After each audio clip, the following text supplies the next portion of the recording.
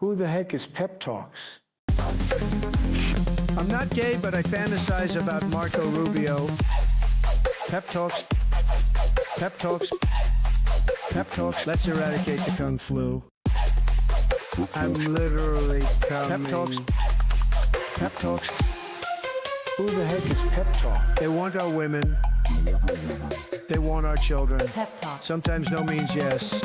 Grab them by the Pep Talk. Grab them by the Marco Rubio. Obama is a racist. Pep talk. I'm literally coming. I'm Pep literally coming. Pep talks. We found weapons of mass Pep talks. destruction. My fellow Americans, it has been confirmed today from Pep Talks that we are indeed all high on politics. Yo, welcome to the show, everybody. I hope everyone is doing well. Man, had a long-ass night of just not being able to sleep. It sucked. Oh, man. Shit, my humidifier just broke. Like, proper broke. Well, that's great timing. Oh, man.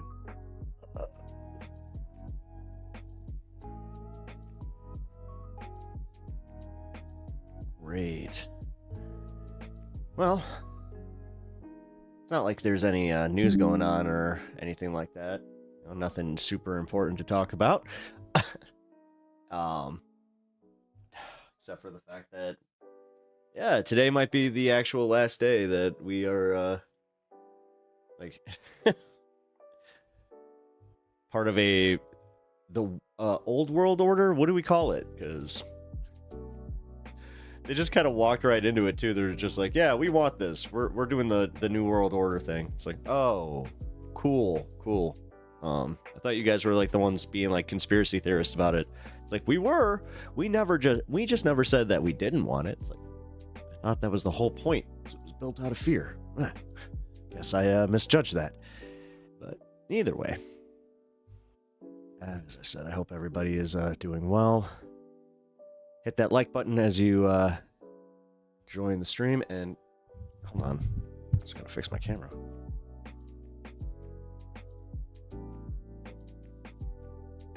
There it goes.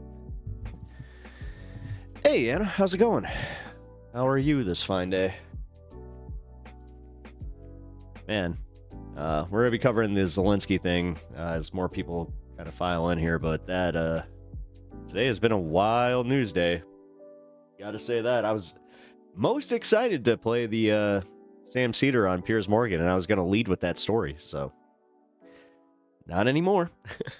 But either way, I hope you are doing well today. God.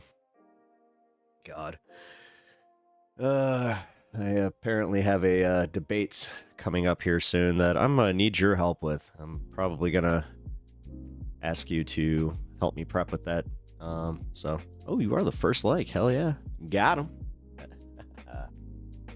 But yeah, I think I'm gonna do the debate about contemporary feminism. So if you've got a good layout or idea of, you know, where, number one, I think the debate's going to go. I'm okay. I embarrassed myself in front of the comrades. What'd you do? Oh, okay. I love a good embarrassing story. So please, you can't just lead with that and not let me know. You don't have to go into finer details, but how embarrassing? Like on a scale of, you know, crap your pants in front of on a stage to, because that's my 10. To just, you know, saying something a little, you know, when you're inebriated and you don't necessarily know what you're talking about, but you're very, very confident about it. And there. I think that's like a 1, right? But I'm sorry that happened. Damn. Also, I just realized that your gifted membership expired. Shit. I think that once saw a 9-year-old serving drinks at a bar, and I made it very clear that I don't drink by saying, order another beer to go. Wait, really? Wait. My God. Okay. Damn. I'm taking it. Yeah, I take it that your friends were like, not cool. You know, I just had that happen to me recently, where I made a joke and they were like, "Dude, that wasn't very funny. That wasn't cool at all." I was like, "Oh, damn." Trying to get the kid to come over to the table so he could ask how old the kid was.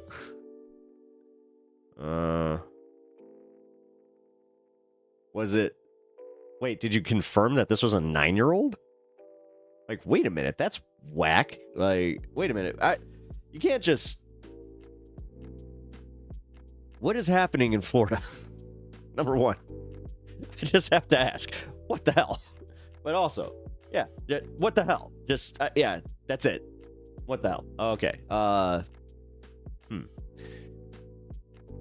So, yeah. I hope that's not the case.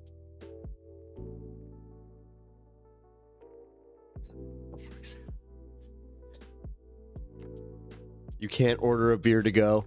I've tried that. I have tried that. If that's the most embarrassing, well, I mean, the 9-year-old thing is, it's like, especially if, dude, if my guy was, if they were just a short Keener Queen and you're just like, hey, sorry, that's not cool. I did have that happen one time where I was just like, I couldn't like pin an age, and then I was way off. Yeah, it's a federal crime to have someone that old serving alcohol. Yeah, that's what I thought. Yeah, that's what I thought. I thought that. Wait, that's what? That makes absolutely no sense. I mean, I worked in the restaurant like industry for a while, so I knew that, like. Well, at least, especially in Illinois, like state law. Oh yeah, they don't. You can't even. We had a hostess that like she couldn't even go like on the bar side of our restaurant. Though, I think you might have an idea of what restaurant I worked at. I took a break from the internet for a week. Simply Steve, I'm proud of you. Also, I missed you. Yeah, kind of. You know, I start to get the vibe that like when I don't see somebody in chat for a while, I'm like, oh, I hope they're like not, I hope they're okay. And I also, it's like, I hope they're, you know, taking a well-deserved break from politics and everything. But I'm kind of glad that I do this because I really need to. Bartender's son. Oh no. Oh no. Got myself outside and away from tech for a bit. Nice.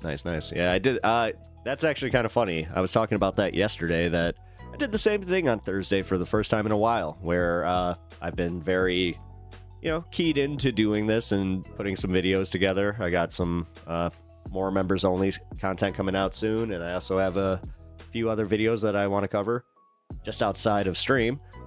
And yeah, I finally got to go outside on Thursday and go hang out with some friends, go hang out at the comic shop. And when I hang out at the comic shop, it's pretty much like an all-day thing where we hang, we go get dinner, and then we play D&D at the comic shop. It's very cool.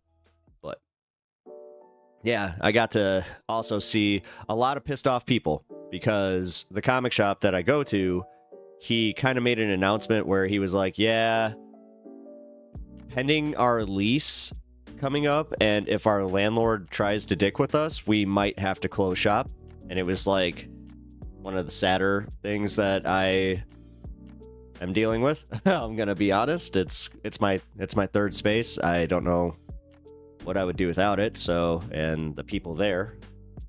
So yeah, that's something that kind of sucks. And on top of it, because of that, a lot of people who are right wing, who have been very open about their politics, because that's the one thing about this specific comic shop is, for some reason, you can be pretty open about your politics up to a degree. Once a disagreement occurs, then he shuts that down. He's like, nope.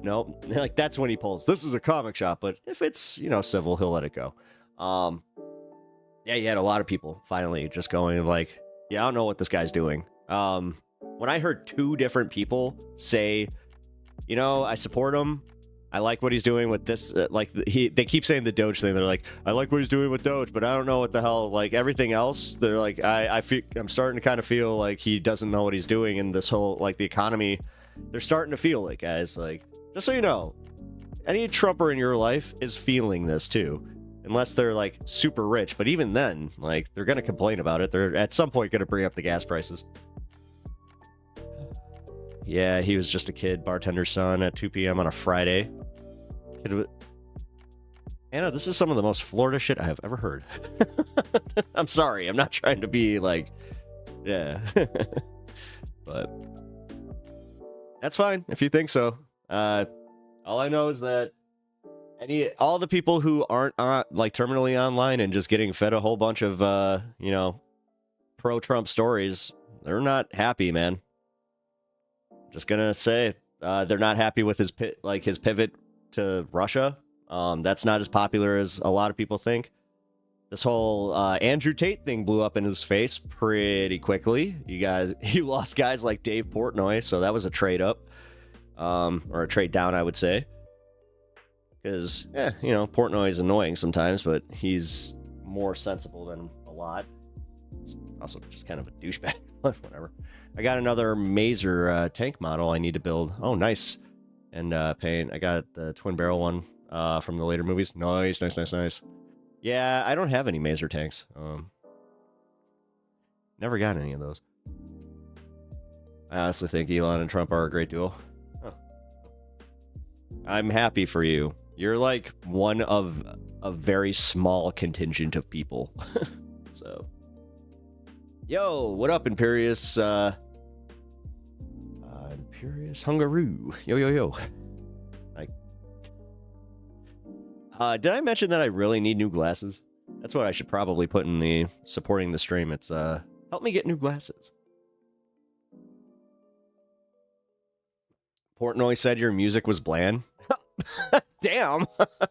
Oh, now I have a reason to actually not like the guy. Cool. Well, outside of some of his shit hockey takes, but he had a good... The thing is, I forgave him for a lot of his stuff just because he went to a local pizza place that is kind of... Well, it's very close to us. And he was just like, yeah, this is one of the best pizzas I've ever had. And I was just like, yeah, I knew it. So, yeah, it's like oil and water mixed so well together. Yeah, right? Like, it's so funny how you guys can just not put your own like dangerous language, I'm gonna call it, like the immigrant shit, like calling him an illegal immigrant, because that's what he was. His own brother and dad confirmed this shit, that he was here illegally. Like, you guys can just overlook all of this conveniently and then overlook the $5 million gold card, because that's merit based. Whatever, man. The fact is, most independents are now looking at MAGA as like a fucking clown show that cannot govern, and they're right. I'm feeling it. I'm feeling the economy, guys. We're all feeling the economy at this point, again, unless you make a certain amount. So, like, when somebody comes into my chat just saying they love Trump and they love what Elon are doing, I automatically assume that they're fine. They must be in that millionaire mark. And if they're not, then I don't know what the fuck they're doing. One of the saddest things I'm seeing right now is the people that are truly convinced that they need to protect their future earnings, like their billions in future earnings, because they don't have a concept on how much $1 billion is and how they won't ever see that amount of money in their entire lifetime, even if they are super successful. You have to be uber successful. Like, they also don't get that there's only, like 30 of them? The red states are getting hit hard by Trump. A lot of voter regret going around. We are going to be playing some voter regret that's going around. That's one of my favorite parts about TikTok, is that you can't escape people who were pro-Trump for the longest time that have these active accounts that are now going, I just lost my federal job. I just lost my federal income or my federal tax break. I just lost my kids' the ability to feed my kids. The SNAP benefits one. I didn't know how many Trump supporters were honestly on SNAP benefits with the way that they talk about, entitlements. Apparently it's a lot. So Money is merit. Welcome to meritocracy. It's exactly what we thought all along. Yep. Oh, yeah. Anna, do you ever, like, get that thing where you hate being right so much? I think that's where we get a little bit of an ego with this shit, where it's just like, you guys didn't listen. Like, we were right. I don't care what you say, we were right. Like, the Project 2025 shit. It's just like, we were sitting there like, hey, we read this. I think that's the difference. Now isn't the time to gloat and say we were right. Oh, can I have a little bit? Just un poquito. Un poquito. Not grande. Un poquito. Come on. Just a little bit. Now's not the time. I mean, when is the time? When's the time? Especially when they're such assholes. No, I fight. Hey. I do not fight for them. I fight for them too. That doesn't mean that I don't have to not be a dick. Like, no, I can be a douchebag, like, to them. Like, I have a very, very, like, strong matching energy kind of vibe, and I harness it, like, I save shit just in case, like, I need to do that, because, again, you know, because stop speaking Hindi. Wait, what? Oh yeah, that's right. He's signing English is the #1 language of America, because it wasn't already. Okay, fine, but don't be too loud with it. Okay. Okay, fine. How about just this? Like what I'm doing right here, and I'll just let it sit with this segment. But come on, let me just have a little bit, just as I said. Because it's kind of enjoyable to see people kind of get theirs, especially when they're horrible people, you know, that have told me that, like, you specifically don't have the right to exist. When I see those people getting what they deserve, yeah, I'll go dust outside, if you know what I mean. I'm minding my own business, you know. Oh shit, coffee's doing that thing. I put it down for too long. I'm gonna forget it. It's gonna get cold, so forgive me. I'm going to have to sip the coffee. Be glad for small victories, like all those Trump voters feeling their stomachs fall out their rears when they got the "You're fired" text. Again, small. It's life's little blessings. That's one of them.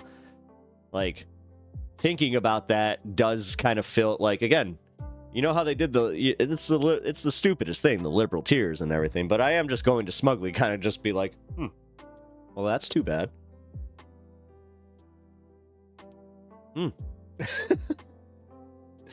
Hey, tears time. Oh, it is. My God.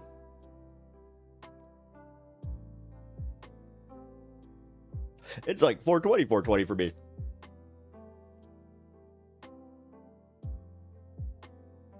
We did it right in time. Woo! Trust me, that's my rule. As long as I have, like, smoke in the lungs at the time, we're good. Greenjoy, what up? Glad you're here. Same with you, Imperious. Not sure if I said that. Oh, man. They were feeling so good about their about it when they cast their vote, not so much anymore. No, I made a video about, like, one of my segments with Sam Seder where when I was clipping it, it was the perfect, like, it was the perfect title, because realistically, it's not that Trump voters are going to chat rooms even. Like, dude, my chats have been fucking very quiet this last week, except for the occasional one guy that's just like, I love what Trump's doing, which you can just tell. It's like, oh, you're younger, aren't you? Like, you don't actually know how to conceptualize what's happening, because you just started living. It just sucks that when you're starting to go into the working, into your new era of life, that you're coming into a really shitty housing market. You're coming into the fact that, yeah, it's the cost of living is rising again. Not sure if you guys have been part of the whole, hey, we're raising your rent. Hey, we're raising your taxes. Hey, you know, your mortgage payments just increased. Like, it's happening everywhere, guys. So, Dead Inside, what up? Cheers. Yeah. Also, actual cheers, real quick.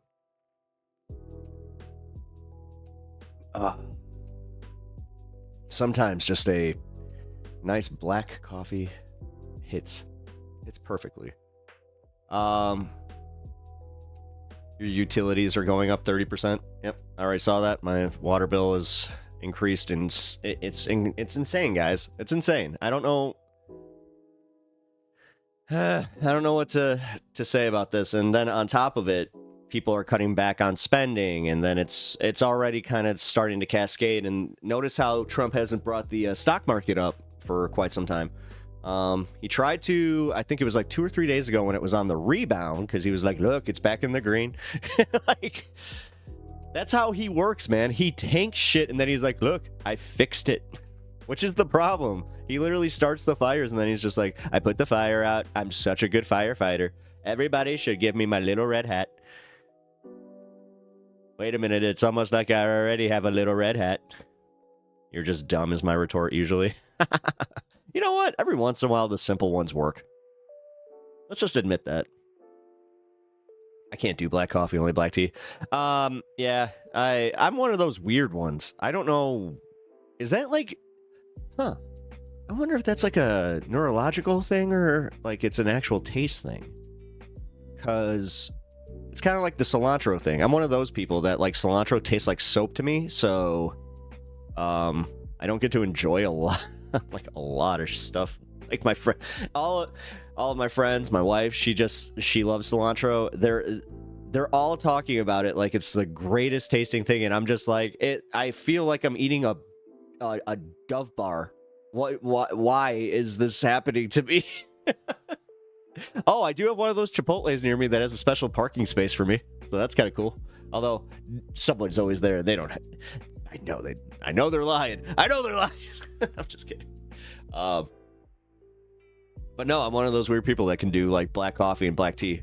I don't even really necessarily have a preference, to be completely honest. Like, I'm only doing the black coffee because it has more caffeine right now.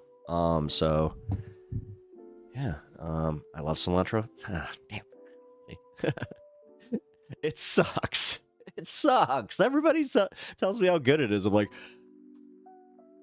if I've done the test, I've eaten just a pure like piece of cilantro, and I'm like, it does. I feel like I'm reliving the whole like I swore, and my mom is just like, come here, you need to put this Dove bar, Quanchi, Dove bar Quanchi. Dude, my mom, I had that Christmas story thing happen to me. My mom was very much that way, except we had a really funny incident happen when I was like 5. We didn't have a bar of soap, and I had said fuck. And my mom, she was just like, come here, we have to wash your mouth out with soap. I was just like, I don't wanna. And then I saw my mom panic because she squirt one little, she looks, sees that we only have the squirt bottle of soap, and then literally as she squirts, like, I'm like, like, it was bad, man. Like, that was disgusting. And like, I was just like, why is it kind of burns, like, she looks and she's just like, do not ingest, and she's just like, oh no. And then my mom started freaking out. She called poison control. It's really, I mean, I look back on it, yeah, you know, it was at the time not fun, but yeah, it was very funny. I was like, Mom, you remember when that happened? And she was just like, oh, I didn't like that day. Yo, what up, Ryan? How you doing? Morning. I'm glad to... It's good to see you. Excuse me. I can see how it evokes that reaction. My mom washed my mouth out with soap when I cursed too. What is with that? Like, they just saw A Christmas Story. They're like, that's how you do it.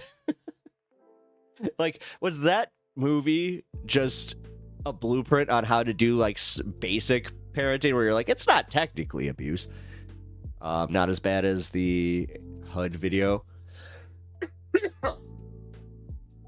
What do you mean? Oh, are you talking about the hack? Excuse me.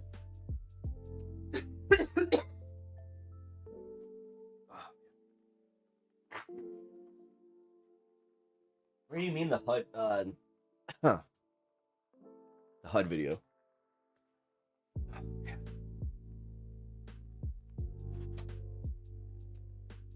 Got awoken by ant biting my finger. Ew. My brain's spinning like a dryer, so you know, good. Oh, I'm sorry, right? Damn, that sucks. Well, hopefully, we can help you here. I don't know. All I know is I have a leg lamp from the movie. Hey, wait, do you have the full size or like a small one? Because yeah, I got like one of those little moose mugs, like that's a shot glass from Christmas Vacation. It's one of my favorite things I own.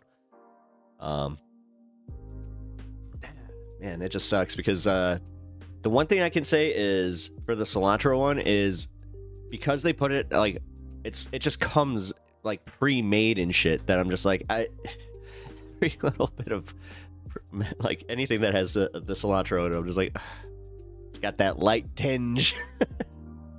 How are you? I mean, I'm good. I'm actually doing a lot better. I had a really good meditation today where I had some breakthroughs. It was nice, you know?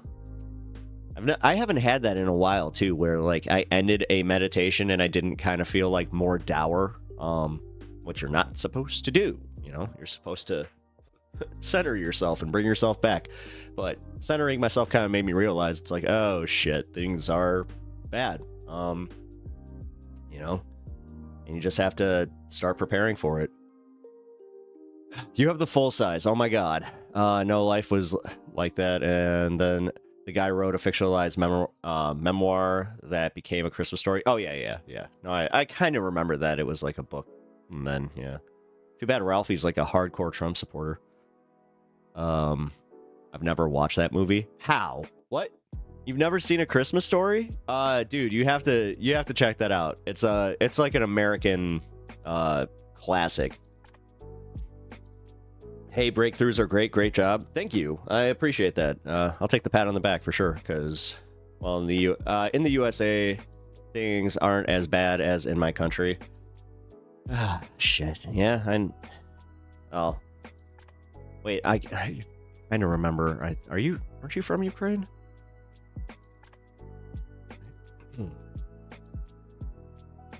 I'm sorry if I got that wrong, but I live in Mexico. Oh shit. Oh well. Sorry. I'm sorry that things are not going well there. I thought that you had an okay president and stuff that was kind of starting to tackle some things, and isn't Trump doing some stuff about the cartels or whatever? I don't even know anymore. I live in a country which is Jewish, and I'm Jewish. We watch some Christmas movies, but it's more on a whim. Oh yeah. Yeah, I forgot. Right. We're on the verge of a military dictatorship. Oh shit, really? What's going on? Okay, so can you break that down a little bit? Just, is it like a military coup, or how is that working? And what are they using as the preface for taking away your rights? People are openly talking about secession again. Yeah, I saw that. Especially in Illinois, too. Hilariously, Zach Ward, who played the bully, seems cool as hell. Yeah. No, I've seen him on a podcast. Wait a minute. There was that reunion thing. My buddy made me watch it, and I remember saying the same thing. I was just like, oh. Claudia Scheinbaum is my president. Is she, like, super based? I don't know. Like, outside of what Emma's really said about her, I'll be honest, this is one of the ones that I haven't looked into, and I should. I've been kind of more preoccupied with what's going on in Ukraine and also Canada, actually. So. What?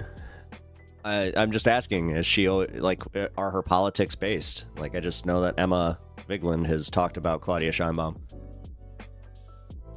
And also she's entering... Wait, okay, so... Yeah, the president basically did a law pretty similar to the one of enabling an act which pretty much gives her the power to do anything. Also, she is centering all the power on the military. Shit. And, wow, okay. Should look into that a little bit. You live in the Christmas door from The Nightmare Before Christmas? Do you live in... I mean, I did...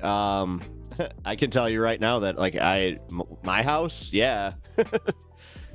My house turns it... I'm very much into decorating for Christmas. My grandpa, he really... I gotta give him a lot of credit, man. My grandpa was a very, very cool man. I've always been told that I'm very much like him. He never grew up. Like, and that was the nice thing. Like, that was what he instilled in me. He was just like, you need... I'll just say his accent. He didn't call me Pepper, but I'll just say it. He's like, Pepper, you need to learn one thing about life. Don't take it too seriously, and then always have fun. And if it turns into you can either act like a kid or an adult, choose act like a kid. I was like, okay. It's like, it's much more fun. Yeah, he was real good guy. Real good guy. Rest in peace, Gramps. Yeah.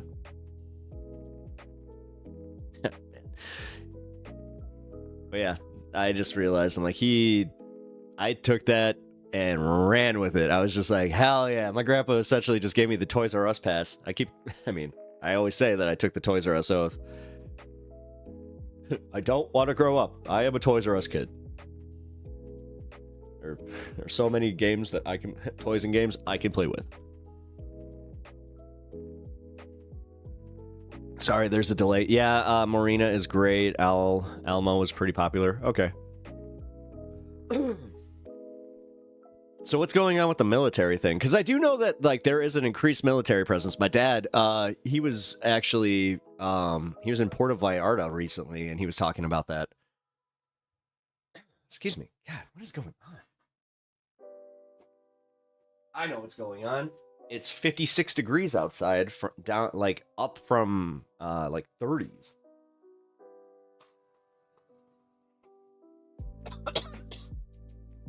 R.I.P. Pep Gramp. R.I.P. Toys R Us. Yeah. Two things that were mainstays in my childhood. Yeah, thanks, Ryan. No, I appreciate that.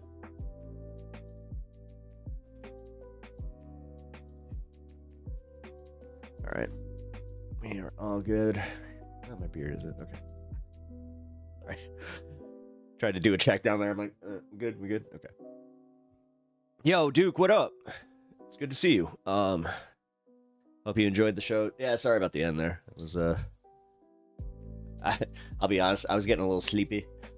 So, it was like comedy time, and then, yeah. But yeah, wait, Claudia Scheinbaum, they merged the National Guard with the Army. Is that bad? Like, what's the deal with that? Because I don't know what your separation of powers is with your military. And the army is getting more powerful by the day. They are using the cartels as an excuse to militarize. Yeah, it's bad. What are your opinions on the cartels, though? And, like, the way that they do, like, I mean, the cartel violence in Mexico, I know is no joke. I got the whole rundown when I went to Puerto Vallarta. Even as a tourist, they were just like, yeah, you don't really leave the Malecón, okay? Yeah, the cartels are really bad. I think the chatter may be talking about when she gave the speech to the military academy graduates. They are bad, but we continue with this. They will be worse. Is there a historical context to that? I mean, in Mexico? Sorry if I'm asking too many questions. I do know I have Google, but I like learning it from the people in my chat. Okay. Seriously? I might have to go actually take an antihistamine. This is weird. This sounds pretty similar to that Maxamato. You know what?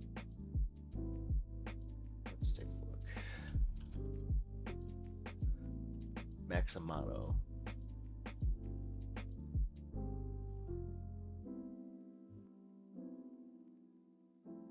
Everything the Mexican armed forces have, the cartels have.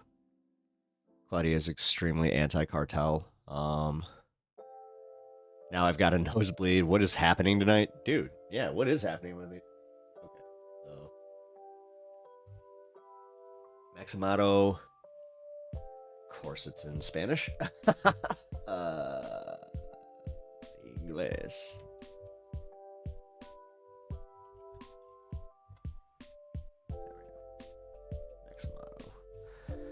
Maxamato was a transitional period in the historical and political development of Mexico from the 1st of December 1928 to the 1st of December. Wow. That's rare to actually go like day to day, like from the date. Celebrated on its birthday. Bloodstone by Stars, how are you? We're learning a little bit about Mexican politics because I'm curious. I don't know much about it, and I should. Considering that it's a place that I have traveled to, and I like to kind of, you know, learn about places I've been, even places I haven't. All right, let's see. Named after former President Plutarco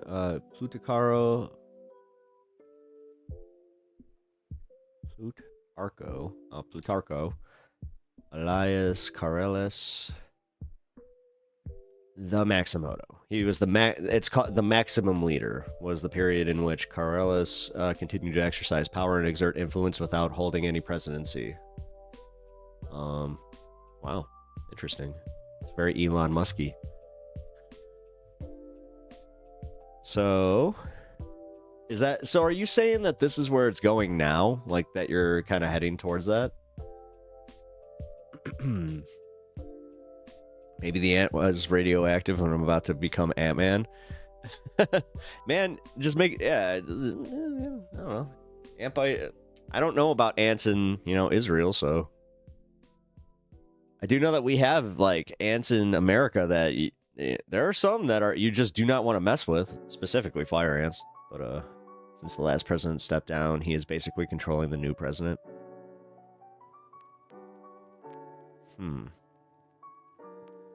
Okay, so you're saying that Scheinbaum is kind of like a shadow actor, or like a puppet, essentially. Okay. As an Austrian lefty, I must love Mexico, the only based country. Canada's kind of based. I mean, I think they're like our confused little sibling, where they're just like, they see everything we're going through, and then they're just like, we could handle that. Elmo is not controlling Scheinbaum. What the fuck? I mean, he is. I'm just saying, he's from Mexico, so I always look at people that are actually like in the region, living through it, and he also does have politics similar to us. So I don't know why I would just not take him at his word a little bit. But you know, I'm learning. We're getting there.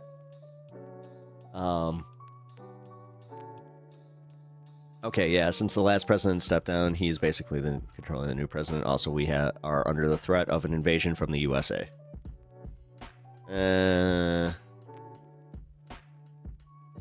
Not as much as Canada, I hate to say. Imperius, I think... Alright, I'll just say this. I think that you're being... I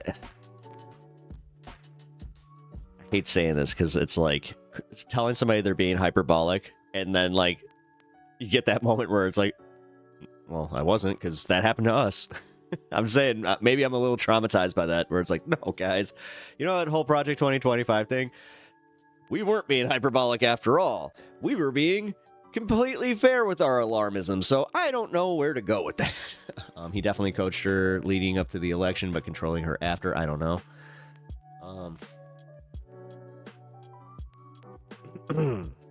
Also, since I don't want to disappear, I will say that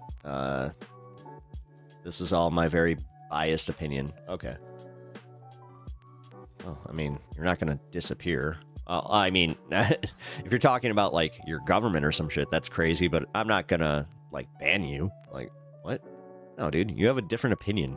That doesn't listen. I don't ban for different opinions outside of like if your different opinion is trans people don't have the right to exist or like somebody doesn't have the right to do X kind of thing. That's like, well, okay, maybe not that blanket, but you know what I mean. Oh, god damn. My allergies are kicking my ass today.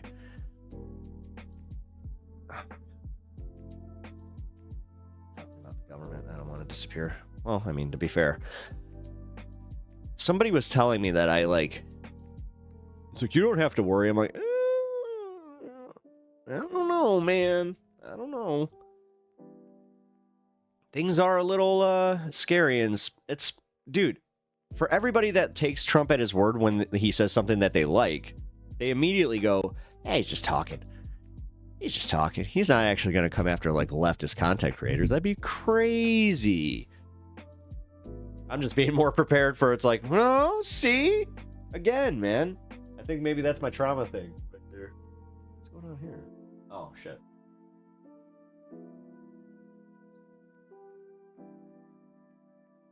Oh, damn it. Also, if you guys are just filing in here, please hit that like button over on YouTube. It really helps out the stream. For every like, you can pretty much guarantee that it's going to go out to another like couple hundred people. So I really, really appreciate I really appreciate the help and any of the support. Also, subscribe to the channel if you haven't already. Of course, thank you for that. And I just got an update from one of my mods about a story I was waiting for. Let's see if this is actually gotten updated.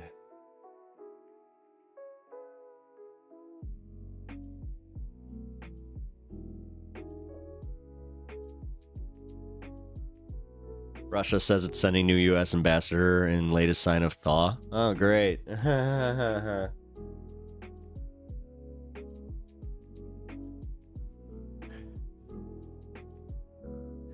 Democrats decry, Republicans applaud Trump's confrontation with Zelensky. Fantastic, guys. I mean, it was all performative just to do that, like to make him look like a strong man. Because notice how he like gaslit him. Actually, let's just go into it. Screw it. Oh, no. Well, actually, there we go. There's the schedule for anybody that cares. My best friend literally has his own town in Mexico called LeBaron. Oh, shit. Like the car? Like LeBaron the car? Sorry, the Chrysler LeBaron. One of my buddies, he was like the first one of us to get a car, and he had a convertible LeBaron. God. He treated that thing well, too, for, you know, a kid who just got his first car. That was one of those rare ones where he was just like, don't put your feet on the leather kind of shit. Their neighbors are Mitt Romney family. Ah, okay. All right, like the Mormon village or whatever. Yeah, the town that the Romneys own or whatever. Yeah, I looked into that. Okay, let's get into this. This is gonna piss us. This is either gonna piss you off or you're gonna love it. But I am not exactly thrilled with the outcome, and I'm also not thrilled with the fact that like this was all set up. Because notice how, I mean, I know when this is like, this is the only time that he was like, hey, JP, I need you. JP, is that your name? I don't even know. Where have you been all this time? I need you to do something for me. I need you to run roughshod on Mr. Zelensky so I can step in while he's trying to defend himself, and I'll be like, you talk too much, you talk too much. So let's take a look at the confrontation. This is definitely going to get me mad. For 4 years in the United States of America, we had a president who stood up at press conferences and talked tough about Vladimir Putin, and then Putin invaded Ukraine and destroyed a significant chunk of the country.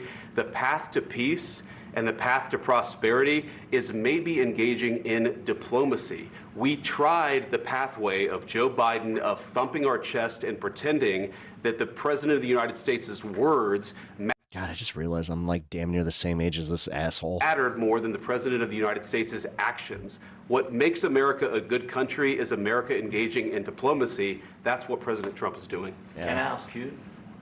Sure. Yeah? Yeah. Okay. So he occupied our parts, big parts of Ukraine, part of East and You look way younger. Crimea. Thank you. So he occupied it on 2014.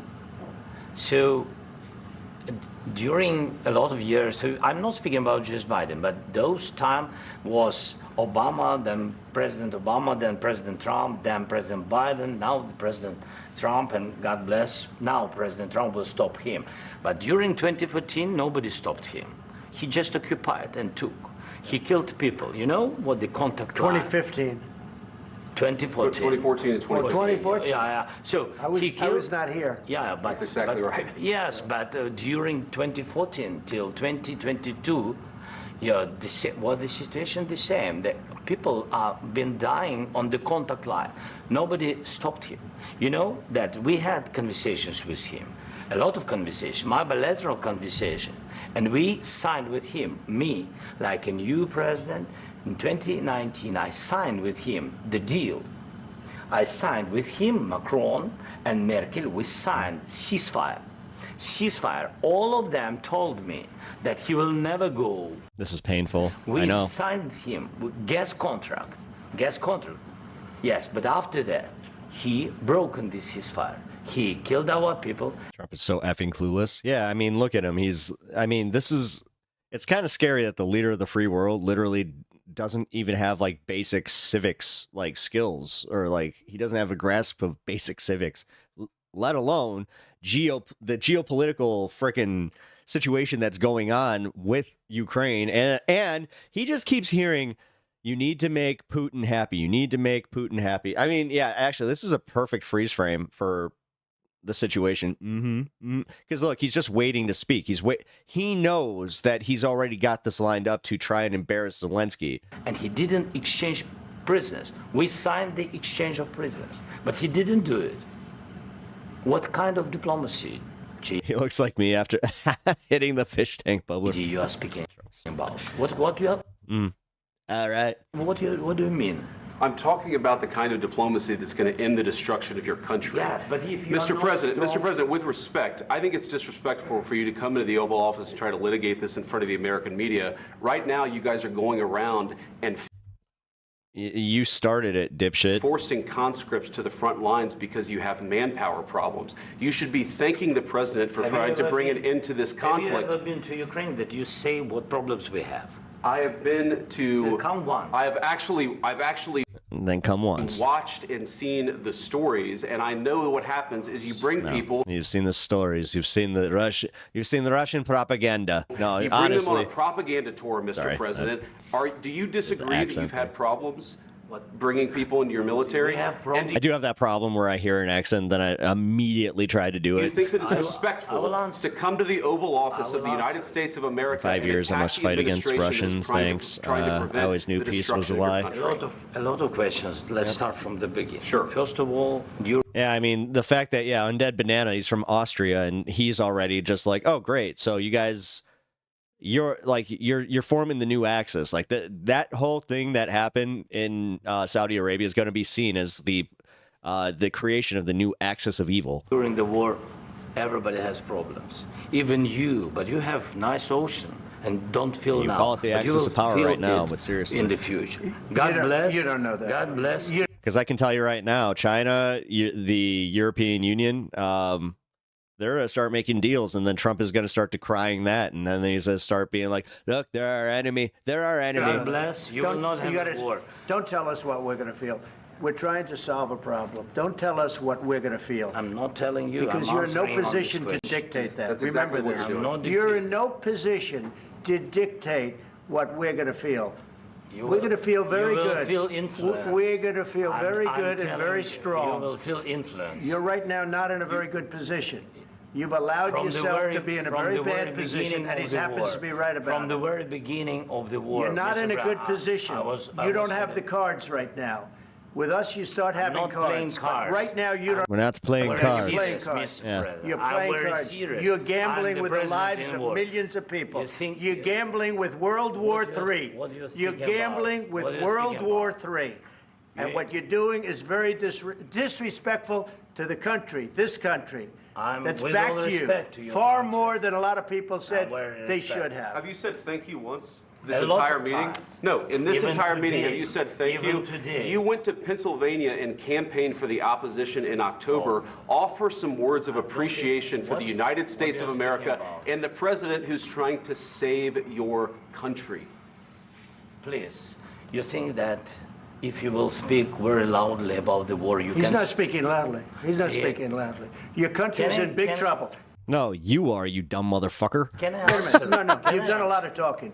Your country is in big trouble. I know. Oh yeah. Come on, we're watching. Yeah, Anna, we're literally watching the propaganda. Like this could be the start. Like, do you guys got that feeling that this is it? Like, that this is the start of it? You're not I winning. know. You're not winning this. I You have a damn We- good chance of we are coming out staying, okay because of Mr. us. He's gambling with World War III. Bro got attacked. What do you mean? President, we are Yeah. staying in our country, staying strong. They're gambling with World War III. You gotta lay over and take it so the rest of us don't have to fight for you, you dumb son of a bitch. From the very beginning of the war, we've been alone, and we are thankful. I said thanks You haven't in been this alone. cabinet. You and haven't- Hey, my ninja style, how are you? Welcome to the stream, and let's see. It's all about Conquer Crowd. This will hurt Trump more than he knows. Oh, absolutely. in this We cabinet. gave you. Oh yeah, no. The thing is, the mineral rights are going to go to Europe. It's no. He's creating a new world. Like it's literally creating a new world order. Good job, Trump. Good president. job. $350 billion. You voted we gave for you your military equipment, You and you voted men for are your brave, president. but they had to use our military. Yes. What about if, West if Virginia? you didn't have You our invited military me- equipment, you invited if me you to didn't speak. have our military You invited me to speak. equipment, this war would have been over in 2 weeks. In 3 okay? days, I heard it from Putin. In 3 days, this is something Maybe new. less. In 2 weeks, of course, yes. It's going to be a very hard thing to do business like this. I Again, tell you. just say thank you. I said a lot of accept times. Say thank you. Say thank you. Fuck off. You're literally seriously talking to him like a fucking child. There, you accept to that, American people. accept that there are disagreements, and let's go litigate those First time we see media in this type of discussion, propaganda. Exactly. disagreements rather than trying to fight it out in the American media. Yeah, they had all this prepared backstage. I'm not even kidding. Like, you saw Trump waiting, and he was like, "Oh, wait a minute, that's my cue. I'm supposed to yell at him right now." You're wrong. JP, he totally told me to do this. I mean, look at him. I missed my cue. I was just enthralled with his dark whimsy eyes. When you look into his eyes, there's so much eyeshadow that you just lose yourself. We know that you're wrong. But you see, I think it's good for the American people to see what's going on I over understand, there. sir. I think it's I very understand. important. That's why I kept this going so long. Yeah, oh, is it? Well, You have to be thankful. say thank you is wild. They got fucking attacked, and they're dying every day. In this conversation he's having, fuck, dude. Yep. You don't have the I'm cards. thankful. You're buried there. Your people are dying. tell you You're again, running low. on BP, my vice president, BP, he has no idea what he's talking about, but you know. soldiers. Don't- Listen, don't, please, you're running Mr. low on President. soldiers. It would be a damn All good these peace talks are our lecture. Yeah, no, exactly. It's a lecture. No, this is what it is. It's you really need to be happy that we were even there for you. You didn't even say thank you. I'm very, very, very upset. And then you tell us, I don't want a ceasefire. Job done, he I don't want a says, yeah. ceasefire. I want to go, and I want to. Black pill today is also the no pill movement because it's ridiculous to assume you can afford pills in this country. I know shit. Look, if you could get a ceasefire right now, I tell you, you take it so the bullets stop flying and your men stop getting killed. Of course, we want to stop the war. But you're I saying you said- don't want a ceasefire. But I said to you, I want a ceasefire. with guarantees. Because you'll get a ceasefire Cannot watch it. Please close it. This is so awful. faster than an agreement. Ask our people about ceasefire, what they think. That wasn't doesn't with matter me. for you what- That what wasn't this with me. means. That was with wasn't a guy named Biden, who was not a smart person. This That is was your, with, this that was is with your Obama. president. It was your president. Excuse me. That was with Obama, who gave you sheets, and I gave you javelins. Yes. I gave you the javelins to take out all those tanks. Obama gave you sheets. In fact, the statement is Obama gave sheets and Trump gave javelins. You got. He just cringed at that, just like I did, because this is all it is. It's all a fucking commercial for Trump. To be more thankful, because let me tell you, you don't have. They don't let him talk. They just attack the Democrats. They just and they also they're not letting him get his point out about like what the fuck he's dealing with in his country. They don't treat him like he's a world leader. They treat him like he's a little child that needs to say thank you and apologize and then give his like, you need to give us all of the sand in your sandbox. If you don't give us the sand, we're not going to help you anymore. Cards. With us, you have the cards, but without us, you don't have any cards. Caitlin, I do want to, because there were a lot of things that were just not true. This is a total attack for democracy. Aside from just the tone and On democracy, I'll say. tenor and the monumental, historic, not in a good way, historic event that we just saw in the Oval Office.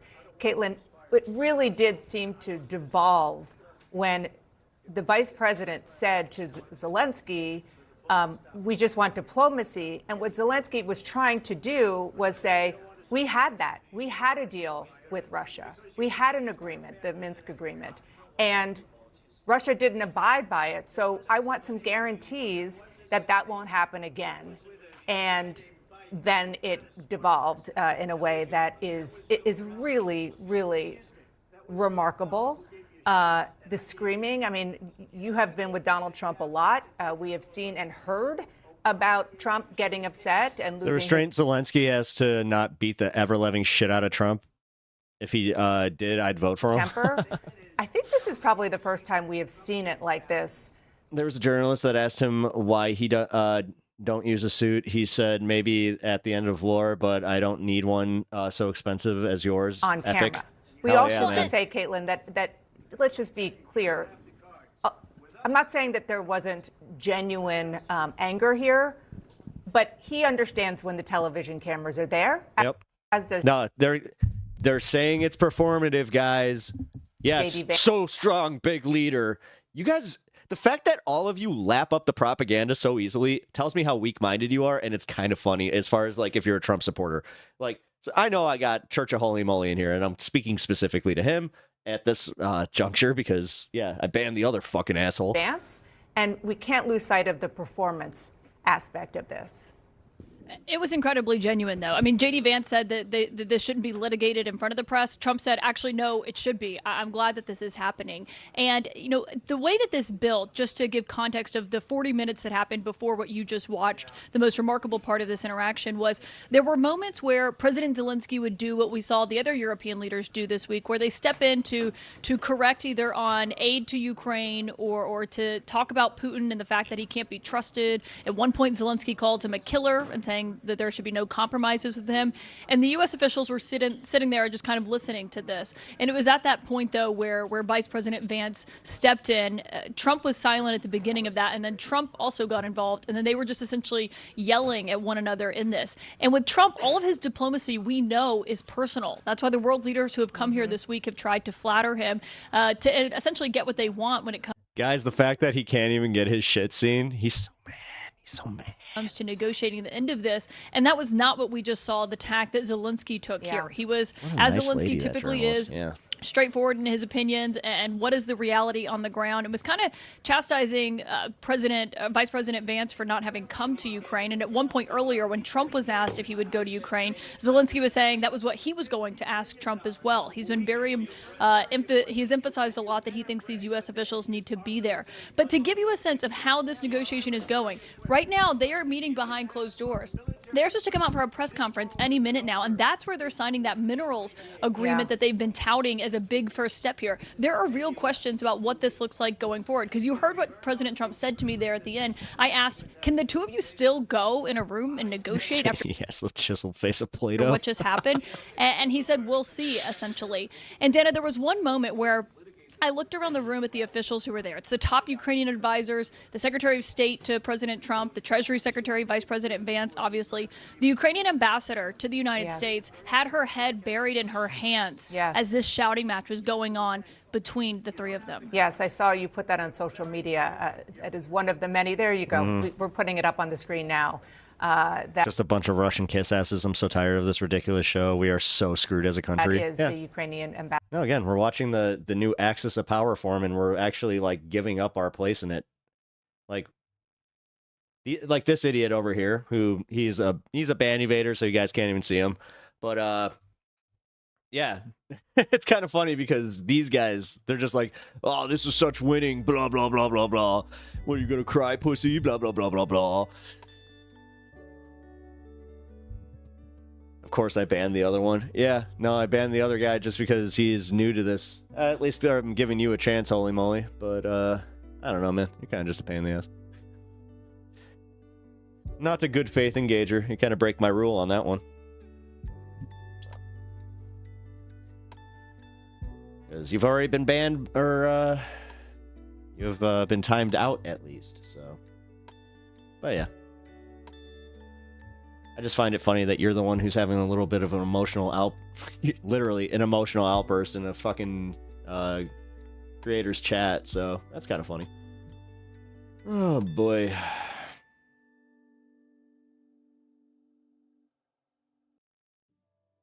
Nope.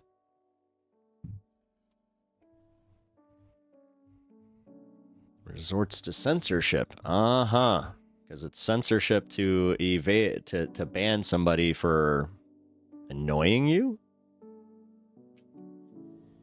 That's how this game works there, buddy. This isn't like the whole, I'm not the government. I don't need to let you just pontificate or just bloviate on your bullshit, which, I mean, you're doing it by yourself. I'm literally reacting to nobody right now, to the rest of my my chat, because they can't even see you on Twitch, so it's kind of funny.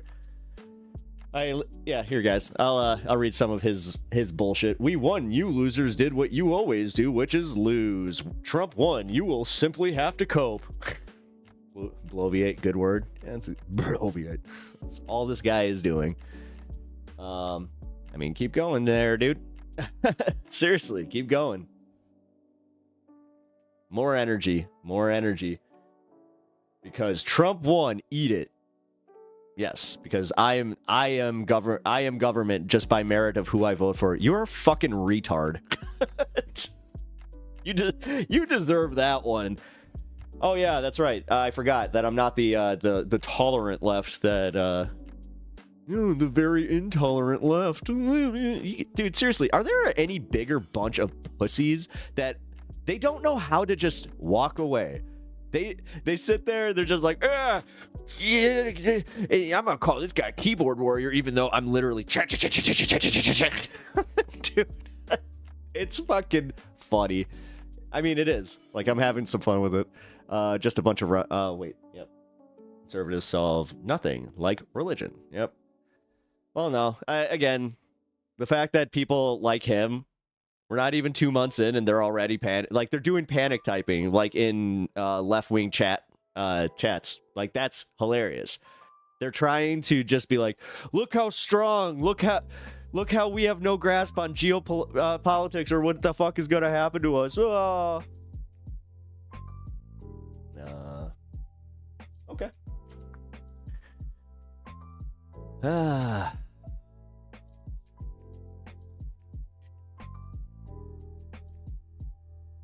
Oh, hey. I didn't realize you sent me something. Cool. Give me 1 second, guys. I gotta post this up. Hell yeah. Got some more news on this.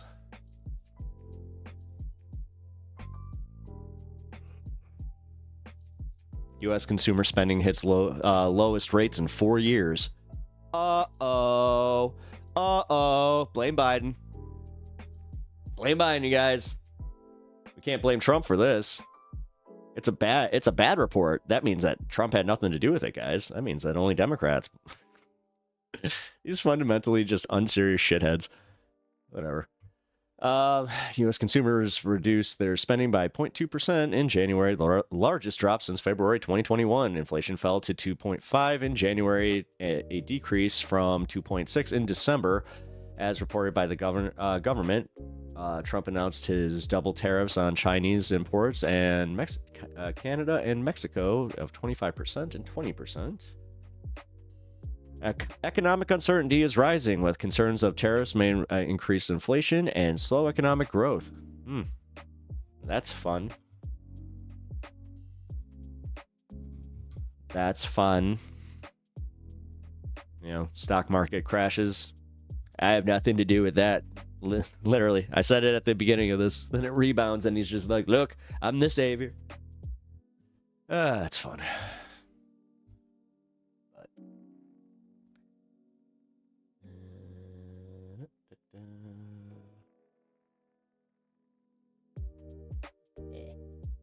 We'll see. Looks like he got bored anyway. Anyway. What do you guys think? You think that we're cooked? Jesus. Oh, Anna, I meant to ask you, do you have your gifted membership, the ability to get gifted memberships? Because Duke, I also, for you too. Make sure you guys have that turned on.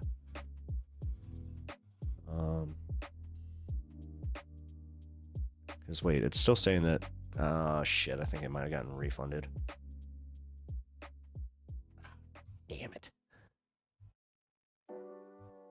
Timed out. Shit. Mitesh, I think you might have gotten a refund on one of your last donos. Crap. Alright, well, whatever. We're all good. Alright, guys. Well, let's do the one that I'm really excited for, and that's going to be the Majority Report. Well, not Majority Report. It's Sam Seder on Piers Morgan. I didn't watch a single bit of this, not even a clip, so this is we're going to have some fun watching this one. Wait. Tragic mammal. They bring nothing useful to the table, just arguments and distraction. Religion is a positive if you get rid of like 25% of what would be considered extremists. Obsession with culture war nonsense, never focusing on solutions to problems people experience. Yep. Religion is useful for controlling and brainwashing. Yep. It also helped in ending slavery. It helped in Talon, you're blatantly wrong about that one. It might have been used as like the word of Jesus saying you can't do this, but no, it was also used as an excuse to keep up slavery. Like, you're blatantly wrong about that one. Oh yeah, because forcing your beliefs on others has such a great track record. Slavery was about controlling others' bodies, just like your stance on abortion. Funny how that works. Yeah, dude, I'll be honest, man. At least you're consistent, and that reminds me of Miss Alice, yeah. Cheers, but at the same time, we got 10 minutes until Mountain Time, which we always celebrate Mountain Time. Come on, the great state of Colorado was the first one to legalize. We must celebrate the Mountain Time. Reminds me of the Star Trek episode where Picard's replacement tries. Oh my God! Negotiation with the Cardassians. Yeah. What was his name? Oh my God. He was that. He played the. Oh my God. Bob Decker.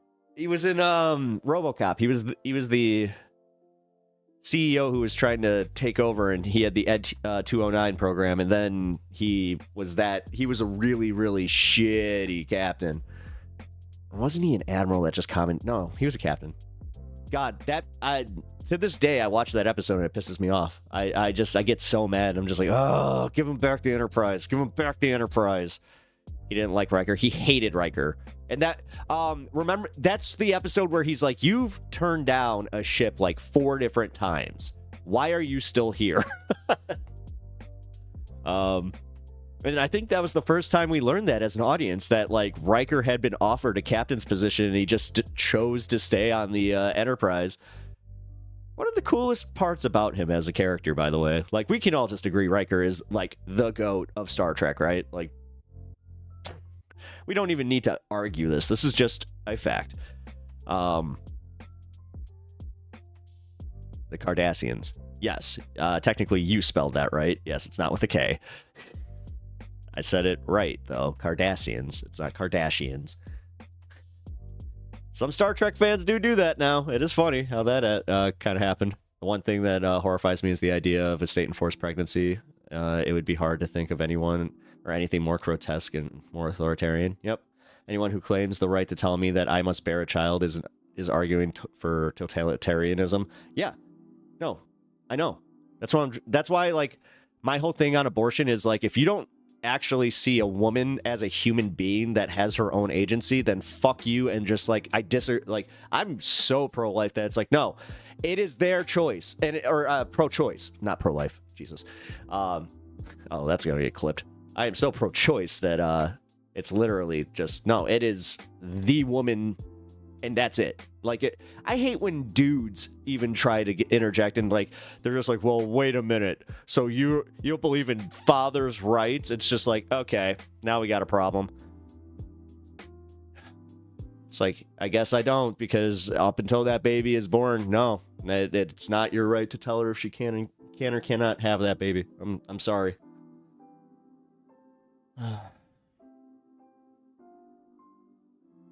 LOL, no problem. Yeah, it's okay.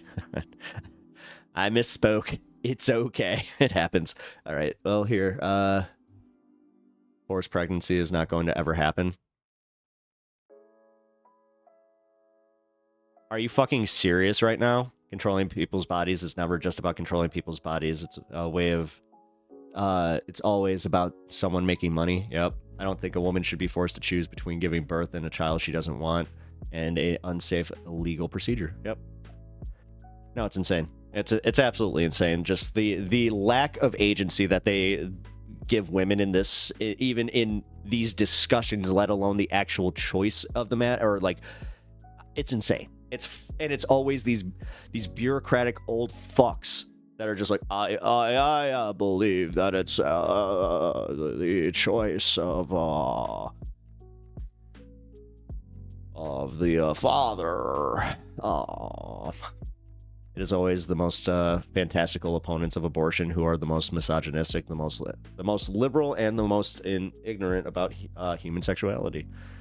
Illiberal. Yeah. No. I'm a liberal. Stop it. If you, honestly, Talon, if you're going to be like that in my chat today, I might have to time you out. Like, no. Don't do your trolling shit. Call yourself the libertarian that you are. Like, you switch whenever you're having an argument, which I'm gonna let everybody know who's debating you, like, where your stances have been. Like, the ones that you came in here with are the ones I'm gonna hold you to, and if you start changing them, then yeah, like, and you start, libertarians are liberal. Oh my god.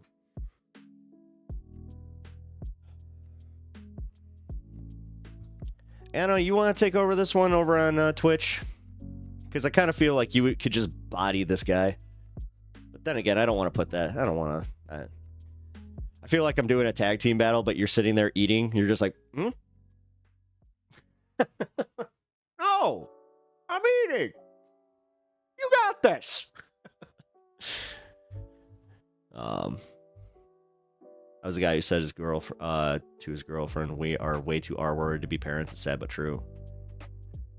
I mean, go for it. Literally. Oh, damn it! You're still working. Damn it! Oh my god! I was literally like, I was hanging onto the rope, like, come on! I have an org obligation in 15 minutes. That's okay. I know. Yeah. I'll go get him. Woohoo! It's on. No, I'm sorry. I can't. I can't with this. Libertarians are liberal. Like, you open your, like, God. I wish I had the mental fortitude to just continue arguing with you right now, but I don't. It's been a long week, guys. I'll be honest. Yesterday, if I hadn't had already told you guys I was gonna be on at 8, I was thinking about taking the day off, and I was like, oh shit. I don't know. I'm kind of toying with possibly making Thursdays a day off, but we'll see. I like the traction, and honestly, I get bored. Like, the last time I took a day off in the middle of the week, I found myself looking at the clock just like, I want to go stream. So, okay, so libertarians are technically liberal in the political science sense, but I never took poli-sci, so get fucked. Yes! All right, well, that just got real fun real quick. Yes. Thank you for that. Here, I gotta play something for you guys while I take a real quick piss here. They threatened me with $150,000 and I had to back off. What? What? Wayne Gretzky shows where his loyalties are, and his fans are furious. Oh, just one more fucking jersey I can get rid of. Cool. I'm looking to get rid of some stuff. All right, I'm going to tell a story on the show. All right, here we go. Not a big fan of David Pakman, but he's talking about how somebody was pay him $150,000 for something. So let's see. What was my stance? I'm definitely anti-abortion and eco-fascist, and I'm for protectionism for borders, sort of. That's where I differ between a lot of libertarians. Libertarians are Republicans with less corporate sponsorship. That's kind of how I'll be honest. Like, that's my reductionist take of them, but it's true. That I have never told before because lawyers have advised me not to tell it. And I figured out a way to talk about it today that I think is going to be okay legally.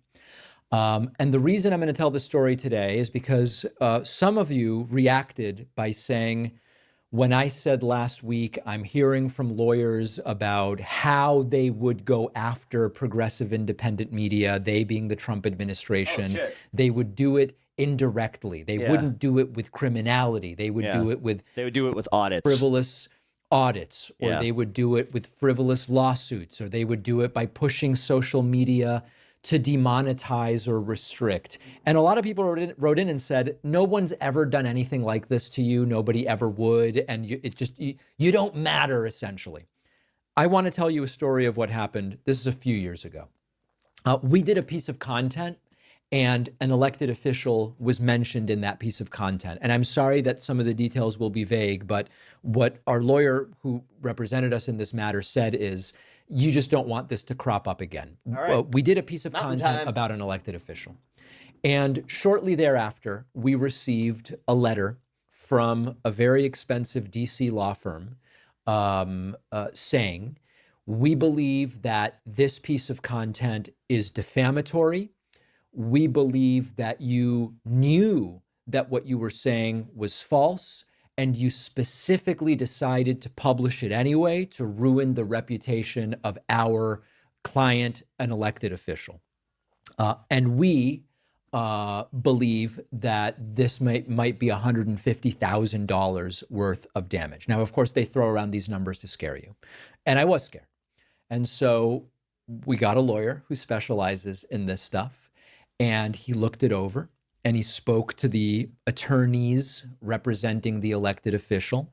And we looked at it up and down. And, you know, he explained to me, listen, they make a lot of claims here that are really not supported by the law. For example, one of the claims in the letter was, you know, David, you didn't come to our client to get his side of the story.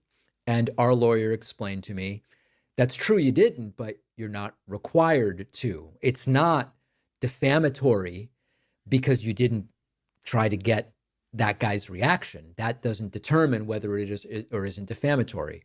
And we worked through this and accrued, you know, $5,000 in legal fees. And ultimately, what our lawyer advised me was, listen, David, I think you're absolutely in the clear here. I believe that if we pursued this legally, this individual would not even want to subject himself to discovery. He just, it would be too much risk. This is meant to scare you.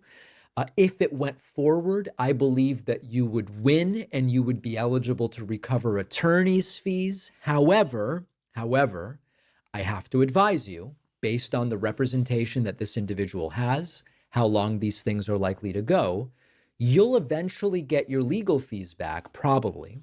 Not a guarantee, probably. But you might have to float $100,000 in legal fees to get there. And how does that sound? And I said, especially at the time, I said, we don't have the capacity to float $100,000 in legal fees. And he said, I am for speech. I am always for more speech. And I never recommend that people censor themselves or anything like it. Okay. But in this case, because of what this would mean financially to even have to fight this, even if at the tail end of the rainbow you get your legal fees back, which is never a guarantee, likely, but never a guarantee, I'm going to recommend that you take the content down. And they will likely say, we reserve our right to come after you, but we are telling you we are not going to pursue this matter at this time. And that's what we did. And it felt like shit. And I was in a situation where I didn't think I had any other option because of what that represented financially. Now, I do think today the show is big enough that if something like this happened and I just went scorched earth and went to my audience and said, does Pac-Man own a Pac-Man t-shirt, or does he not like the connection? Listen, I don't think so. At the risk of getting myself into more problems, this is who's coming after me. This is what it's going to cost to fight it. Yeah. Let's open a legal defense fund. And I think right now we could probably gather $100,000 to float such a fight that I think would be ideologically correct. The point here is the following. Not a fan of the sinus prick. Neither am I. But the thing that he's tackling right here, not a lot of leftist content creators or like content creators in general are discussing the possibility of this. I'm a little self-serving on this one. This is for me. This one's, I need to know about this because he's not wrong. Idea, you know what I mean? That these right-wingers wouldn't come after us with frivolous this or frivolous that. No, so I appreciate the fact that he's even bringing up the possibility and the fact that he's being realistic about it. When he said audits, immediately I was like, that's how they would do it. Because we're too small. They'd audit and then they would try to just do like frivolous lawsuit after frivolous lawsuit. They'd literally scour all your content, go through anything that you said that didn't have allegedly literally within like the few seconds after saying it. This story I just told you was years ago. Okay. And if we were big enough then, certainly there's at least a dozen shows like this one that could be plausible targets from this new weaponized Trump DOJ and other associated organizations, IRS, etc. And I don't want to have to go up against them.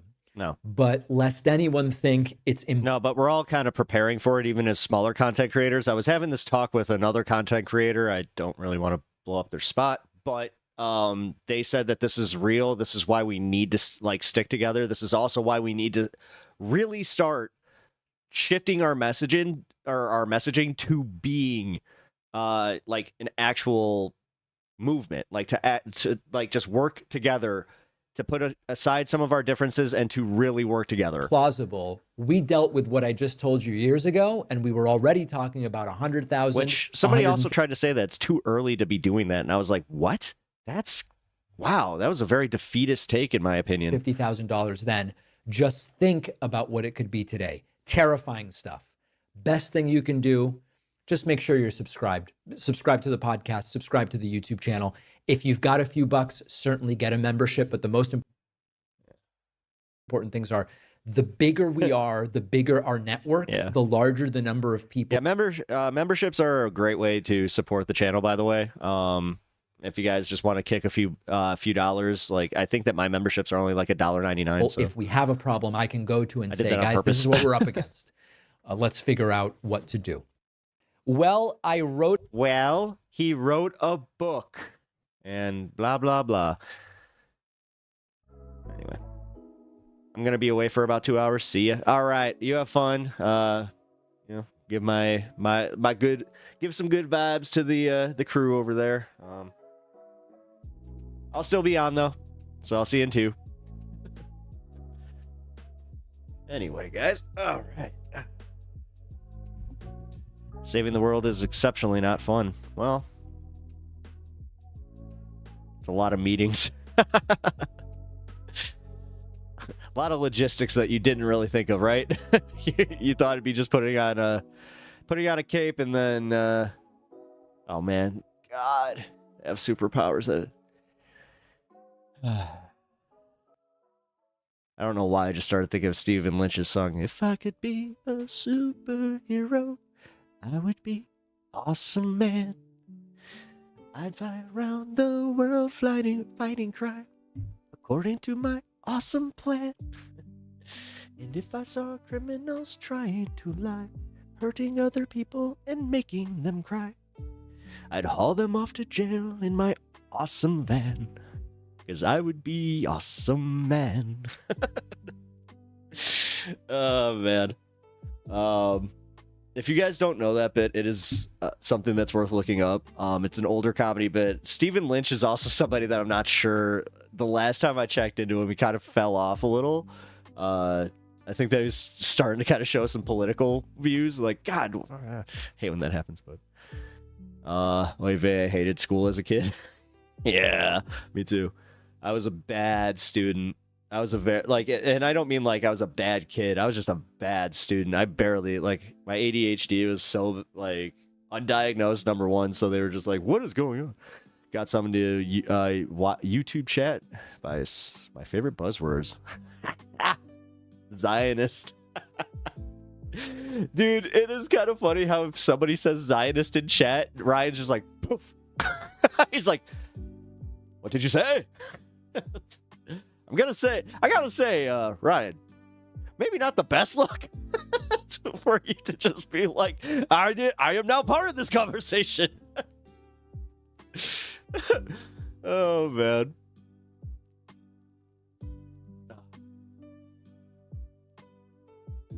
Where are you from? I'm trying to learn Italian.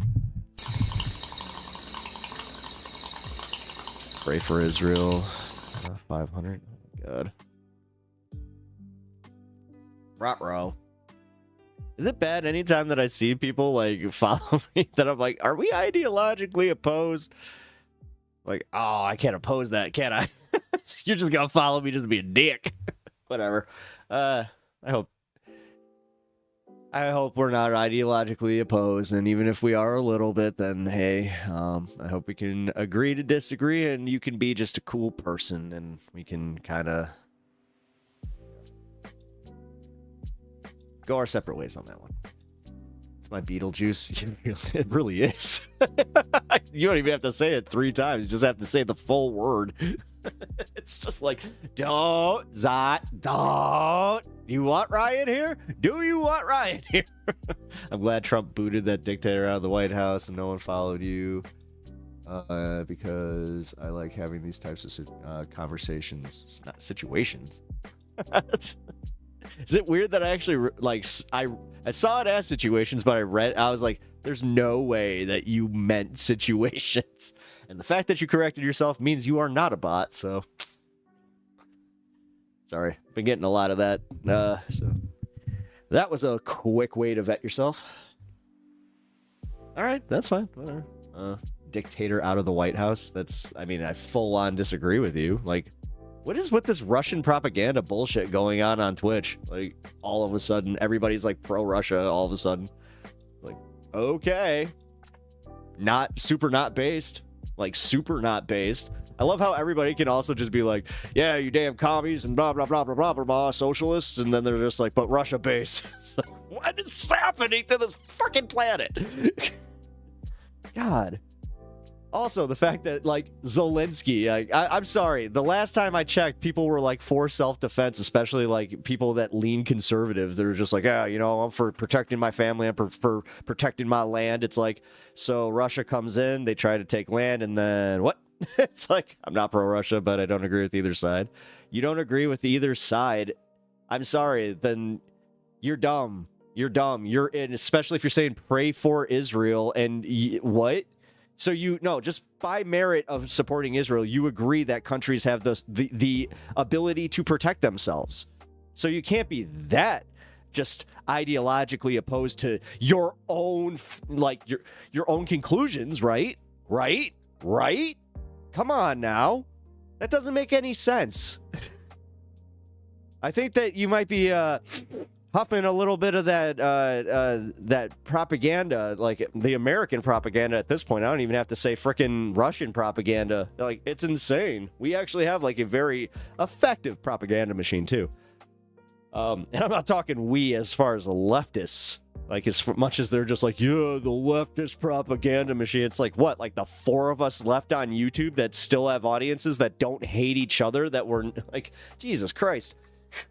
All of BreadTube fucking they blew up so hard. I saw a picture of Destiny, Vosh, and Keffels, like, all at the same function, like, having dinner together. I was just like, wow.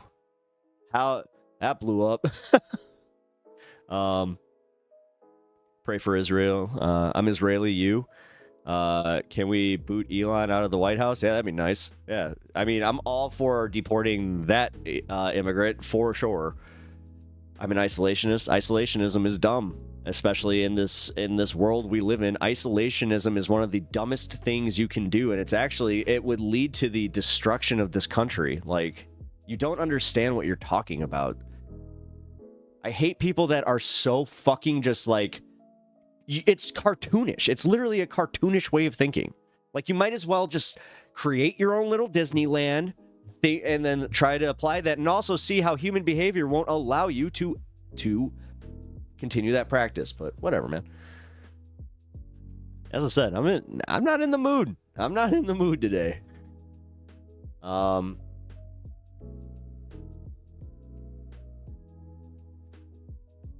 have a say? Yes, I do. What are you talking about? I've been following this conflict for the past 4 years, and I can tell you right now, yeah, I can also tell you exactly where it started. The fact that Crimea was just... Zelenskyy kind of put that well, where he was just like, you guys didn't do shit. You let them come into Crimea. You believed what Putin was saying, where he's just like, they're Russian speaking. You know, we must have the Russians. The Russian speaker must be in Russia. And then every Ukrainian's literally like, well, we speak both. And what if you try to take any more... They're like, all right, maybe... We'll chill on this. And then they tried to, you know, not just, you know, scorched earth, but they fucking, dude, within the first 3 to 4 days they tried to go take over Kyiv, which I have to say was one of the funniest failures ever. It was supposed to be at most a 10-day war. Yeah.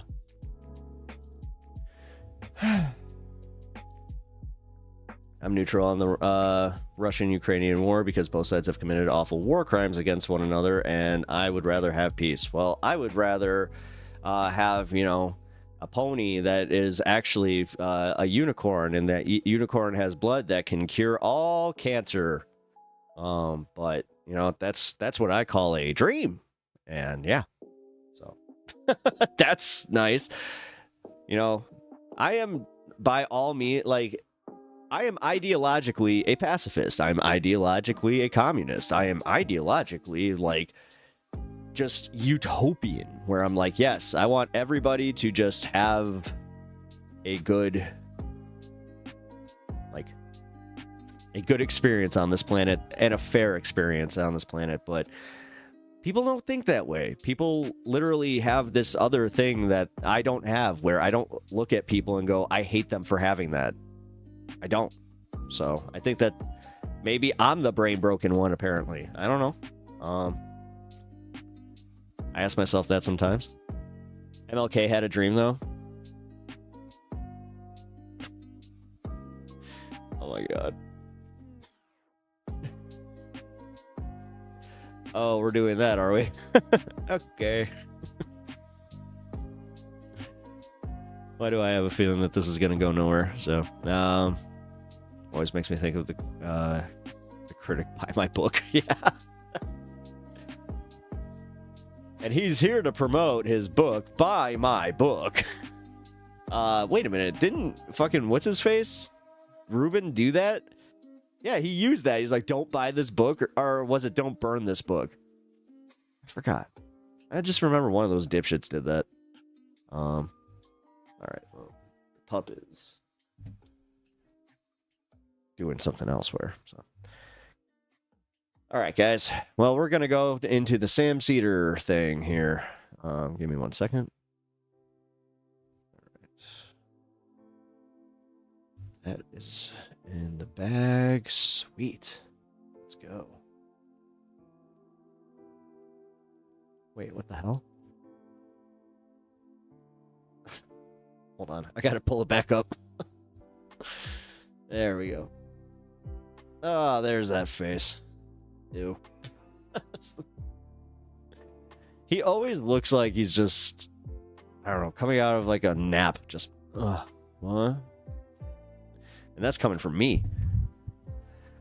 Alrighty. All right. Well, I'm excited for this because Sam Seder was on Piers Morgan, and he did a really good job of keeping that one hidden from us. So let's take a look at his first appearance on the Piers Morgan show. And interestingly enough, he's the only one that didn't make the cut on the thumbnail. So I wonder why. Andrew and Tristan Tate are in the United States. The brothers left Romania for the first time in 3 years last night after the Trump administration reportedly pressurized authorities for their travel ban to be lifted. Their lawyer said tonight that Trump is the reason they feel safe to return to the United States. The Tates face trial in Romania on allegations of rape, sex trafficking and money laundering, all of which they deny. They're also under investigation. Okay, so, I mean, just because of the merit that they deny it, then we can believe that. I mean, it's not like you guys have levied these accusations at, you know, other people or like Democrats or anything like that. And just anytime that they're just like, what are you talking about? You're just like, oh. In the UK, where they hold dual citizenship. Right now, they're in Florida, where Governor Ron DeSantis says they're not welcome.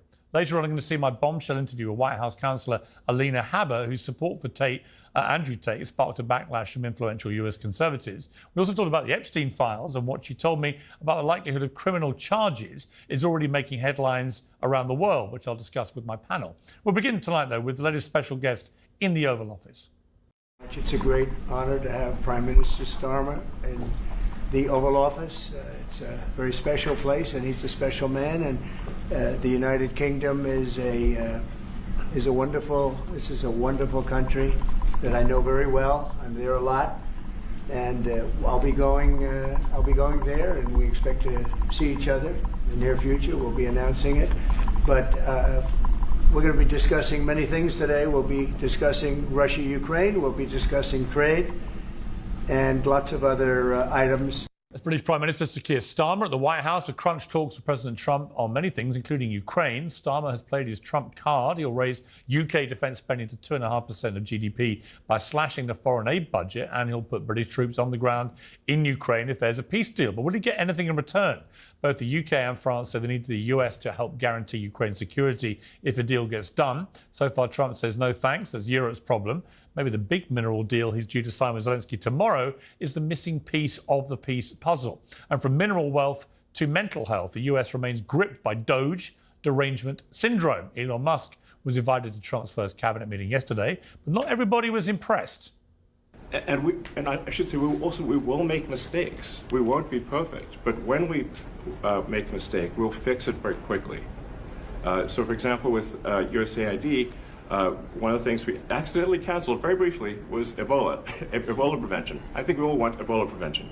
So we restored the Ebola prevention immediately, and there was no interruption. So is Doge moving too fast and just breaking things, or is it a force for good? We'll plenty to discuss with my panel.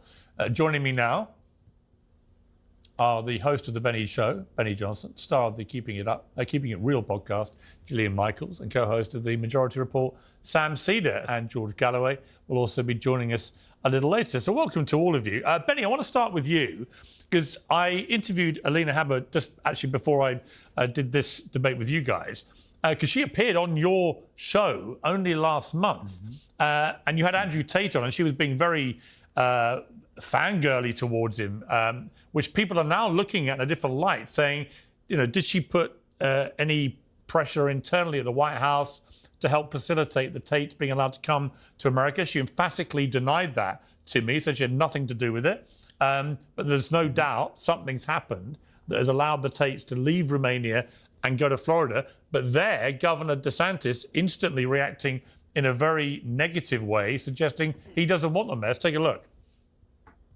Florida is not a place where you're welcome with that type of conduct in the air. And I don't know how it came to this. We were not involved. We were not notified. I found out through the media. What do you make of it?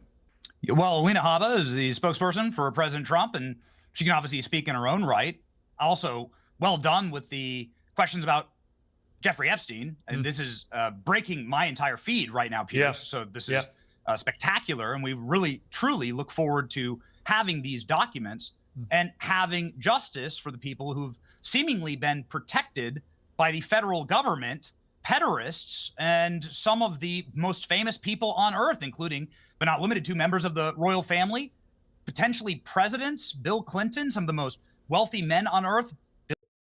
Notice how they're leaving one out very specifically. Bill Gates. Why has the federal government been protecting? Come on, Sam. This is gonna be great. Right, and just to be clear, for those, because those who want to see this, the biggest question. Well, one of the things that Alina Habba told me, and you've alluded to this, just to explain to people. I wonder if the Tate Bros sent a bribe to Trump through Trump Coin. Who haven't seen this, because it's running, as you say, riot on social media, is that she's obviously seen what is going to be released later in the day. And she says it's truly shocking and that she expects criminal charges to follow. And so that's, I think, a really bombshell development in this. And, you know, it goes to the accountability, as you say. But just getting back to the Tates for a minute, Benny. I mean, you know, I've interviewed Andrew Tate. Minecraft is such a fun game. Well, I'm not a Minecrafter myself, but I can say that I know Honeybee has a Minecraft server if you're looking to ever join one on Twitch. 4 times now, I think. I've interviewed Tristan once. They've always emphatically protested their innocence. But, you know, the normal justice process, and when we talk about the Epstein and the fact that there's been no accountability, no proper process here, does it sit easily with you, given what you just said about the Epstein case, that you've got 2 guys who are facing very serious charges of sex trafficking, rape, and so on, who will now very likely never return to Romania or the UK to actually face any accountability for that? I'm not suggesting for a moment they're guilty of the charges. That would have been determined by... Why would you not suggest that for a moment? Why would you suggest it for a moment that they're innocent?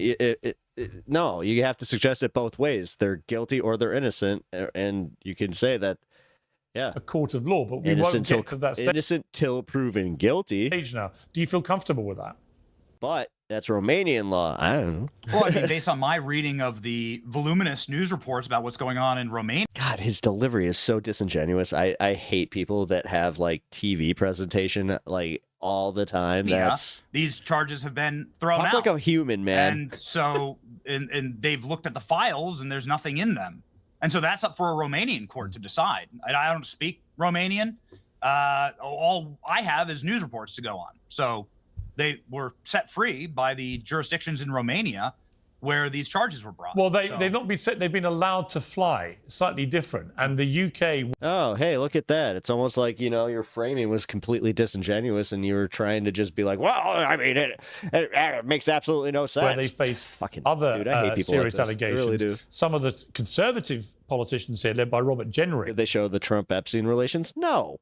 No, and this guy's one of the guys that got the binder, like I call it the Pokemon binder. Recently ran to be literally looks like a Pokemon. The Conservative Party have been very scathing about this and think that the Americans should send the Tates back to the UK to face justice. So I think it's a pretty messy situation. If DeSantis throws them out of Florida, for example, and the UK is demanding extradition of them to face what they see as justice here in the UK for the charges against them here, it could get very messy.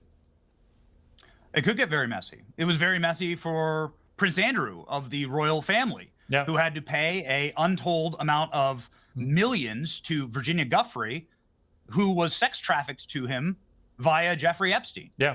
So I want justice for all people who attack and who... I also don't speak Romanian, but you're an a-hole in this language. Use children, period. Nice. And I want these court cases to be brought and proven out. Yeah, how do we call him an a-hole in Austrian? Yeah, I mean, look, on Prince Andrew... It's a meme right now, Piers. It's a meme right now, Piers, where it's like, are you going to be upset if somebody that you like is on the Epstein list? And the answer for me is no. Right. That these I people agree. need to be charged and need to face justice. And that's why I'm so thankful that you had Alina Habba on your program. Yeah. And just like I asked Pam Bondi 4 days ago about the Epstein list, and we were the first show to actually ask her about that list. And she says, it's on my desk, and there are volumes in this list. And apparently, according to Senator Marsha Blackburn, this is just volume 1 of the Epstein list. Jeffrey Epstein had his islands and his mansions in Manhattan and his ranches in New Mexico. Is this the Benny Johnson hour? We have 2 other guests here, and Benny has had 8.5 minutes since we've started this. So wired for sound. The FBI went and raided. Let's talk about files of evidence. Let's talk about files of evidence. The FBI went and raided these Oshlock compounds and got normal German Arschloch terabytes of hard drives. Some of those hard drives were marked by Jeffrey Epstein himself, not by federal agencies, Arschloch. as insurance policies and evidence. He's an Arschloch. What are they? Why haven't we seen them? Why has the FBI been holding on to those? And been holding on to those presumably to protect pederasts. Okay. Who's actually in charge? Yeah, Who I mean, can look, tell the FBI what to do? So these are the cases. I agree. It's huge. That are obviously. Even Sam's just like, why am I here? It's always been ridiculous to me that the only person who's been actually held to account for Epstein, because of course he killed himself or otherwise, he died in a prison cell. A lot of speculation about what may have really That's one way of putting it, Piers, or otherwise. happened there. But the only person who's actually gone to prison as a result of it was Ghislaine Maxwell, who was his kind of madame and former girlfriend. In relation Do you believe that Jeffrey Epstein killed himself? I don't know. I don't know. I mean, I just don't know. I'm just an objective journalist that has absolutely no opinions about anything. No, listen, I agree. It's very, the whole thing was very suspicious. Absolutely. All the lights turned off. No, all the cameras turned off. I totally understand The why guards fell conspiracies. asleep. I totally understand why theories have run riot about it. Who knows? We may never know. It's certainly very suspicious. But Somebody also, knows, Piers. Oh yeah, sure. The point I was going to make about God, this guy is okay. I usually try not to say this shit, but this guy has a very hittable face. Like, holy crap. Prince Andrew. On Prince Andrew, I'm obliged to say this, but obviously he made no admission when he made his settlement with Virginia Giuffre. He paid it's reported $11 million. It's a very strange thing to do. He certainly is an Arschloch. If you did nothing wrong, but it's I hope clear, I'm saying that right. To be clear, he hasn't made any admission of any guilt about this. Let me move to Sam Seder here. So there's 2 big things happening, both in similar territory here. One, the Tates coming to America and therefore will no longer, it seems, face any court accountability for the charges against them, either in Romania or the UK if they stay in the United States. But died in a prison cell during President Crypto Scam's first term. I love how MAGA friends ignore that. The fact that they were best effing friends. Yeah, kind of odd how, and they just like, oh, what? You're telling me that he got caught? You're telling me that he was... Yeah, we need to revisit some of the news reports around that time. I'm going to put that together. But DeSantis wanting to not have them there. What do you make of that, first of all? I mean, I don't make much of it one way or another. I mean, this is a guy who's been celebrated in right-wing circles, and I don't have enough information to know whether he is guilty of what he's been accused of doing. But to the extent that, I'm even aware of who the guy is, it's because he's been featured for so... Do I want in on this Twitch chat? Wait, what's going on over on Twitch? So many years in right-wing talk shows and feeded in those circles. So, it sounds like DeSantis is mad at somebody, and it's quite a coincidence that with Donald Trump in office, that these guys show up on our shore. But I guess time will tell. And what about Epstein? I'm interested in finding out what's in those files. Would love to have a revisit of Donald Trump's first labor secretary, who made the initial deal with Epstein back in 2008 as Attorney General of Florida. talking about Alexander Acosta. I'm curious about that nexus, to be honest with you. It's really unclear to me how Epstein was got such a sweetheart deal from that guy Acosta, and why that wasn't held against him by Trump when he appointed him labor secretary. But maybe we'll get some answers if these documents and information is released. Okay, Gillian, I will come to you for your reaction to those two stories. Just going to take a couple of minutes to talk to Steve Hilton, who's joined us, Fox News contributor. Pep Talks, it's almost perfect. You must pronounce like you're trying to clear your throat.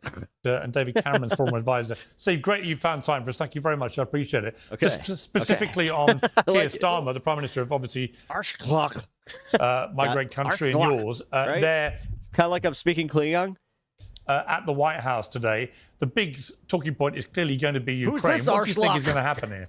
What the fuck? Wait a minute. We go from Sam Cedar like that to this guy?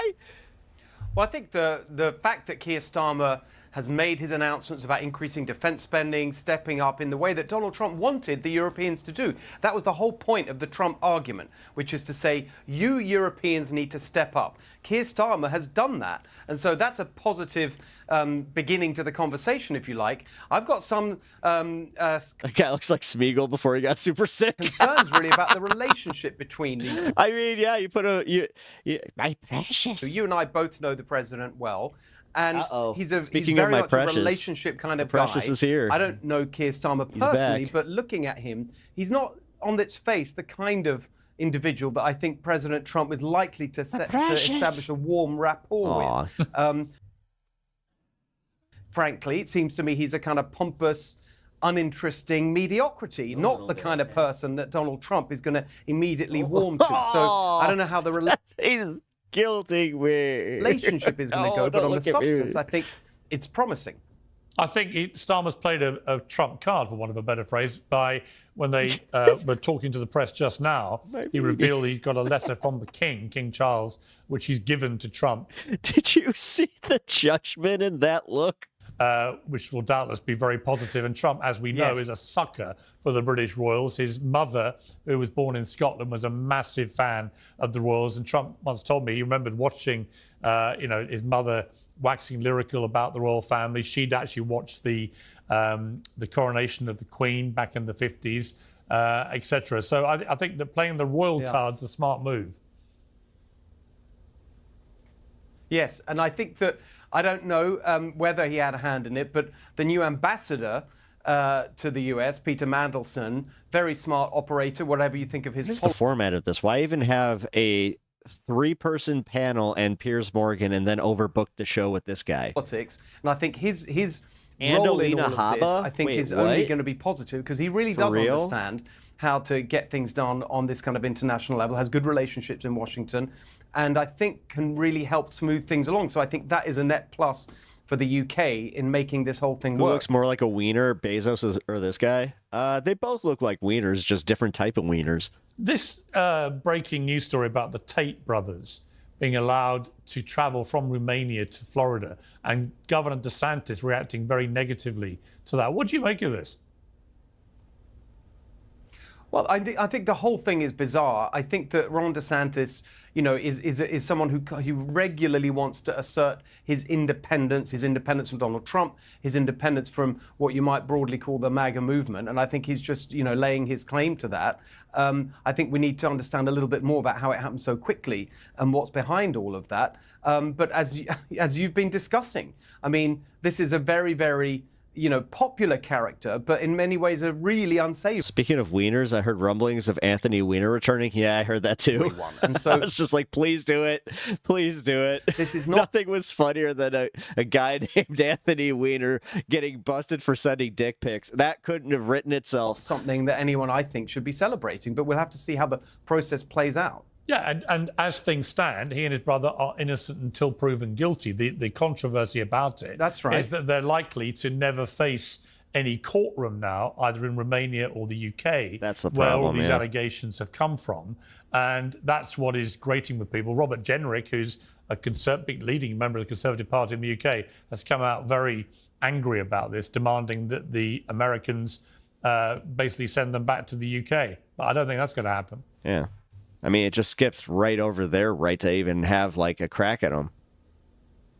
Well, I don't exactly, and I don't think that anyone is going to want to expend political capital on this. That's the other aspect of it. I think it's just one of these things that, once it's happened, it's hard to see anyone here in America really fighting to kind of reverse it. DeSantis unhappy because it's Florida involved. His mom should have called him Richard. But I don't see that that's going to change anything in the fundamental point that you're. Meanwhile, his dad's like, Dick, rightly making, which is, we can't actually establish, to everybody's satisfaction, the truth of all of this. Oh my God! When this guy wears a scarf, he does look like a little soft penis. There's an actual legal process that's playing out, and it's not going to play out, it seems. Yeah. Well, we'll see how I mean, the interesting thing there will be, did the White House put pressure on the Romanians to allow them to fly? That has been emphatically denied by Alina Habert, who's the counselor to the president, who was on one of my other guests today, Benny Johnson's show last month, talking to Andrew Tate in a very favourable way. She says there's nothing to do with her, but it will be interesting if it turns out the White House did put pressure on them, how that plays out for the administration. Steve, great to have you on. Thank you very much. Yeah. Good to be with you, Piers. Thanks. All right, back to the panel. Let me talk to Gillian Michaels. Yeah, Gillian, weird, these two odd. breaking stories, and they're different, but they're connected as well. They both involve allegations of sex trafficking. In Epstein's case, clear, proven evidence of that. What do you make, first of all, of the Tates? Do you have a view about them? The Epstein tapes, I don't think we'll ever get. I don't think we'll ever get the full story. I think we deserve it. I would love to know. I'm hopeful, but does he look like he's turtley enough for the Turtle Club? Turtle. not optimistic. Wait, I can if do you the will. voice. Like, I just Am I not turtley enough for the Turtle Club? don't see it happening because I think it will be so freaking The only scandalous. funny joke in that entire I movie. absolutely think he was killed, and I think it's ridiculous to think that he killed himself, given all of the evidence we have on this. And when it comes to the Tate brothers, I would love for them to see their day in court. I think it's necessary. I personally find them to be despicable characters. Anybody who casually throws around the words faggot and tranny, I can do without. I've lived under DeSantis's governance. I enjoyed it quite immensely. He has a pretty squeaky clean reputation. He's a dad. He loves his wife. There are no scandals surrounding this guy. And you can understand why he wouldn't want these two guys in his state or allow How's Sam not going to have a Majority Report mug? What is he doing? Florida to be dragged into what could become a controversy if, in fact, the This is a large show, dude. You got to promote your White House This pressure guy. Romania This to guy. let these guys over to the United States. I think that is going to be the key question, and we'll have to see whether that was the case or not. Yeah. Benny, let's turn to the big picture of why the British Prime Minister is in America at the White House with Donald Trump. So far, their exchanges have been very cordial. I've been watching a bit of it. And ultimately, they're there to talk about Ukraine. And President ZALENSKYY from Ukraine is due to be potentially at the White House tomorrow to ratify this deal over minerals. Do you think this is a neat way to resolve what has been a very complex and very bloody war? I mean, the UK is a mess right now politically, right? Like, is the Reform Party is one of the most powerful parties in the UK, and if there were an election held today, there's a real argument that it would win the prime ministership. So it's a wild and turbulent time. I mean, Keir Starmer, first off, is that really a real name? Like, I don't even know how to pronounce it. And then secondarily, this guy's like, you don't want to talk about a real scandal, Piers. This guy covered up rape gangs. No, he denies UK. that. He denies that. Sure. But there's no. Listen, But I think a lot of Americans, to be honest, hang on. deny that this hang actually on, happened? Shut up, Benny. Hang on, Benny. These things actually happen. Listen, a lot in of the UK. American commentators have said this stuff on social media, but when you say it on my show, let me just respond on behalf of my country. There's been a lot of bullshit spewed about this. There's no actual evidence that Keir Starmer, for example, ever did what you just said. I mean, it really is just the Republican way of debate, is just be louder and just constantly just keep going. Just keep going. But is there evidence that this occurred?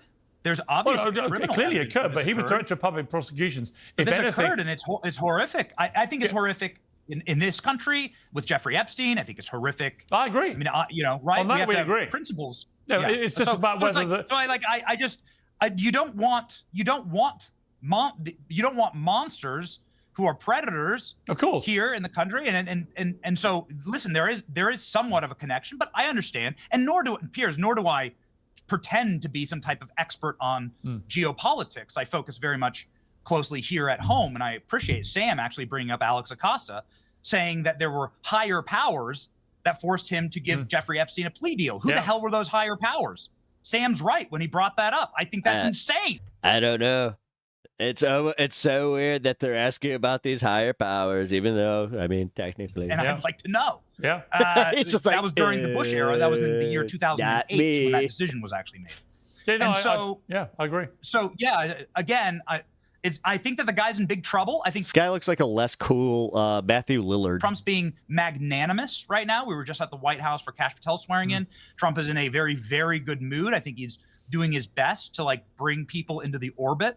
And he's being Trump, right? So I think he's trying to strike a deal and make it work with the UK, our oldest ally. No, I know. Right? I'm very well aware of the Gish Gallop tactic. I'm kind of preparing for some debates that are upcoming here, and that's the number one thing that I'm anticipating is Gish Galloping and pivoting.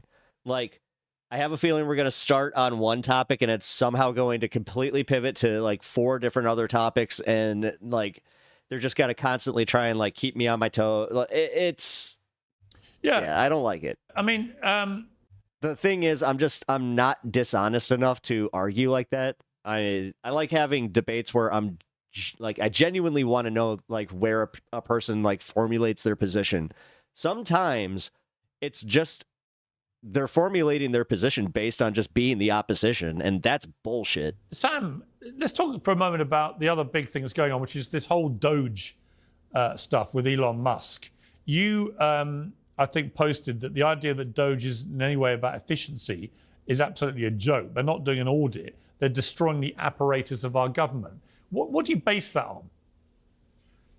Well, audits are done regularly of agencies by inspector generals. The first thing they did was to fire all those inspector generals and not replace them.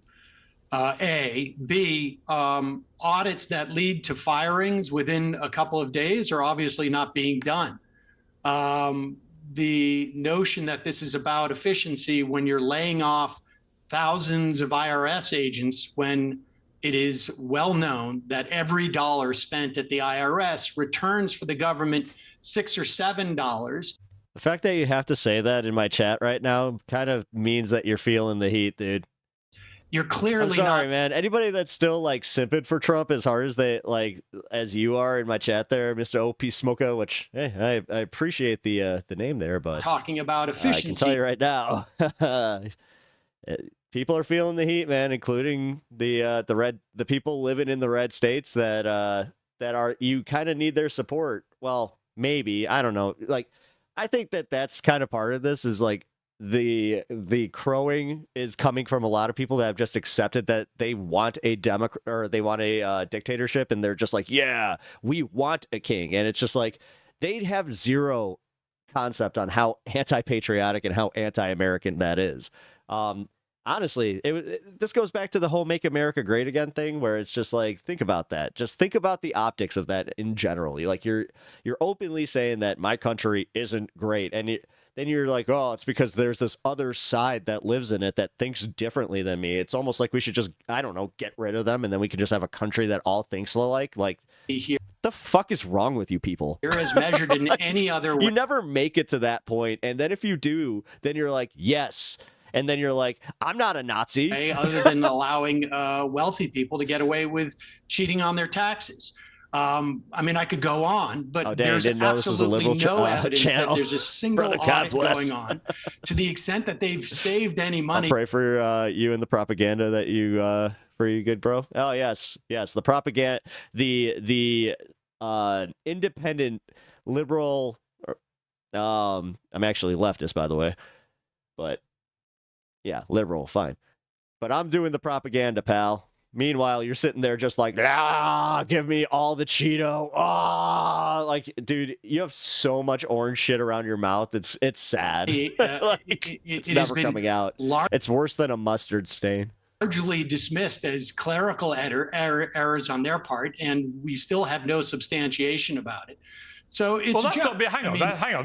That's not true. I mean, some of the stuff that came out about USAID, for example, some of the way that American taxpayers' money was being squandered on ridiculous projects. Oh, wait a second. And it wasn't insignificant sums of money. Wait a second. You can determine that you can have an opinion that it's squandered. I can have an opinion that it's squandered, but it's been appropriated by the Congress.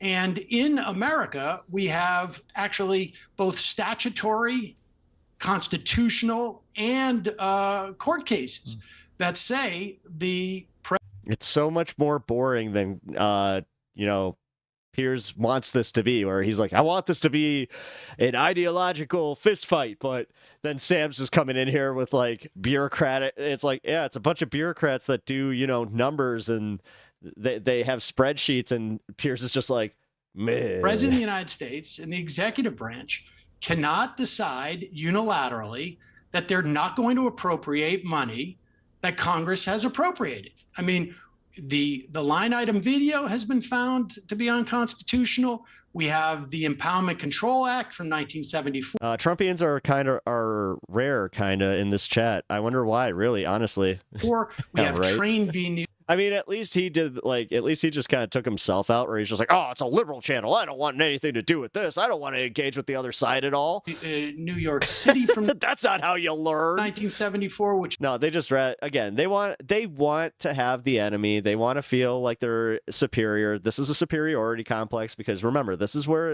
it all stems from, is the fact that I'm better. By merit of my politics, I am better than that person. That's why, that's why liberals that do the same thing are so easy to kind of call out, where it's like, oh, you're just as bad as them. Which is a Supreme Court case. No, bro, you got triggered quick, my guy. Which enforces. I'm triggered. What they're doing is fundamentally illegal. I mean, I'm such a triggered lib. Yeah, I can't talk. You may think that some of the spending is not worthy. I wasn't triggered. What are you talking about triggered? Hold on. In my triggered state, I brought up the fact that there are Trumpers that, like, anecdotally in my life and non-anecdotally just from watching TikTok and watching other social medias, he's not that popular right now, and he keeps losing popularity with every federal program that he keeps cutting, where, I don't know, there's a bunch of Trumpers working in that federal agency that happens to be in a red state. And when you have enough of these people collectively going on TikTok, it starts to blow up. It starts to do that thing that's called trending. And when you starts trending, that's a problem. I may think rewatch my video. It's not worthy. But that's just not the way our government works. Okay. Gillian, you were shaking your head there. Get out of here, you Trump-supporting asshole! What the fuck, man? Because it doesn't seem that the government is working. I like turtles. As a layman, when the USAID is exposed in the fashion that it has been, and all of a sudden we have this transparency that we've never had in my lifetime. None of this stuff was hidden at all. None of this stuff was hidden at all. It's just so you're telling me that the average American knew that we were funding friggin' operas for You could have looked it up.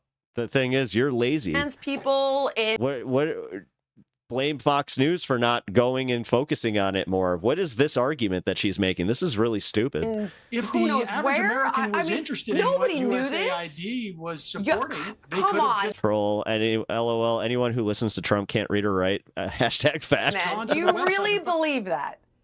Yes, do you really believe that people Bloodstone? No, you don't want him to call us meaty bobinis. Knew this, and this was controversial, and there's no that this is where this is going. That some of this was a slush fund for the CIA. Well, actually, you know what? The truth is, you can both be right here. Oh, right? Yes. Sam is right that it was there to be found, and Gillian's right that absolutely nobody told the American people about the specifics. So actually, you can both be right. You know what can happen in our process of government? No, I understand. I'm not saying you're wrong. I'm not saying it wasn't there. I'm not saying it wasn't there to be found. But Benny, it was only when Elon Musk and his young team of guys with their sabers got into it, they found this stuff, right, and told people. They didn't find it. They just they publicized it. Well, exactly. And, but that's how the but Sam, that's how the American have authority. Sam, that's how the American people found out about authority it. To cut it. Yes. So Congress, Republicans control every house of Congress. They control the presidency. They could pass a bill tomorrow saying, we don't want to fund these things. But what's happening when they cut USAID I'm in my Meanie Bobini era. is you've got literally 400,000 meals Let it rip. for children who are technically wasting away. It's in Africa. Maybe my guests don't care about that. But the fact is that they're sitting in warehouses in Rhode Island and in Georgia right now, food that is pre-digested practically because these kids are starving, and it's sitting in warehouses. It's going bad, and they have no way to ship it. Okay. Because USAID has been shut down. All right, Benny. I'm sorry. Benny? That's not constitutional or legal. Okay, Benny. It's incredible. So I've heard the Constitution thrown around a lot here. All right, let's talk about Article 2 of the Constitution. The executive branch has a clause called the vesting clause. The vesting clause makes one single man that is elected by the whole American people the only position in the federal government that has the entire whole of the country elect him is the President of the United States, who is vested with the power to oversee the executive. And that includes congressional spending. No. That includes the functionaries of the government, including the commander-in-chief. T-minus 7 minutes. There are appointed Oh, yeah. judges. There are elected at state and local levels, members of Congress, but only the president is elected by the whole American people. Now, I have a giant map in my studio. I don't know if your production team can pop me. There it is. This is what America decided in 2024 in a landslide and with the... That's not a landslide. Again, this land doesn't vote. And he, like, dude, I hate this disingenuous fuckface. I really do. Like, guys like him are the problem. Like, you want to talk about propaganda? Like, if you're still there, OP Smoka, how is this not fucking propaganda? Because you know damn well that's not how it works. Like, that whole space of Montana there, you know that it's sparsely populated. And you know it's fucking disingenuous to just ignore the fact that, like, I don't know, Los Angeles, New York, all these other places, as much as they're liberal hellscapes that you're so scared of, the fact is the populaces are all coalesced around these areas. That's why this is an insanely disingenuous fucking argument, and I can't stand it, especially coming from this guy. Popular vote, the whole of the American people decided to vest a single man, Donald Trump, to hunt down... Also, a landslide, 1.7% of the popular vote, and again, like, the only landslide that I guess it's a modern landslide because you got the swing states, but the last time that I looked up political landslides, that meant that you had, you know, a majority of states going and voting for you. Fraud and abuse. Because while maybe an overwhelming majority for some type of programs that you might view as just, what I view as he just might just be thinking of the Russian president's executive branch. People. Yeah. What I view as just is filling the potholes, educating, healthcare, and the capacity to serve Americans. And so, what America voted for was America first, and transgender operas. Honestly, Sam should have just gone into the studio for in this. Chile, even though their internet sucks. Isn't Never exactly mind. America first. And to say that USAID was simply... I agree with your face-punching desire for this dipshit. Yeah. Words, but you've said nothing. You haven't addressed the Constitution, the Supreme Court cases, the Impoundment Control Act, none of that. Shut up and listen, you fucking dumb, you dumb You can dillhole. say that you don't think it's right to feed starving children in Africa. That's your prerogative. He's putting Russia first. To feed starving children. Donald Trump. I can't believe you're going with the starving children. You're going with the starving children. No, it does. I mean, it does other things that you don't like. All right, let me. But it also does this. Allow the lady in the room to speak, please. USAID money spent. Chat, let Gillian have a say. On feeding starving children or guys, Ukraine. let Gillian speak for a moment. Gillian. The feeding starving children thing is such a freaking red herring. Real quick, guys, if you guys can hit that like button over on YouTube, I'd really appreciate it. It really helps me out in the algorithm. For each like, I can gauge that I could possibly see another 100 eyes on my stuff. So I really appreciate the support. Thank you. So first of all, the vast majority of this USAID bloat and corruption does not go to that. Second of all, we have children starving here in America. But third of all, and what you don't know and what you have not looked into, okay, is that read a book. It's called Save 3 Lives. And it's by the Rodale family. And it has to do with the fact that our big ag companies went into the developed world to addict their soil to our GMO crops. It's a money laundering game.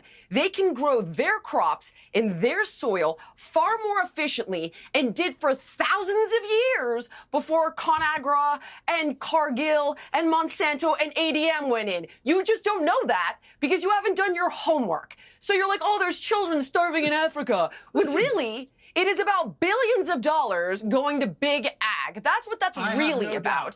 And I've seen it firsthand. Then why isn't she calling Trump out for, I don't know, still supporting big ag and giving, I don't know, all of these fucking people who are behind Monsanto a bunch more fucking power in the government, because these are the billionaires that are also getting what they want out of this. She is being really stupid. Like, she's actually one of like the worst types here, because she's trying to play the conspiracy thing where she's like, I care about the health of Americans. Of course you do. Yeah.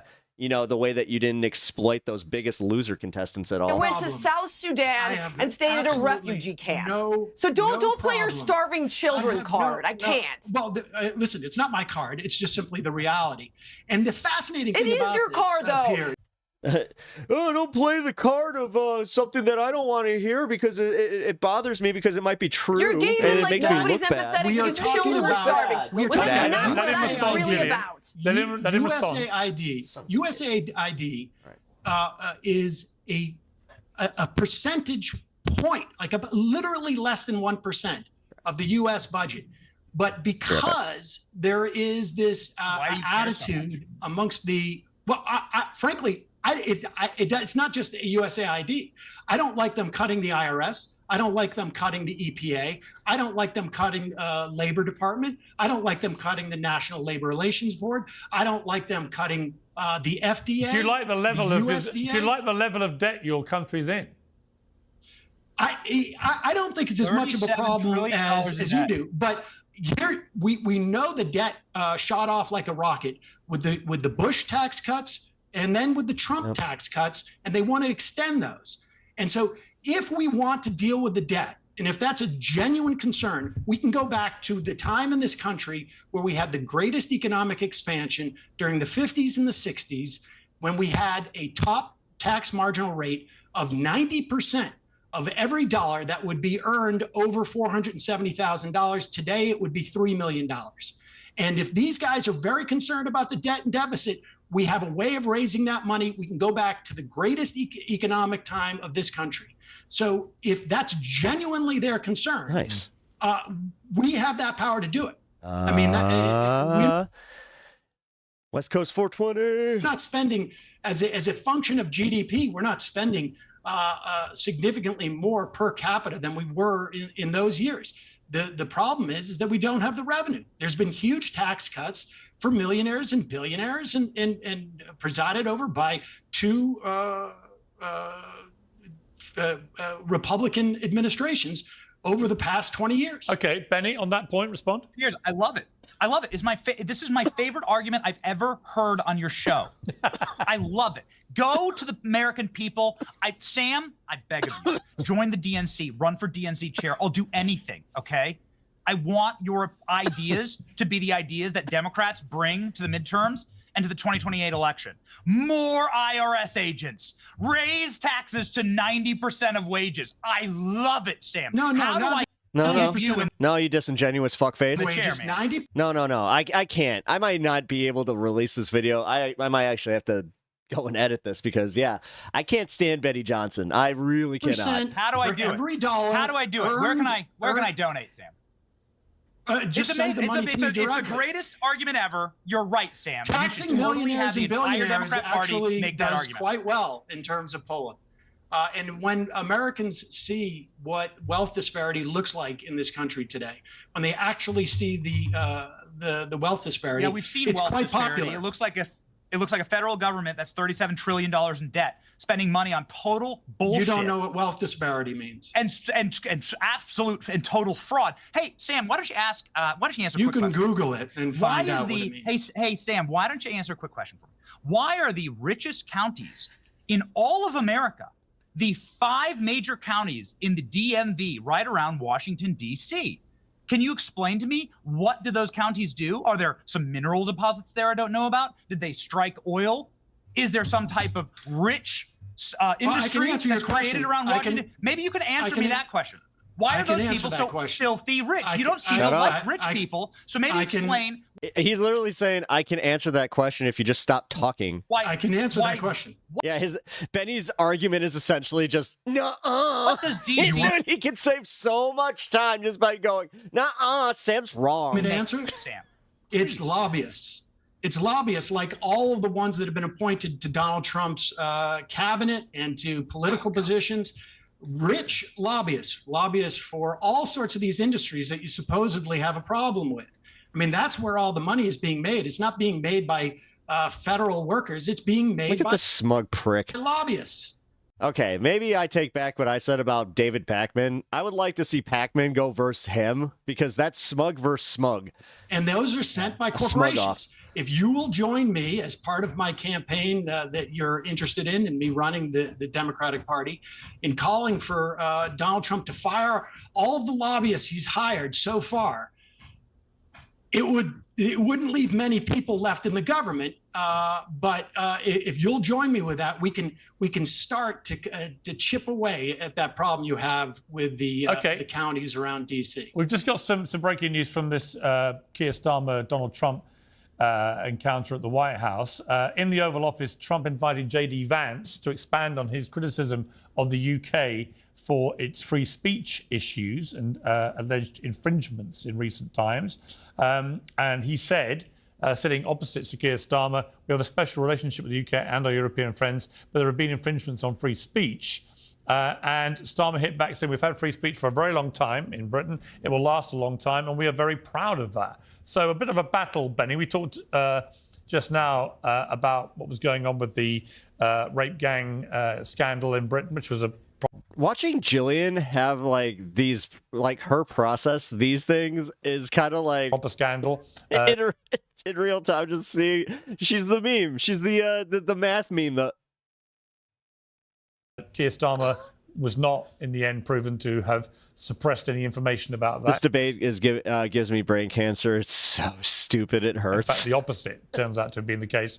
He did more than his predecessor at Director of Public Prosecutions to try and go after them. But putting that to one side, I do think there has been some creeping infringement of freedom of speech rights. People getting, like grandmothers being arrested for stuff they're putting on Facebook, is not indicative to me of a free democratic society working how it should.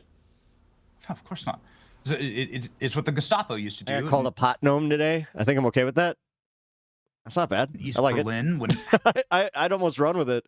I'd almost change your name to that. half of the entire city were Like spies your, handle. for the federal government. pot gnome. Everyone's snitching on each other. By the way, Sam, I love this debate. Piers, this is why I love your show, because I love free speech, and I love being able to give chin music, right, to some of the guests who might disagree with me. But it's crazy, Sam. I totally agree with you. Let's defund the lobbyists. I could not agree with you more. In fact, actually, I do want all of Will the you call rich for people Donald who've Trump existed to actually off the glut uphold his vow of the federal not to government. hire I think that there should be a lifetime ban. Ro-Khanna just Let me get this very clear. introduced, I think there should be a legislation. lifetime ban on lobbying for members of Congress. Lifetime ban. I think that lobbying should Hidden be music, what a severely dork. curtailed Hey. in our federal government, and I You think should that it should be encourage illegal. What's wrong with some of that sweet chin music? Republican lawmakers to vote think in it should be favor of illegal. Ro-Khanna's bill that he just introduced. I am It's stomping crazy right how now. you can come to crazy how you can come to agreements on these things, because actually that's the level of corruption that we're fighting. And I know Jillian cares very deeply about the former head of the FDA who was in charge I'm gonna be of a fat ass and pharmaceutical eat my cinnamon roll at 2:30 a.m. It's late, and I have a stomachache, but in the morning, but yum. approvals. Or I'll have a stomachache in the morning. But yum. Going over Yeah. to take the top position at Pfizer, Go for it. which just happened yesterday. I'm a bad influence. That's Go for it. insane. So we might get agreement here, actually. On Jillian? defund the lobbyists, yet he loves the richest cabinet in the history of the country. Yeah, he's also ignoring that Trump's chief of staff was literally like the head lobbyist. So like, this is why I don't like guys like him, because he has all of these, like, he pretends to be populist, but then not sell any leftist populism at all. He tries to repackage it as they're just crazy. I completely agree with Benny and Sam. I couldn't agree more. And one of the things actually that I would love to see Trump do is get money out of politics. If you really want to drain this swamp, you will change those laws. And for me, in health, which is obviously my wheelhouse, I see it every single day with things like Benny just referenced, the revolving door employment policy with our government health agencies and private industry. So sign me up for that campaign, because I... Through the freaking first Trump presidency? I'm with the boys, 100%. No. Okay, I think she's for real. The reason why that original budget resolution passed yesterday or 2 days ago was because this isn't Donald the Benny Trump Johnson has show, access Benny. in the form of Elon Musk to literally infinite amounts of money. And that is what has fundamentally changed with our politics. The conservative grift that their Nazi policies or common sense is a parody I'm actively working on. At least $300 million. One individual paid for at least 1/4 of Donald Trump's expenditures during that campaign. One single individual. And that's just what we know. I mean, these people watch Hogan's Heroes and they're wondering why everybody's being so mean. Direct spending. And if you add in Miriam Adelson and one or two other, I mean, you have literally 4 or 5 people who paid over $500 million for Donald Trump. The idea that he would get money out of politics, his entire administration is about enriching himself and corporate America. That is why you see an assault. That is why you see an assault on the administrative state, which Steve Bannon called for in 2017, and now we're seeing Elon Musk do it illicitly. Okay. We've got to hold it. Just hold it. It is to allow corporations to profit and privatize their profits and socialize their costs. Guys, hold your fire for a moment. Hold your fire for a moment. Just going to bring in another guest to disavow George Soros. Okay, we'll come back to this. I'm going to bring in another guest. I was going to say, hang on, guys. It cuts both ways. Hang on, time out. I would love to see. I would love to see George Soros be subject to the same wealth tax as I would have for every billionaire. We all, I think, broadly agree about this. So let's just have a little time out. I'm going to bring in another guest to join us. Who the fuck is the host of the mother of all talk shows and former MP George Galloway. George, always a pleasure to have you on. I say, unsentimental. I'm here to tell you about politics. Say, afternoon spray gunning me on social media about how you're going to rip me to pieces. No, and as you often Fedora, bro. do, by the way, and as you often do, by the way, woefully mischaracterizing me as some kind of Starmer fanboy when I spent almost all of his tenure as Prime Minister hammering the guy. The only thing I've really agreed, the only thing I've agreed with is about Ukraine. Benny's fake laugh is very unsettling. Yeah. And Boris Johnson. You're a fanboy for him. Yeah, dude, isn't this the guy that like his face melted in Indiana Jones? How the hell did he come back? I want to know the story behind this one. No. Don't misquote me. Don't misquote me. I am specific. In the Ukraine. You're specifically on Ukraine. I agree with both Johnson and Starmer. That is true. And how? But that does not make me a fanboy for either of them. I have many things I've hammered them over too. But on that point, you're wrong and they're right about Ukraine. Well, you say that, but I'm on the same line as your friend, Donald Trump, and the American administration. And it's really come to something. All right. He was one of the Blues Brothers rejects. I don't know. The thing is, I might have a little bit of I might be an authority on the Blues Brothers, and he might make the cut. Having spent a lifetime myself fighting as somebody who has against NATO and American wars. Actually, just this last Halloween, I was Elwood, and my best friend was Jake. It's the Americans that are trying to stop the war, and Piers Morgan, pulled it off, Boris too, Johnson, and Keir Starmer, who are trying to keep it I ate going. it. I don't want to keep it going. I love that update. Guys, this is very important. Ryan, he ate the cinnamon roll at 2:30 in the morning. I don't want to keep it going. His little tum-tum is going to hurt in the morning, but it was worth it. You've got a lot of Ukrainian blood on your hands. You have lied about this war from the beginning. Actually, Vladimir Putin has the blood on his hands of Ukrainians. You can have a monologue if you like. It was Vladimir Putin. You can have a monologue if you like. 3 years ago. Dude, yeah, I mean, why do you bring these people on your show if you're just going to talk over them constantly? Like, I get that it says Piers Morgan show, but for real, like, what is this? Like, he's going to kill his own format because most people are just going to be like, man, fuck this. Bring on a guest. 3 years ago. He doesn't pay enough for it. 3 years ago. If you're going to libel me, I will hold you to account. You have lied about the origin of this war, about the duration of this war, about the course of this war, and now having his little tum-tum LMAO. I'm the official kid in the room. Good to know. Caused you and your war party the death of 1 million Ukrainians while claiming to love Ukrainians. You're now calling for British lives to be lost. What a load of absolute bullshit. That constitutes. I didn't even say bollocks. He was just like bullshit. To a war crime. What and a load. You are guilty talking. of it. Listen. Get off your Putin fanboy hat. All right, that was a really funny typo. For a moment. Well, you see, there you go. I'm going to respond in kind. Reagan said. I'm going to respond. Anybody who disagrees with you Can I respond, is a Putin please? fan. The hook brought you back. Oh, boy. Can I respond, Listen, please? Why don't you listen to Donald Trump? Can I respond? He told you yesterday. Can I respond? Donald, well, can I respond or not? Donald Trump told you yesterday that joining Ukraine, forget about it. That's the cause of the war in the first place, which I've been telling you from the beginning. This guy, seriously, is he like a gumshoe detective in downtown London? I must break the case. Yeah, okay, let me respond if I may. Can I respond? Man. He looks like he wears a badass trench coat everywhere he goes. Sure, Piers. Okay, Donald Trump, who I know well, I've been a friend We all know it. of his for 20 years. You forgot a spot. Good and bad. We've had some up times and bad. Spoke to him a few weeks ago. We had a great conversation. But he's absolutely wrong when he categorizes this as something that Ukraine started. Absolutely wrong to call Zelensky a dictator. The real dictator is Vladimir Putin. 3 years ago, he illegally invaded a sovereign democratic European country and started murdering with impunity Ukrainians. The Ukrainian people, to everyone's astonishment, managed to repel that early invasion by Russian forces and are still repelling them 3 years later. They've reached an impasse. This video should be in black and white. Where there's been little movement on the battlefield now for many months. Exactly the second. Like, if they go full screen, it should just go black and white. But hundreds of thousands on both sides what is are it? dying.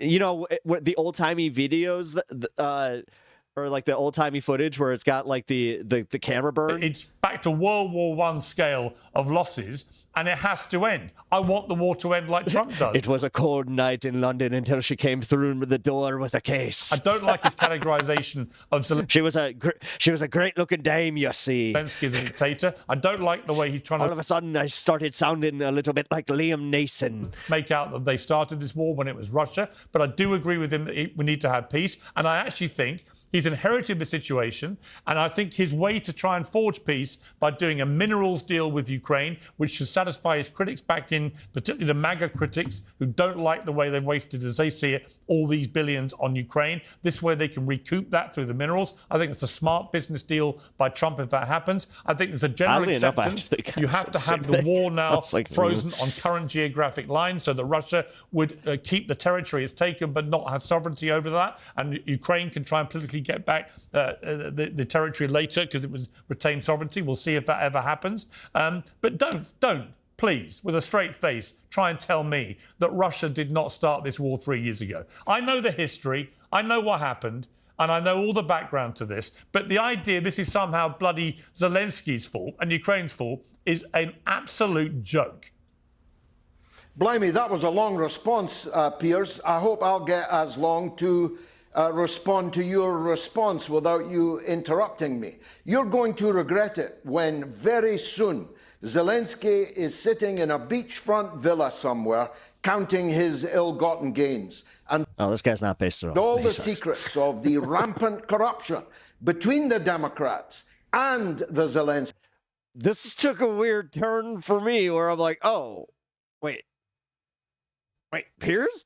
regime begin to tumble out of Broken the clock, I cupboard. guess? This war did not begin 3 years ago. You very well know that it began in 2014. You very well know that I'm not even kidding. I got like whiplash from that. it began with a coup against the elected president of Ukraine, backed by Victoria Nuland and the first thing Fedora Man said was, "Blimey, this guy is a movie character." administration at that time, and supported by you. Blimey. You very well know that the criminalization of the Russian language, which followed hard on the heels of that If you guys have ever seen the movie Snatch, he reminds me of the guy who had the pig farm. was the proximate reason for an uprising in the east of the country amongst Russian-speaking, ethnically Russian people. You very well know Did you know that a pig could go through a human body in under 8 minutes? that Zelensky and his predecessor rained down shot and shell on the people of East Ukraine for He really does. He talks like one of the dudes from a Guy Ritchie film. years before Putin intervened in 2022. And that 14,000 people, most of them women and children, were killed in that onslaught. Scotland You Yard's like, nah, we don't know that guy. very well know that Zelensky was preparing for a final onslaught, a Bloody hell, is he doing it again? final solution. And while I'm on that subject, Yeah, you know, he came out saying that he found the bloody Ripper. You know, whoever, Jack the Ripper, he solved the bloody case, but yeah, nobody wanted to listen to him. you're always telling us how much you love the Jews. You're supporting a regime which puts up statues to Nazi collaborators, to generals of the Galician It was the doctor! I told you! division of the Oh my God. SS. You are You guys know that, like, for real, that was the, I saw this somewhere where they're like, it was a story that just didn't make any sense, was just completely weirdly placed. And it's like, yeah, did you know that they found Jack? Oh, it was Josh Johnson. Josh Johnson said He's it. Jewish, you know that, right? Like, yeah, and apparently they found Jack the Ripper. Important news, I guess. You know Heroize it. Zelensky's Jewish, right? Do you? but that's Piece of simple Russia withdrawals. like Yep. saying there's no racism in America Oh, I because see. Obama. So because Obama. So you're calling well, the Jewish leader listen, of Ukraine a Nazi? listen. Is that your position? No, I'm not. But You the just did. regime is. You Did Ukrainian democracy make Putin sad? Poor little guy. know very well that all over Ukraine, You'll think I cried tears. statues and I only cried vodka. the heroization of Entire nation of Russia built on Putin tears. Bandera and Tears of pure joy. the SS in Galicia and the mass murderers of Jews, including at Babi Yar. There are a the tiny. greatest- There the are greatest proportionally. I'm going to respond to massacre that. in the There are Second World proportionally, War. as you know. To quote you, I'll start this by saying, as you know, there is a I love the fact that we've seen Putin shirtless and we know, like, for a fact that he has tiny little nipples. tiny percentage kinda funny. of people in Ukraine who are neo-Nazis. I As ride horse and I have tiny little nipples that point in coldness. there are, by the way, in many of the neighbouring countries there, Who's putting up including these statues in then? Russia, right? Point me and toward they are my not success. Putting up these They statues. are not Who's a significant. heroizing They are these not people? They are They're not. just Sausages in me pocket. calling a significant- libraries Let after me them. finish. They're, Let me they're finish. calling university Let me wings finish. after Let them. me finish. They are There's not. a Bandera Let me street finish. in Kiev. I'm actually trying to take this seriously. I can't. Let me finish. There are not a significant number of people, and for you to call the Jewish leader of Ukraine somebody who is leading a regime propping up Nazis is despicable. Despicable. I've already said to you, that's like saying there's no racism in America because Obama was briefly the president of the country. The entire western part of Ukraine played a decisive role in the mass murder of Jews and Poles and others in the Second World War. And now they are heroizing the heroes of the SS and the other collaborating A tiny forces number that of were people do involved that, in as the you I can't well drink know. enough to survive this Tiny shit. number When of all people. these things become clear, I'm pretty sure I'm gonna have liver damage by the end of this presidency. Why do you support? Zelensky is Why do you sitting support? in- Okay, let me ask you why. When Zelensky is Why sitting do you in his support? beachfront Why do villa, you support? counting his Now you're just repeating your thing. Let Piers go. You don't listen. It's not important. Let me finish. You're going to What are be you sorry talking about for the beach all first? the And you know heroization what? of him You know what, that George? you have done. You know what, George? You might be also sorry for propping up a despicable Russian dictator who illegally invaded a sovereign democratic There's European no way country. they go back to Sam You Cedar might and look these at guys yourself after in the this, mirror right? in a few They years do! when he carries on They broke this up. Oh my God! invading other countries, dumb. which he will. Why did you do Because this this was never format? about Russian speakers in Ukraine. This was all about trying to restore the Soviet Union. He's a despicable tyrant who will prove people like you to be useful idiots in This guy looks like he's auditioning for the Master from Doctor Who. this war. Why doesn't It was me all along, Doctor. Why doesn't Donald Trump agree with you? Because he's wrong. Well, you know, you have been up his ass all of these 2 days. I will give him, you know what, his non-based takes on the Ukraine aside. At least we get to see him call him on this shit. Decades. Really? You've kissed What have I walked into? One of the funnier debates that we've seen. Really? You've I haven't licked been able his to take it boots. seriously. You've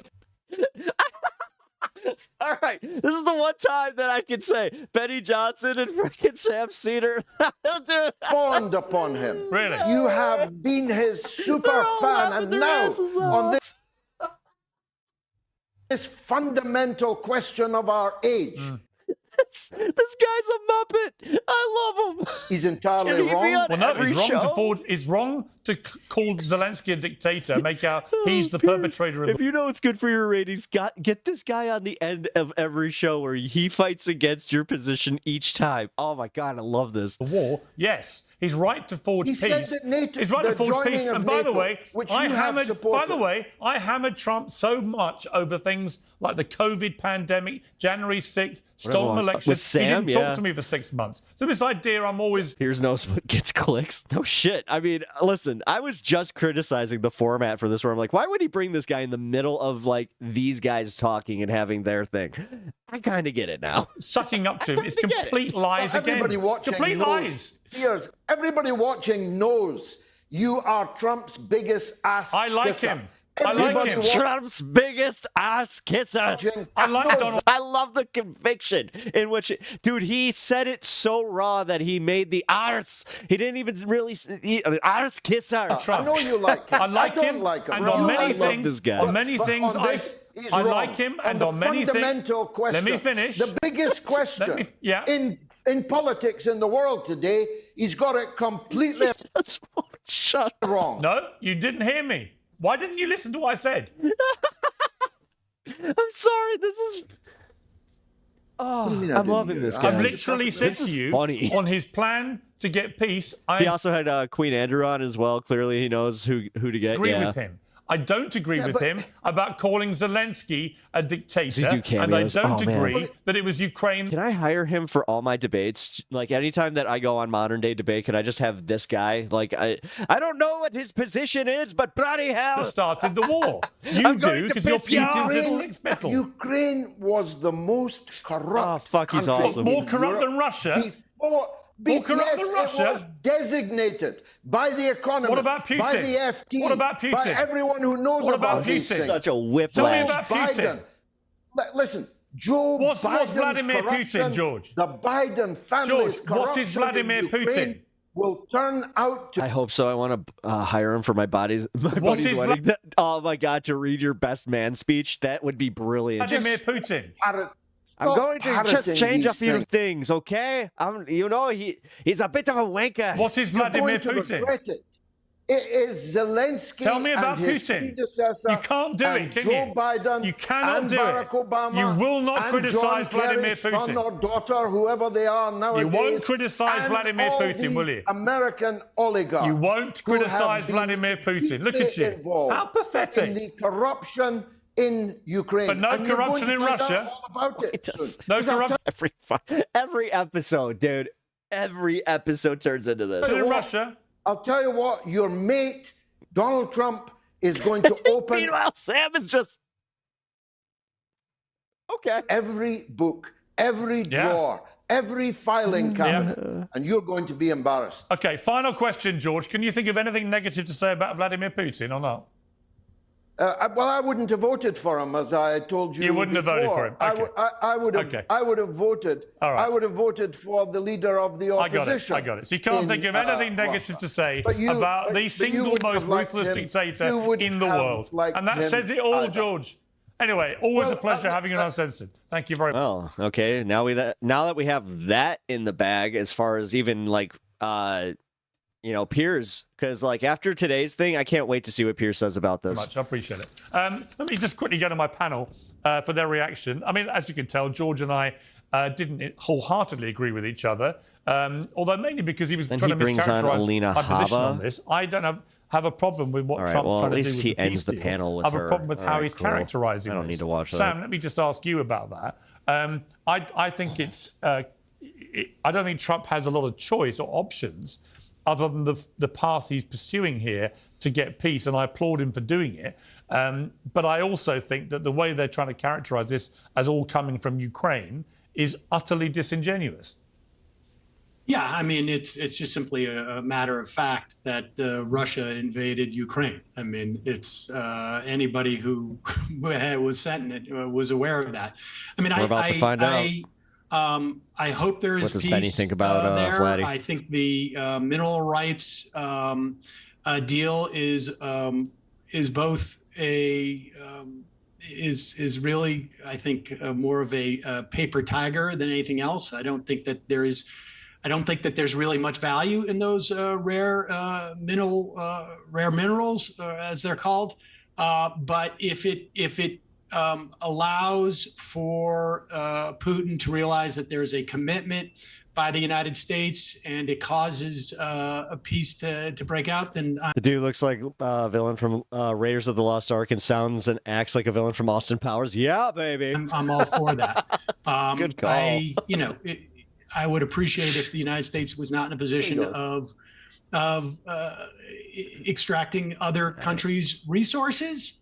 We have an obligation to Ukraine because of the 1993 agreement that led to Ukraine giving up the third largest nuclear arsenal in the world, that we would protect them from. Biggest Loser lady looks like she's so far out of her lane on this one.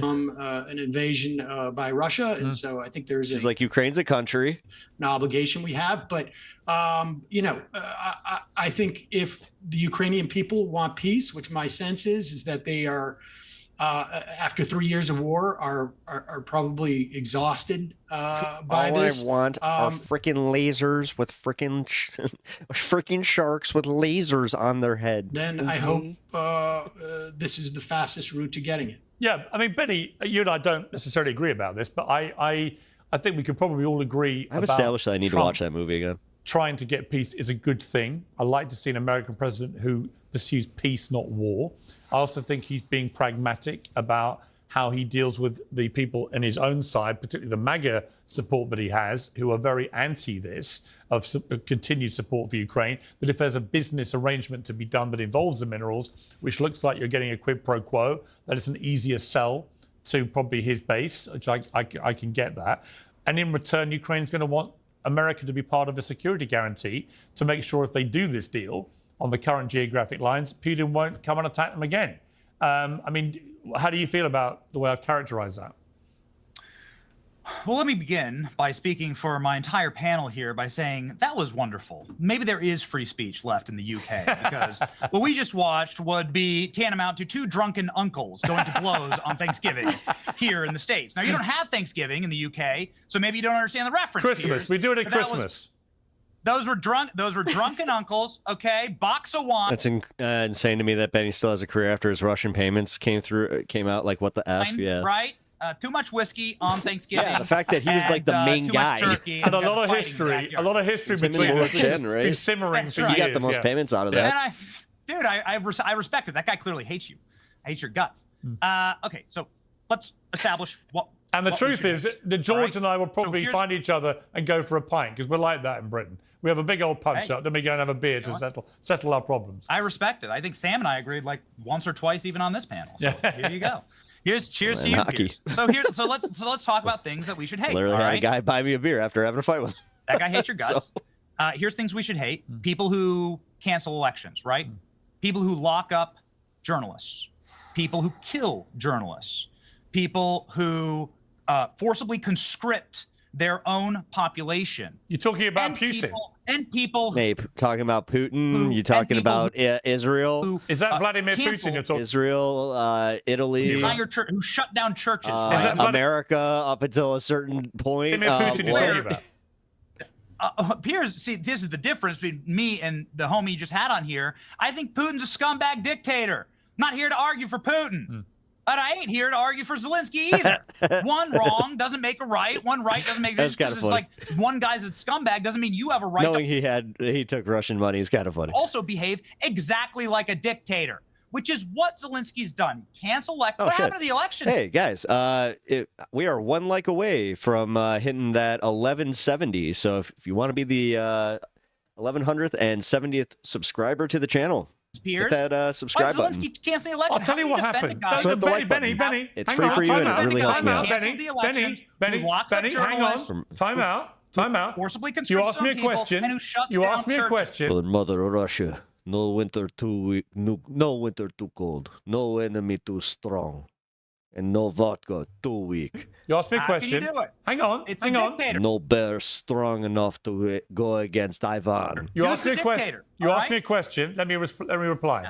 Why did he cancel the election? Oh, well, I can't crack it my could be knuckles. something to do with the fact that Alright, dude. Ukraine is under martial law, which specifically under their constitution prevents him from having an election. Why are they under martial law? Because they're actually a war. Secondly, 6 million Ukrainians left the country as refugees. How are they going to vote in a free and fair election?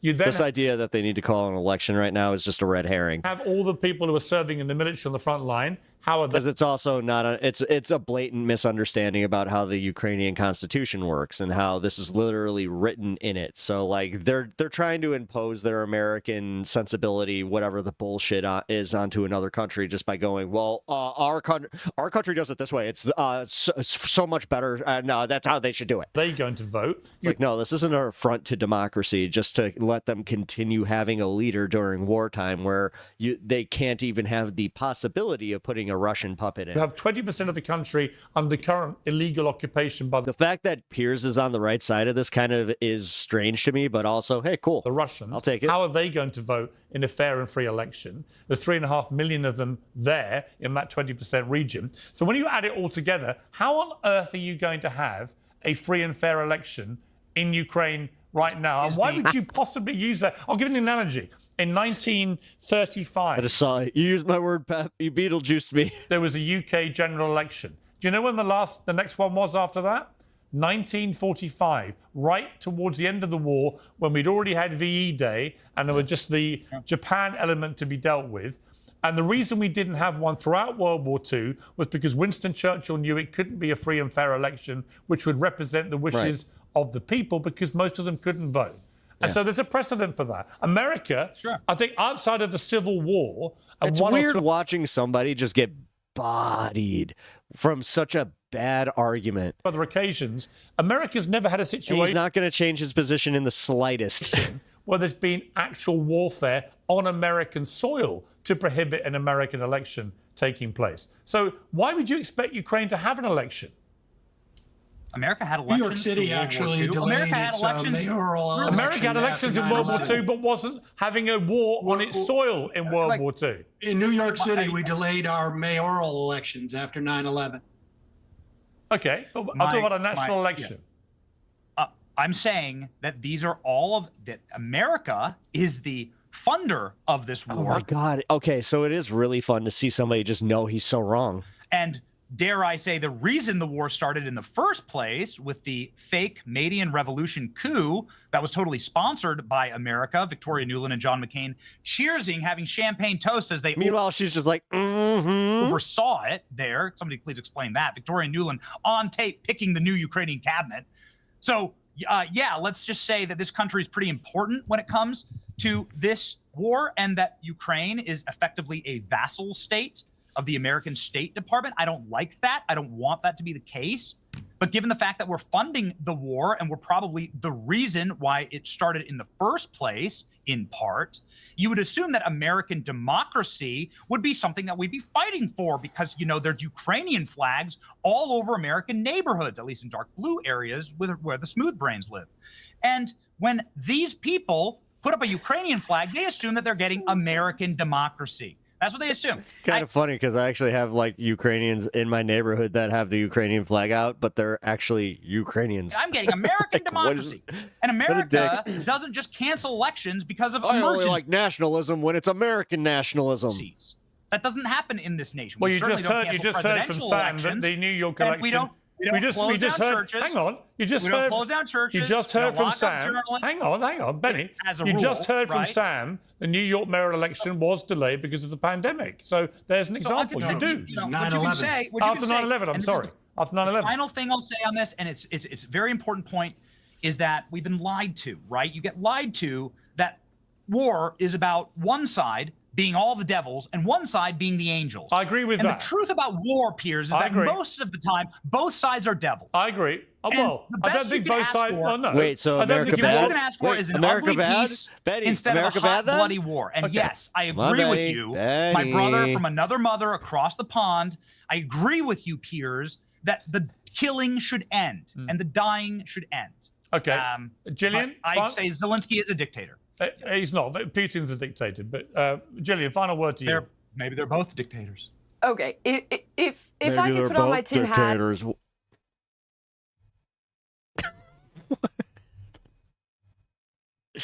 Hey guys, you know what shit-eating grin is? That's a shit-eating grin. And that guy just ate some shit and he's grinning. Wrap myself in tinfoil, being as sober and judicial as possible. I follow the money here.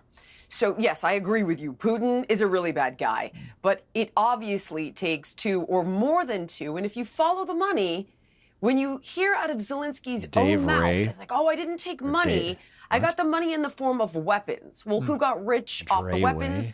Defense contractors. Okay, then what assets did Ukraine have? Well, they had the breadbasket, which was farming land second only to Iowa across the globe. It was one of their top resources. And then in 2021, there was land market reform from financial pressures due to global financial institutions, forcing them to open up that land to, guess who? Cargill, ADM, so on and so forth. So they were able to capture that resource. And then what did they have left? They had minerals left. So now Putin gets to keep, I think he has 2 territories where he'll probably hold on to those minerals. And now we're going at Sam saying there's no value. It certainly doesn't seem like the case. I haven't heard that, but I'm not an expert in this. And now we're grabbing some of those minerals. And then guess who gets to rebuild all of it? BlackRock and JP Morgan Chase. So I do not think it's like, it's Zelensky, it's Putin. I think it's far bigger than that.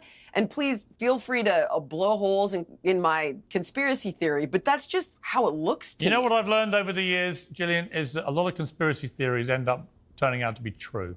So I'm gonna leave it there. Listen, great debate, you guys. We had the full essence of a proper free democratic society debate today, which is a good thing. So thank you all very much. Including your drunken uncle. Thank you. Including my drunken uncle. And we didn't get round, sadly, to talking about Gene Hackman, who died in very sad circumstances today with his wife and his dog. And there's some pretty disturbing new reports coming out about what may have happened. We're not entirely sure. But Gene Hackman, I mean, just to say at the end of this show, one of the all-time great actors. The thing I always thought about Gene Hackman, I can't remember ever seeing him in a bad movie. Right? Every movie he was in, he just came alive, did a brilliant job, and he made, out of the 80-odd movies he made, I can't think of a single turkey. How many actors can say that about their careers? So one of the all-time great actors, and a very sad day that he died and appears to be in such sad circumstances. Anyway. Yeah. All right. Well, for Sam's first time on the show, that was actually, I hate to say, a little lackluster, because they didn't really give him anything to work with, because Benny is, man, they let him monopolize the crap out of that. So, oh yeah, I enjoyed it. Hope you guys enjoyed that.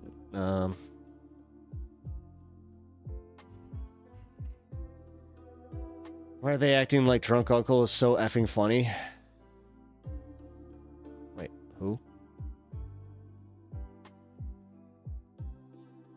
Wait, who's... What?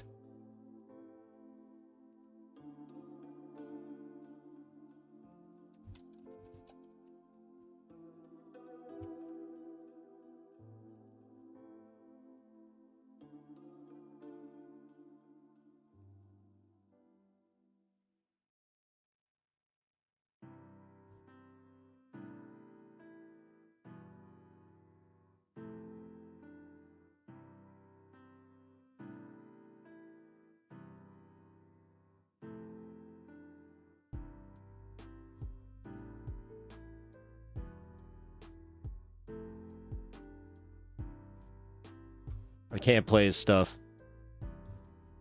He's, sorry. Dave, I was actually going to check it out. I know he's on YouTube, but the problem is because he's a podcast. Excuse me.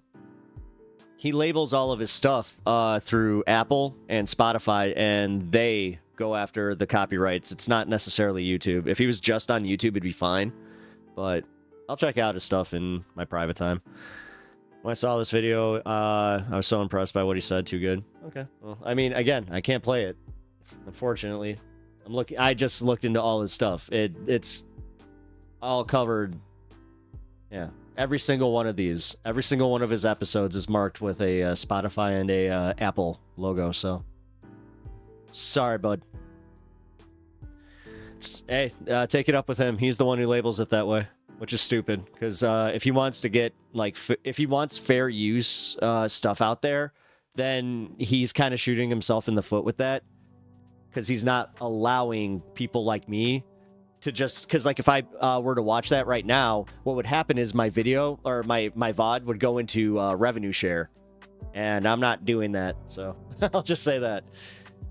But, I appreciate you bringing it to me. Here, I'll make sure that I keep it up so I can check it out.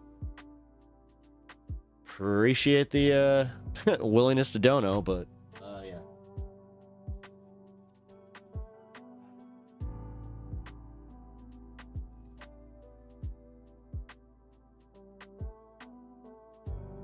Damn it, yeah, all of them. Yeah, Drayton.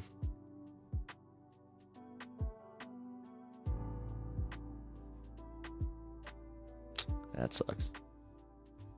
Sorry. Anytime I see that Apple logo, I immediately go, oh. Oh, well. Okay, please watch the one on your own called Workers Who Vote Republicans Are Dumb. Watch this one by yourself and let me know. Cool, we'll do. Let's see. Let's see where that one is. Also, yeah, check this. Wrong. Okay. Cool.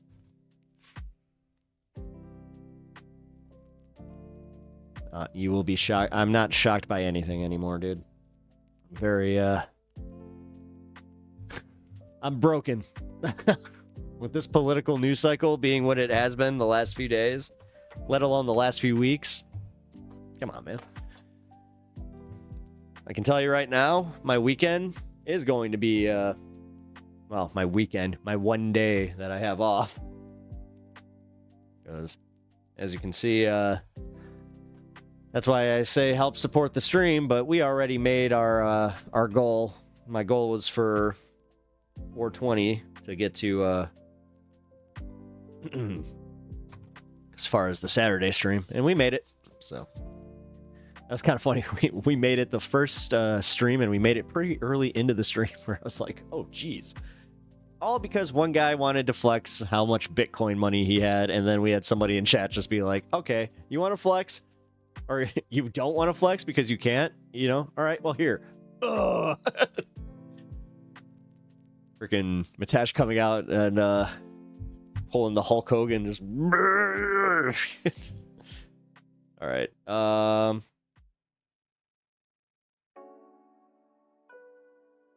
Christianity versus secular humanism.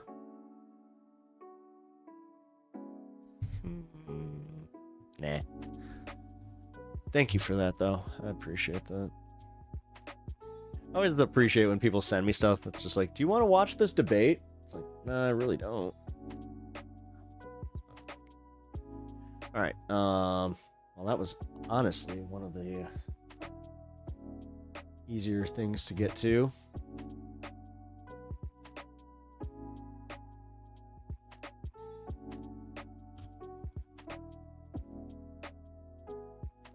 Oh, that's right. Franny Fio was on this episode. Oh, and she's on the whole thing. Oh, man. With who?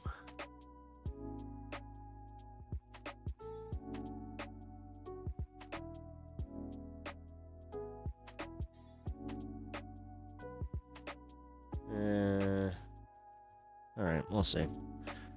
Here we go. Republican regret. This is what I wanted to cover.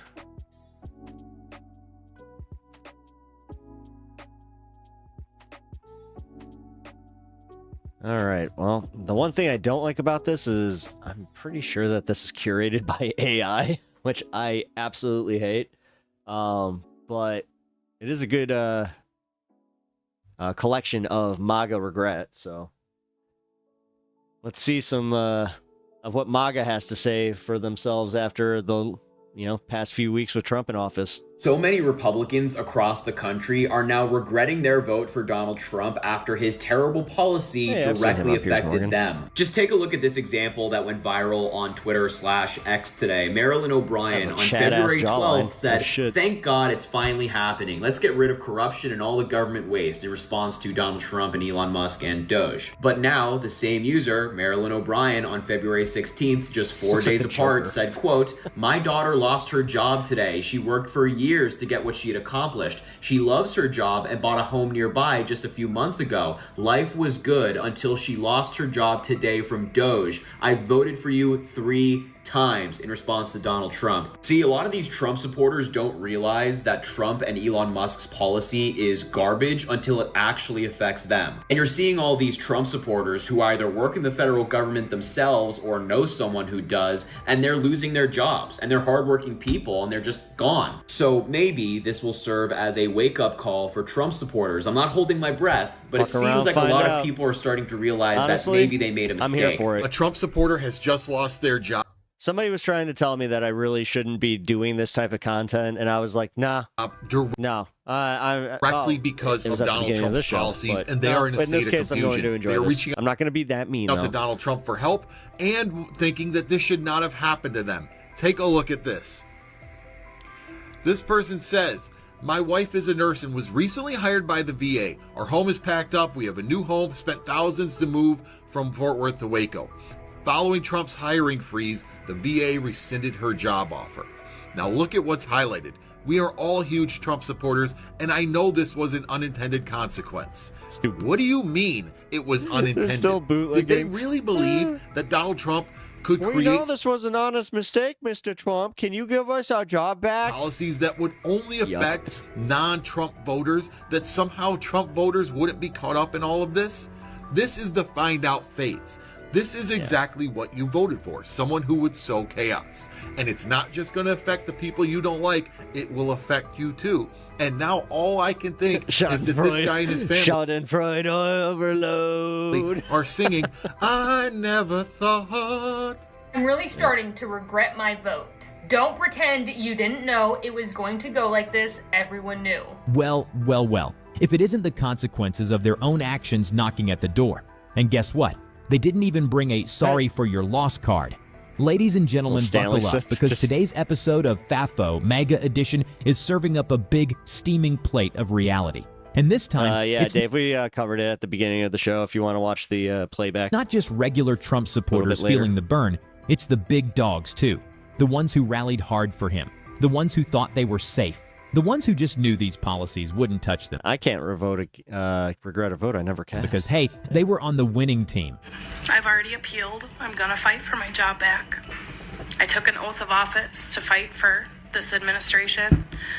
And although I don't agree what's happening or what's going on, please, I don't want to hear the negative stuff. I don't want to hear it. We're going through it right now. All us government, all us federal employees are going through it. I don't want to hear the meanie bobini comments because, I mean, it's not like I would totally be, like, mean to anybody that's, like, I perceive as lower than me, you know, like immigrants and God.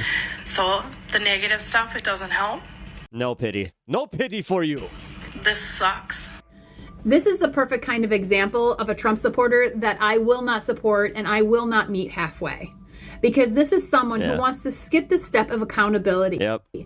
She voted. Yeah. No, and this is kind of where I was saying, this plays into it. They will never feel the accountability if we just keep having kids' gloves and go, you know what? No, come here. We got you. Aww. Voted for this man. She lost her job because she voted for this man. Yet she says she still supports this administration and wants to get her job. This is a consequence. You learn from consequences. Listen, my parents, they taught me that rather early in life. I don't know about y'all. Back. She wants all of us to feel sorry for her that she lost her job. For all of us. Yeah, I don't care how they feel when it only affects them. I don't care how they feel. They only care when it affects them. That said that this was going to happen, that warned her to feel bad for her and skip the step of saying, hey, you did this. You're the cause of it. Now you have to deal with the consequences. No, she wants us all just to skip that part and just feel bad for her. Let's dive into some of the most mind-blowing FAFO moments from MAGA land this week, where supporters are waking up to the harsh truth that they voted against their own interests. Confusion, regret, and irony abound. Irony. Stay tuned. One. This is going to Riley, be good. Whatever her Do you know what dipshit drives name me is? insane about these people that say that if I would have known, I wouldn't have voted for him, or I did not vote for that? Yes, you did. The first thing that bothers me is yes, you did. You see, you voted for those things. You just thought it would happen to someone else. You were perfectly fine with other people losing programs. No, play the other videos. We don't need the preachy them. videos. You just didn't think it would touch you. You thought you were safe from losing these programs. Come on. And the other part is they say they didn't know. Bull crap. Bull crap. The left, independents, lots of different economic experts, doctors, scientists have been screaming about all the horrible things that Donald Trump would do. We told you about Project 2025. We told you how many times his name was listed in Project 2025. And we told you how many of his own staffers were in there as well or helped write it. But you guys didn't believe us. You guys said fake news. We tried to warn you. You didn't either want to listen, or your bigotry and your racism, your homophobia, and your sexism didn't allow you to see what was coming. So the bed that you made, you now have to lie on.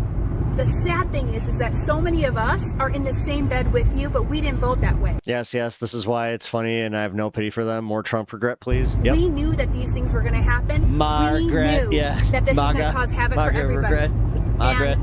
Look, I'm sorry for you. I feel horrible that you're going to lose all these benefits, but you did vote for this. So if you want something to change, I suggest you call your congressperson and tell them to put a leash on Donald Trump and stop him in Congress. I suggest instead of just coming on this app and whining and complaining about what you yourself created, you call your representative and do something about it. Otherwise, we here on the left and independent, we don't care.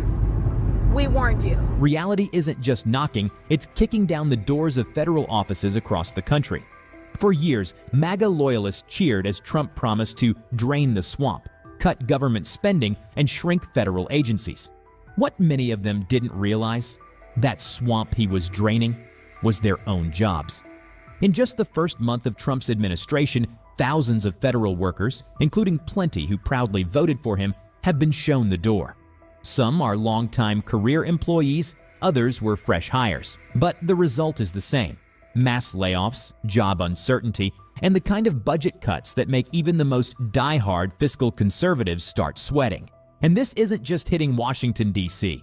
No, more than 80% of the civilian federal workforce lives outside the Capitol, meaning job losses are spreading from coast to coast. Yeah. And here's the kicker: Many of No, and it's all like the ones getting hit the hardest are the red states because they employ the most people for these federal positions in these smaller towns in their smaller cities. these now jobless workers voted for this. Yeah. They rallied for Trump, believed in his promises, and never. But at least they got the Gulf of America, right? And trans is not in sports, and and English is the language. thought for a second that government cuts meant them. Check. But here we Worth are. it. The Department of Government Efficiency, which is basically a fancy name for the Department of You're Fired, has been slashing jobs left and right, telling agency leaders to prepare for even more large-scale reductions. The layoffs are hitting hard, and the confusion is real. After all, it's one thing to chant about cutting government waste at a rally. It's another thing to realize you were considered part of that waste. Hey guys, all of the federal employees that work with my husband and all of the federal employees of the VA, including the nurses, all received an email this weekend asking them to please list 5 things they accomplished in the last week. Did you know that email came from HR@opm.gov, and that anyone can email that email address and tell them the 5 things that they did this week? You could We tried to tell them that they were coming or they were planning this, but they covered their ears and yelled things like "woke in bathrooms." send them, for example, if you're a nurse, Hey, de-identified bonjour. wound assistance pictures. Lou Blanchett. You could send them remember. colonoscopy pictures. You could send them a list of 5 Even ways though that I'm you American are and I part of say the it wrong. resistance. My list included, hold on, let me read it for y'all. Fucked the patriarchy, helped 19 women feed, clothe, and shelter their children and themselves, called my House reps and senators to protest the firing of federal employees at our national parks, the Not gonna lie, I used to think you were a MAGA supporter and was here to troll. stripping of our Well, I'm not. rights, their silence, and general asshattery, read my children 3 banned books and purchased 3 more for our banned book library, and picked up dog shit multiple times a day as it brought to mind our current administration and all who are perpetuating the demolition of our democracy, country, and freedom. Guys, in honor of Black History Month and our country, make some good trouble. Together, we are the resistance. Now let's take a step back and really analyze what's happening here. Because this isn't just about a bunch of federal employees Cheeto God, good, DEI bad. Yes. getting laid off. Simply It's about a that much is it. bigger pattern, a classic case of political short-sightedness. These are non-millionaire voters voting for a billionaire. These idiot Republican voters thought that if I vote for a millionaire, I might be a millionaire. Bullshit. Trump doesn't give a damn. Yeah. People vote based on slogans and vibes without really Are there unironically MAGA supporters? understanding the policies they're endorsing. I mean, I could LARP as one. Like, all I have to do is just put on a red hat and just be like, immigrants, consequences show up. Shock, confusion, regret. See, the thing about political promises is that they always sound great in the moment. Drain the swamp. Screw it, I'm voting Space Monkey next Sounds time. like a noble Space cause. Monkey 2028. Until you realize you were Monkey. standing knee have you deep seen in it the Dexter's whole Laboratory? time. The idea of cutting government waste is easy to cheer for. Dial M for monkey. Until your own paycheck is suddenly classified as waste. MAGA supporters who spent years demonizing big government didn't seem to grasp that they were part of that big government machine. And now, Trump's administration is handing them their pink slips with the same enthusiasm they once reserved for his campaign rallies. And this is the fundamental flaw of blind loyalty in politics. When you vote for someone purely out of emotion, without thinking about the long game, you set yourself up for disappointment. Many of these federal workers genuinely believed they were supporting policies that would only hurt other people. They saw Trump's aggressive cuts as a way to punish the so-called lazy bureaucrats and deep state operatives, never realizing that those as Trump did to his own voters, the old saying goes, once a sucker, always a sucker. I mean, that's why, like, honestly, anybody that just looks at liberals and goes like, well, how could you not vote for Trump? Or like they even look at the Republicans that can't vote for Trump and just not see that it's like, dude, you're the guy. It's been said over and over that thinks the stripper loves them or thinks that the car salesman is actually their friend and wants to go get a beer with them. labels could just as easily be applied to them. And now, reality is proving to be the most brutal fact checker of all. But what makes this even more fascinating is the reaction. President Monkey, do you have a short statement? Sir, President Monkey, just a short statement. Instead of connecting the dots and admitting Wow, maybe we made a mistake. Many of these laid-off workers are still trying to spin the narrative. Some are blaming deep state. Thank you, Mr. President. We really appreciate that. Sabotage. Others think this is just a temporary shakeup before Trump comes to their rescue. The cognitive dissonance is wild. They're looking for any explanation, any other than the most obvious one. They voted for policies that backfired on them. So, what's the lesson here? It's simple. Pay attention to the details. Every election, every policy decision, every... I gotta go. System is breaking at effing 3 a.m. That sucks, man. ...budget cut has real consequences. And sometimes those consequences come knocking on your own front door. The next time a politician promises to cut government spending, ask yourself, which part? Because if you don't think it could affect you, well, just ask the thousands... Thank you, Mr. President, for clarifying your poo-throwing comments. ...of newly unemployed MAGA voters how that worked out for them. And with that, we wrap up another episode of FAFO A Edition. But trust me, this isn't the last time we'll see stories like this. There's always another political... Okay. Not enough of the videos, though. It's because they're produced by Mark. Oh, wait a minute. Was that her? Oh, my God. I just realized. Wait. Who is that? Is that? No. That wouldn't be Freeland. No. Fahan? Is that her? MAGA influencers and politicians are delete posts after getting rushing to delete their tweets after they were caught lying about what was in the budget resolution passed by House Republicans last night. And Congresswoman Anna Paulina Luna, for example, she tweeted yesterday, "Congratulations, America. Tonight we finally put an end to tax on tips and tax on overtime." Except there was one problem. That was a complete and total lie. And so she was fact-checked by Twitter, by the community notes, people saying that no, that in fact did not include provisions for no tax on tips or no tax on overtime. Also, that wasn't even the full bill. Nothing actually passed. It was just a resolution putting forth targets of what they ultimately want. No, but I actually saw that post. Oh, see, and it's been deleted. That's wild, because I saw that one circulating yesterday, or it was either yesterday or 2 days ago on Facebook from some of my Trump friends. And that tweet has now been deleted. MAGA influencer account N Wokeness got caught in the same exact lie, writing, "Breaking House GOP passes budget bill, which ends taxes on tips, overtime, and Social Security. Promises made, promises kept." And that was deleted. I'm learning the language of Muscovich and Donald Trump, Trumpkovsky. See, I learned. Well, but not before it racked up over 6 million views. So MAGA was trying to position this resolution, which is going to try to push forward more than $4.5 we may have use for you in New World yet. trillion in tax cuts for the wealthy and adding $19 trillion to the deficit over 10 years. See, I'm good up until there. It's just like, oh, dude. So, do you even some sort of do you bill? speak the Come on, comrade. You want to speak the language of motherland. For the common man. Well, like, they got caught.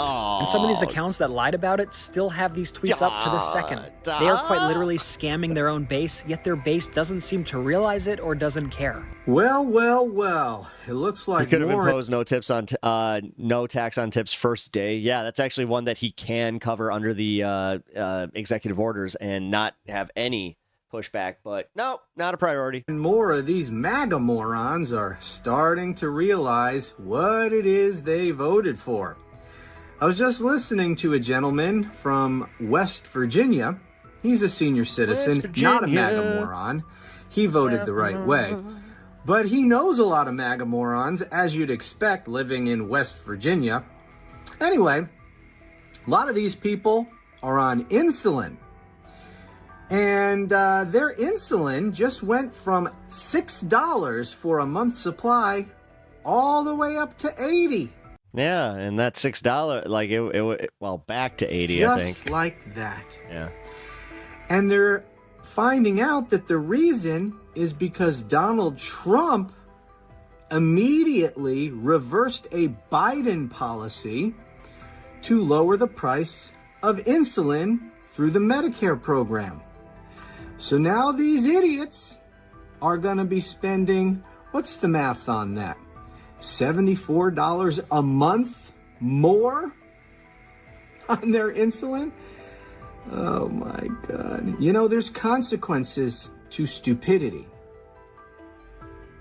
Just saying. You guys elected a guy who's only going to make your lives worse and make the rich richer while making you way poorer. Good job. Ladies and gentlemen, gather round for a tale of irony so rich it could be its own Netflix series. We're diving into the wild, wacky, and occasionally wince-inducing world of Trump supporters who are currently living through what can only be described as a real-time FAFO experiment. You know, FAFO, that delightful acronym for around and find out. And oh, are they finding out it's practically Shakespearean? If you've ever wondered what happens when political chickens come home to roost, well, grab a seat and maybe some popcorn because we're about to find out. Trump just accidentally insulted himself. He asked, who would sign a thing like this? The rich get richer, global stocks are effed in this shitty meeting with Ukraine. Yeah. So Trump is angry today about... the day after they got the lackluster findings of the Epstein files. A very unfair that pissed deal. off their own base. It's the U.S., Mexico, Canada agreement. Yeah. And he's having some confusion about it. Now, when he signed the deal in 2020, he called it, quote, the best agreement ever made. And he intended it to replace NAFTA, which he called, I think you can guess, the worst trade deal ever made. Economists have said it's basically the same deal. He just put a different name on it and signed it. But now that he's seen the repercussions of his actions, that Americans, he says, are paying too much for goods. So he's taken the logical step here of raising prices further with tariffs. Listen to what he said. Quote, I look at some of these agreements, I'd read them at night and I'd say, who would ever sign a thing like this? So the tariffs will go forward, yes, and we're going to make up a lot of territory. All we want is reciprocal. We want reciprocity. Let's set the stage. The MAGA movement, once a roaring engine of red hats, chants, and unshakable confidence, is now navigating some, let's call them unexpected twists. Those executive orders and policies they cheered for like they just won the Super Bowl? Yeah, turns out they're not quite the victory lap they imagined. It's like ordering a fancy steak dinner only to realize you're allergic to beef. Want to hear one of the most outrageous things that Donald Trump has cut since he became president? The National Suicide Prevention Hotline. That's right. There was a post today on LinkedIn from one of the team members saying that a bunch of their folks got let go because the feds are not going to pay as much for it anymore. Why would we cut the National Suicide Prevention Hotline? That hotline is designed to make sure there are enough people on at any time so when someone is having those thoughts, they can call the number and they can get help. How on earth is saving a little money on that helping anybody, any state, red, blue, it doesn't matter. We all have these problems. Why on earth are we cutting that? And mind you, they are trying to find all of these savings so that they can give a tax cut to millionaires and billionaires. You and I won't even benefit from this. And they're taking away vital support needs for people who desperately need it. Sometimes there was an article that was written years ago about the MAGA movement by Adam Serwer in The Atlantic, and the title was "The Cruelty is the Point." And I think he's right. Take tariffs, for example. Remember when Trump slapped those bad boys on imports like he was playing Monopoly with other countries' economies? Well, guess what? Those tariffs didn't just hurt China, they jacked up prices on everything from washing machines to soybeans. And who's footing the bill? Yep, the same folks who thought tariffs were a genius move. Then there's the whole deregulation thing. Sure, it sounded great in theory. Less government, more freedom, right? But now, some of those same supporters are realizing that clean air and water regulations existed for a reason. Who knew? Surprise, surprise, the orange Cheeto Mussolini contradicted himself again, but this time it was on Mango Mussolini. Come on, that one's easy. Medicaid cuts, because he first promised not to touch them during a Fox News interview, and then he endorsed a House GOP budget that includes nearly $880 billion in Medicaid cuts so that he can fund tax She has big Aubrey Plaza energy. breaks for the wealthy. His administration obviously is saying that they're just cutting waste, fraud, and abuse, but they provided zero evidence that such waste actually exists on a scale that's large enough to justify the reductions. And even moderate Republicans The AI voice hurts my soul. Yeah, this is the last one we'll watch of this. have but also warned that slashing to get a little Medicaid would bit be in. devastating for millions of families. Beyond Medicaid, Medicare, and Social Security are also at risk now, and Senate Republicans refused to support a measure that would be protecting Medicare and Medicaid. The Orange Cheeto Mussolini's team briefly included Medicare in its budget-cutting plans before backtracking once again, so we don't really know exactly what's going to happen, but we know that Social Security is also vulnerable, and this guy over here has already hinted at investigating fraud within the program, despite the Social Security Administration debunking claims of any sort of fraud. I came from a conservative Twitter space. Do you need a hug? Orange Cheeto Mussolini's broader economic policies, such as his mass deportations and his new tax cuts and his tariffs, are all projected to just accelerate the depletion of the Social Security Trust Fund by 2031, which is actually 4 years earlier than previously expected. And obviously, the simplest solution for this would be to raise taxes on the wealthy, but that's obviously off the table for Republicans. So it's going to leave Social Security at risk of some major cuts. And despite the Orange Cheetos most spaces will do that to you. reassurances to everybody, his administration and the GOP are already laying out the groundwork to slash Medicare, to slash Medicaid, and to slash Social Security so they can pay for tax breaks for the rich, of course. Yeah, Good job, MAGA. Take a load off. You're in the you right guys place. elected a guy who's only going to make your lives worse and make the rich richer while making you way poorer. Why do you have the fake glasses on? But wait, there's more. Enter the man, the myth, the meme machine himself, Donald J. Trump. The MAGA maestro is currently doing a fascinating dance of self-contradiction that's part comedy, part tragedy, and entirely unpredictable. One minute he's trashing his own policies, the next he's defending them like his life depends on it. It's like watching someone try to juggle flaming torches while riding a unicycle. You can't look away, but you're pretty sure it's going to end in chaos. So, what's the takeaway here? Well, it's a classic case of FAFO. Fuck around and find out. Every time I sign one of these, it's a symbol of somebody's blood pressure raising just because they have TDS. The MAGA base is learning the hard way that that's what my signature is. It's the collective energy of somebody losing their shit. Policies aren't just political theater, they have real-world consequences. And while it's easy to laugh at the absurdity of it all, there's a deeper lesson here about the importance. They're blocking trans people from being in the military, but I love what people are saying. If the draft comes back, then we have the opportunity to do the funniest shit. Of thinking beyond slogans and sound bites. Because when the rubber meets the road, it's not just about owning the libs or making America. By the way, that's next. One thing that they're not talking about is how we don't really have a lot of people in our military right now. It's actually at its lowest capacity that it has been in decades. And guess what they're thinking about? Great again. Why do you think they're trying to ingratiate themselves with a bunch of 18 to 20 somethings? It has nothing to do with making them loyal, so they might enlist. It's about making sure and if they don't enlist, then they might be doing so, policies we champion actually work for everyone, not just the folks wearing the red hats. And speaking of lessons, what do you think about all this? Are we witnessing a masterclass in irony, or is there something bigger at play here? Drop your thoughts in the comments below. We're all ears. Are you? Are you all ears, or are you all binary ears, you AI robot? The fact that the thing that was narrating that wouldn't pass a CAPTCHA test is kind of scary. Anyway, I hope you guys enjoyed it. Also, if you're new to the channel, please leave a like. Makes it awesome. And honestly, guys, if you guys haven't already left that like, it really does help all of us YouTubers, especially the smaller ones. For every like, I could probably see another 100 eyes with my live stream, so I really appreciate the support. So, you guys do not mind, but just like always, the second that I ask for something, they're always just like, nah, bridge too far, bro. Thanks for entertaining me, but you know what? Fuck you. Can't even give you the free stuff. Whatever. Either way, I do appreciate the likes on the stream. It really, really does help me. Also, let's see. Did we get that 1170 yet? I don't think so. Nope. We're one away from 1170.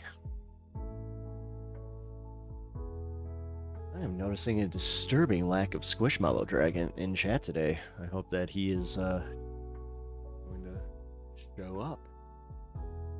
Man. All right. Well, 3 hours in. Cool. Let's Ooh, here we go. Somebody mentioned the Bill Burr thing. Here we go. We'll watch the Bill Burr thing. Neck hurts. Oh, gee, I wonder why. Doesn't have anything to do with me sitting. Yeah, probably. I'll tell you what's funny. I made fun of the fucking Twitter guy for fucking Sieg Heiling not once but twice, and I never look at my emails. I was scrolling through my emails, and it said my Twitter account had been flagged for inappropriate. I don't even tweet anymore.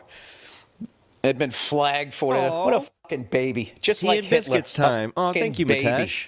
How about the fact that the Twitter guy he's not even from here? He's from South Africa. He comes to this country and wants to turn it into a fucking dictatorship. He doesn't feel that we deserve democracy. Can you just imagine doing that?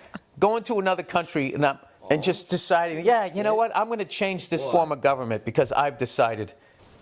Yeah, he doesn't mind living under a dictatorship as long as he's on the good side of it. Oh, yeah. Fucking. Thank you again for the $2 donation, Mitesh, and the biscuit for the buddy. Laminated face cunt. If you guys don't know, you guys can donate over on YouTube or get yourself a membership, and I will give the buddy a biscuit. What's he going to do? Reflag my account? That's his first one today, so he's like, I will totally take more. That was a clip from the, just so you guys know, I do give him one after stream every day. February 17th episode of Bill Burr's Monday Morning Podcast, where he says that Elon Musk literally flagged his Twitter account to, I guess, retaliate against him for daring to mock him, which isn't just embarrassing and childish and shows that he can't take criticism. It's also very short-sighted because picking a fight with a comedian like Bill Burr is not going to end well, but he just couldn't help him. The way he eats with his mouth open. You see him because like the way he's doing it is like like he tastes his and by food. the way, Bill Burr is not the only. He is the opposite of most dogs that just hoof that comedian shit. Who's going after Elon Musk lately, and we'll get to that later. But it's just ironic to me that the world's richest man can't take a joke, even though he himself insists that comedy is being destroyed by people because they get too offended. I mean, he said this at CPAC last week. His commission. I mean, the sort of the left wanted to make comedy illegal. You know, he's an earner. Like you can't make fun of anything. So then it was like comedy sucks. Like you can't make fun of anything. God. That's what I'm saying. Make comedy great again. It's like nothing's funny. You can't make fun of anything. It's like legalize comedy. Yeah. Oh my God, it's so cringe, dude. Legalize comedy. He is such a fucking loser. Oh Goddamn. my God. But I mean, this is the guy who's accusing everyone else of not being able to take a joke. Meanwhile, yeah, hello, fellow kids. While he's literally trying to be cool, like that's why he hires 20-something. Like that's why he's like, I don't even hire anybody under the age of 25 because I'm so cool, bro. Yeah, bro. Like I am become meme, bro. Flagging Bill Burr's inactive Twitter account to punish him for doing comedy at his expense. I mean, you can't make this shit up. Hypocrisy doesn't even begin to describe it. But after hearing that Bill Burr he's like a was WWE flagged, wannabe fan, yeah. and that Musk was trying WWE to censor fans are way cooler than him. I had to figure out what Bill Burr said to get Elon Musk so triggered. Elon is his own favorite audience. Wow. That's actually a really good comment, Dave. And I found it. And now I understand why Elon Musk was so offended by it, because Bill Burr didn't just roast him for his Sig Heil. He hit the deepest insecurities that Elon Musk has, and he very obviously hit a nerve, hence why Elon Musk tried to censor him. But without further ado, this is the clip from the January 30th episode of Bill Burr's podcast made... in anticipation, I'm going to do my favorite Elon stance. Well, you see, he can't even do like the evil like thing where he does this. He holds it out like way out. It's so weird. Elon Musk so upset. Hey, Elon Musk, if you don't mind, we'd like to enjoy our life. I don't think we need to reboot Adolf Hitler, you fucking lunatic. I'm sorry pretty girls don't like you until you have $1 billion. Maybe Elon, he has all this money and power, and he thought it was going to fill that fucking void, and it didn't. It didn't. And rather than face it in a panic of the profound loneliness. Okay, and I'm coming from an empathetic place here because I experienced that when I took mushrooms. this profound sense of loneliness. And then you either face that and figure out where it is, or you just go full Nazi. And go. I don't think I feel he's more Mussolini. If I'm to look at his face, I feel he's more Mussolini than he is Hitler. I got to be honest with you. The fact that he did that and everyone isn't fucking outraged is just is beyond me. Because I always felt like this country collectively all agreed that Hitler was not a good person. I've been saying that, man.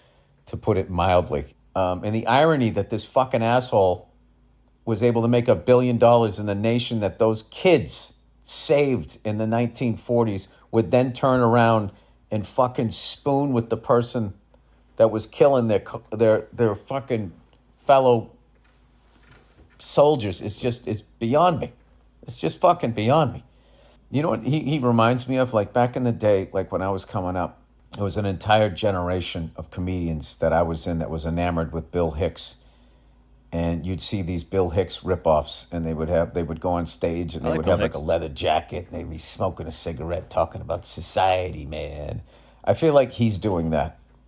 I think he's like a recovered nerd, and now he's trying to be like the bad boy, this bad boy that Kate Moss would date. And I just don't think it's going to happen, no matter how much money he has. I think that realization hit him. And he didn't know how to handle it. And in a panic, he went full fucking Third Reich. He went Fourth Reich. He's trying to keep it going. Sorry I'm laughing about this shit because I don't know what to do about it. It's fucking terrifying. It is absolutely fucking terrifying. Not that he did it, because there's idiots everywhere. It's that the lack of we need to stop this fucking immediately is beyond disturbing. Yeah, so that is why Elon Musk was so mad at Bill Burr. And after hearing that, I can't not see Mussolini whenever I look at Elon Musk's big dumb face. Not necessarily because they look similar, but because they both have certain looks about them. Almost like their skin is a plastic texture or laminated, as Bill Burr put it. But Bill Burr, what he's saying here about Elon Musk, I actually think that he did go full Nazi because he can't find love. I genuinely believe that Bill Burr is onto something here, because this male loneliness epidemic that we hear a lot about, it is correlated with far-right politics. And broadly speaking, the issue of male loneliness is compounded by neoliberal policies and a lack of economic opportunity for young men. And even though Musk's extremism probably isn't the result of economic anxiety, I think that we can probably rule that out. His loneliness and insecurity does make... The citizenry of the U.S. right now is completely split on this, but I would say that the majority of Americans actually still support Ukraine, because anyone that has a basic understanding of Russia invading supports Ukraine. And also they don't want to support Putin.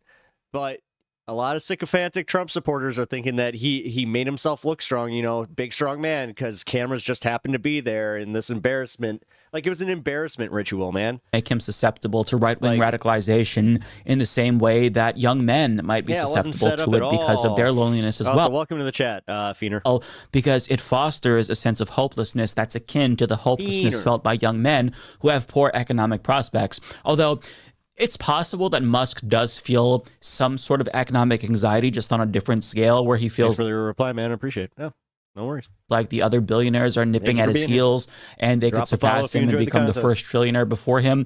I don't know. It's not impossible to think that economic competitiveness still takes place at that level, as absurd as it sounds. I mean, we are dealing with the thing is, line go up. If line go down, then it's embarrassment for them. And that's the whole reason. A man baby, so it's possible. But when you take into account the fact that Elon Musk is so desperate to be liked, and a lot of lonely young men themselves are becoming reactionaries, it's also a possibility that Musk adopted a more far-right orientation, in part because he wants to appeal to those young men. And that's not to say that he didn't already have these reactionary views. It's just that the right-wing shift of young men maybe influenced him to lean into his reactionary views a little bit more. But to show you what I mean, a study published in the latest issue of the Journal of Social Science and Medicine found that loneliness was directly correlated with support for right-wing populism, i.e. fascism, in the Netherlands. And generally speaking, populism is associated with loneliness. Now, in a research review by Brad Stulberg published in Time in 2022, he my life I've been told Russia bad, not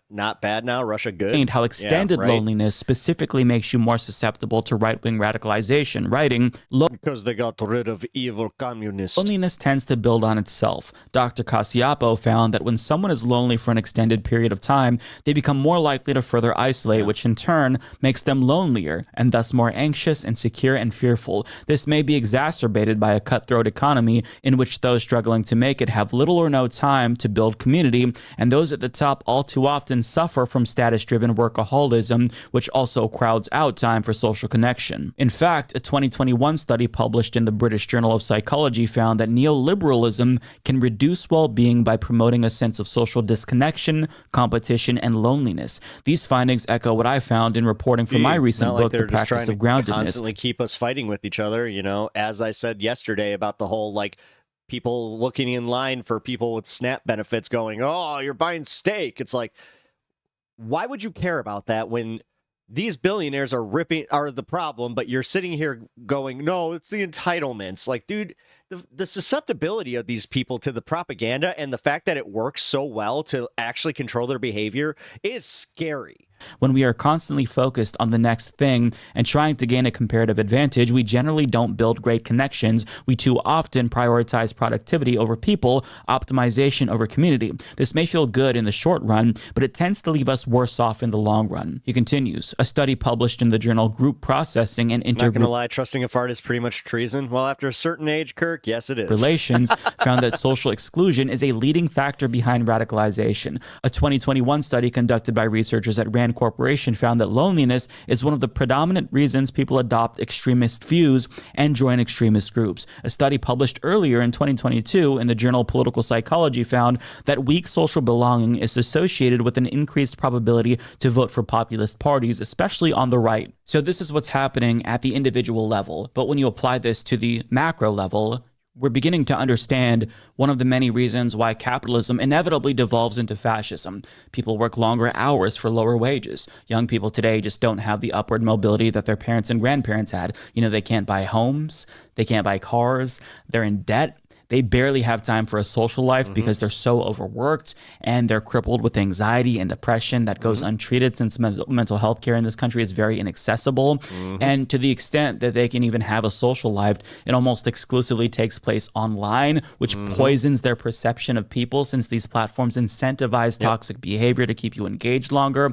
So, it's easy to see how in this environment, that's why here even I try to say, no, go do other things. People gradually become more angry and desperate, and they start looking for answers as to why things are so bad. I'm going to go over the Epstein files. Maybe you stumble across a right-wing influencer like Andrew Tate who tells you, it's everything that we already knew. You women are actually the problem, not you. And through him, you find maybe a different red pill influencer who tells you that your masculinity is under attack. And over time, you begin to build up this resentment towards feminism. And you start to go further and further down that rabbit hole and begin to believe that civil rights, LGBTQ plus people, getting more recognition, maybe that's another reason why traditional norms that men once benefited from have been destroyed. And immigrants are the reason why you can't find a better paying job, since they're taking all of the jobs, apparently, according to politicians. And that is inhibiting your ability to be economically dependent and competitive, which makes you less dateable. And after all of these ideas begin to fester for years, hugging MAGAs causes butt disease. And the anger continues to build. Before you know it, you're in far-right territory, and it's only a matter of time. There is a direct correlation and causation before an opportunistic politician exploits your misguided rage after noticing how the tides have turned. And that's kind of where we're at right now. And this is why a left-wing response is the antidote to right-wing extremism, because we trace it to the root of the problem. The rich people at the top who bought off government and rigged the entire economy against all of us. No. What? No. It's the poor at the grocery store who's taking the entitlements. No, they're the problem. Come on, it's these damn poor. They're the problem, right? They're the common enemy, not marginalized. Says the guy making 50-something a year. As people, they're simply being used as a scapegoat to keep us all fighting each other instead of fighting the elites at the top. But interestingly enough, Elon Musk is one of the robber barons who's responsible for this situation. And even though he's the richest man in the world, it still goes to show you that loneliness is a mother.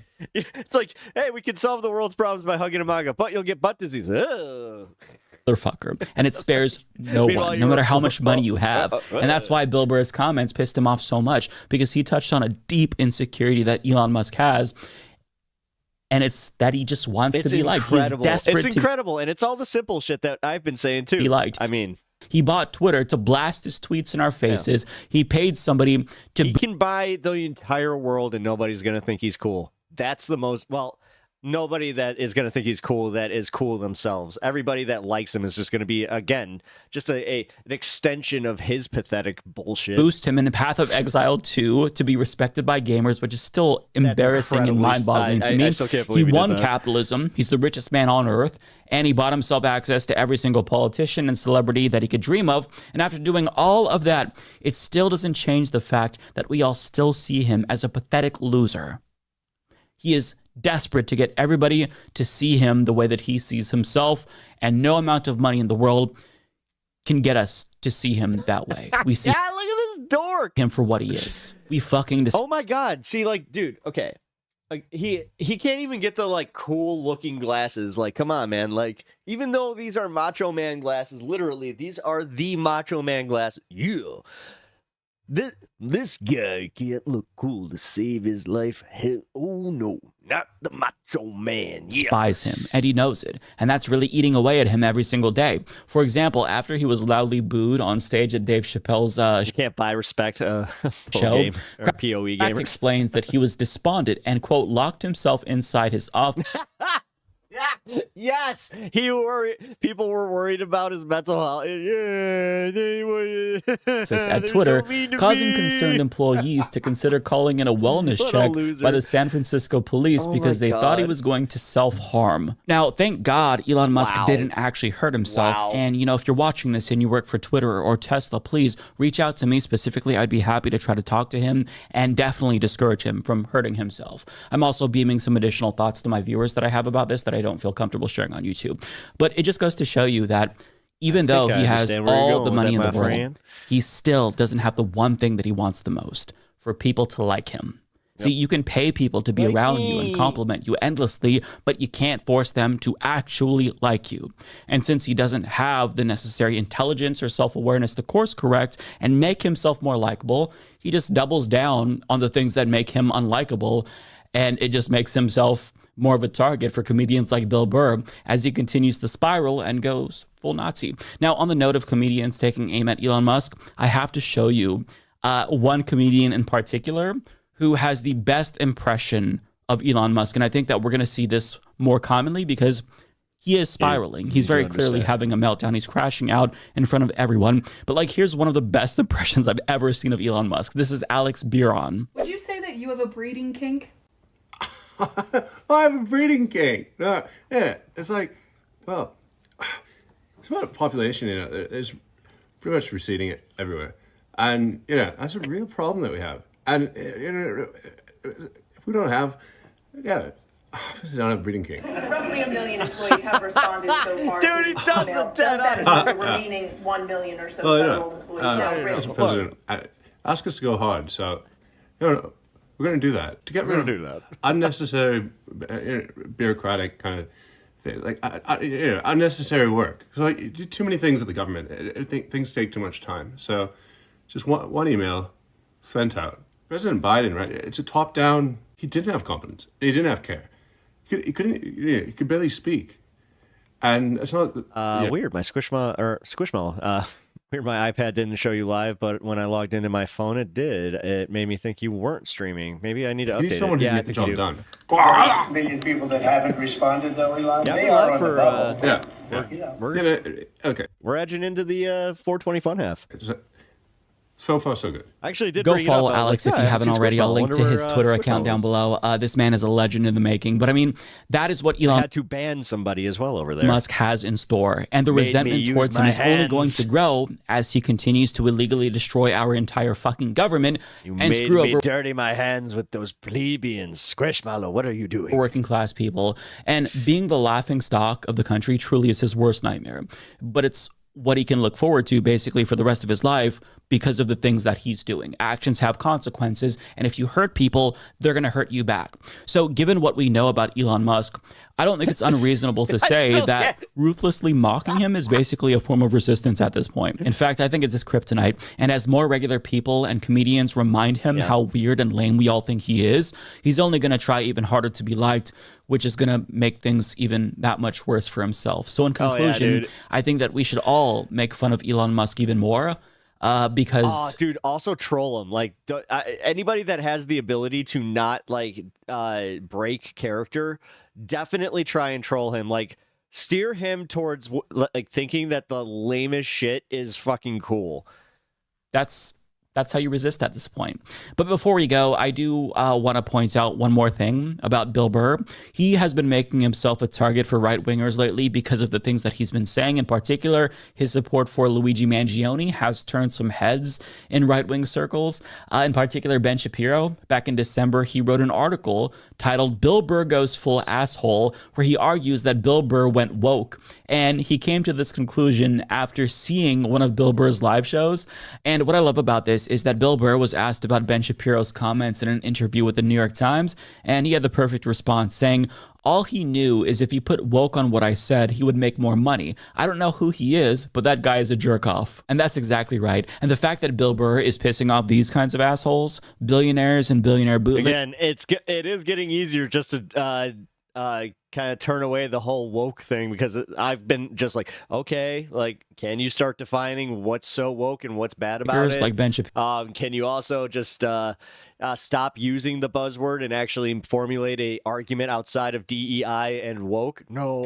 Okay. I think it just goes to show you that his comedy actually is subversive, unlike the other comedians like Joe Rogan, who bow down to the rich and the powerful and bring them on his podcast to let them lie to his viewers about how the Consumer Financial Protection Bureau is actually bad for regular people, when the opposite is true. I mean, so many comedians these days, they grovel at the feet of the powerful, which seems antithetical to comedy, because you're supposed to poke the powerful. And it's made everybody less funny for it, like Bert Kreischer, Tom Segura, Joe Rogan. Those three all have gotten so lame and bad at their job. Joe Rogan's last comedy special was especially egregiously bad.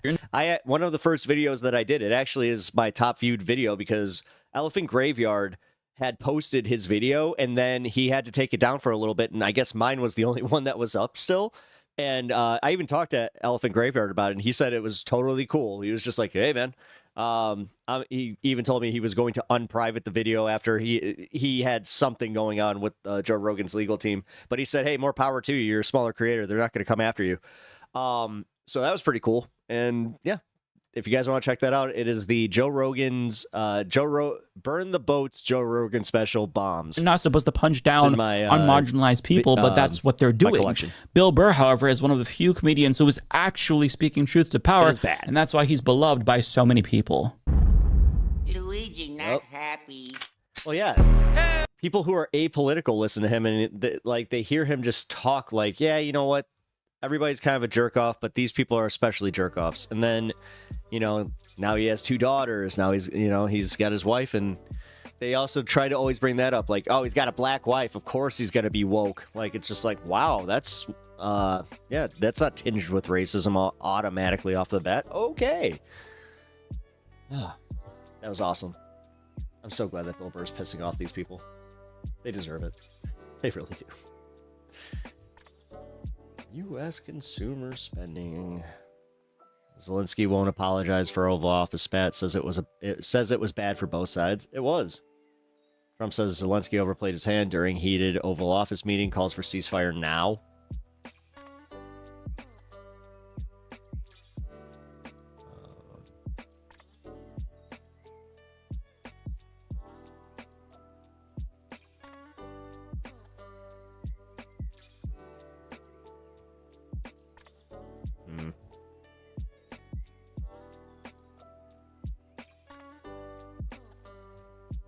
Interesting. Okay.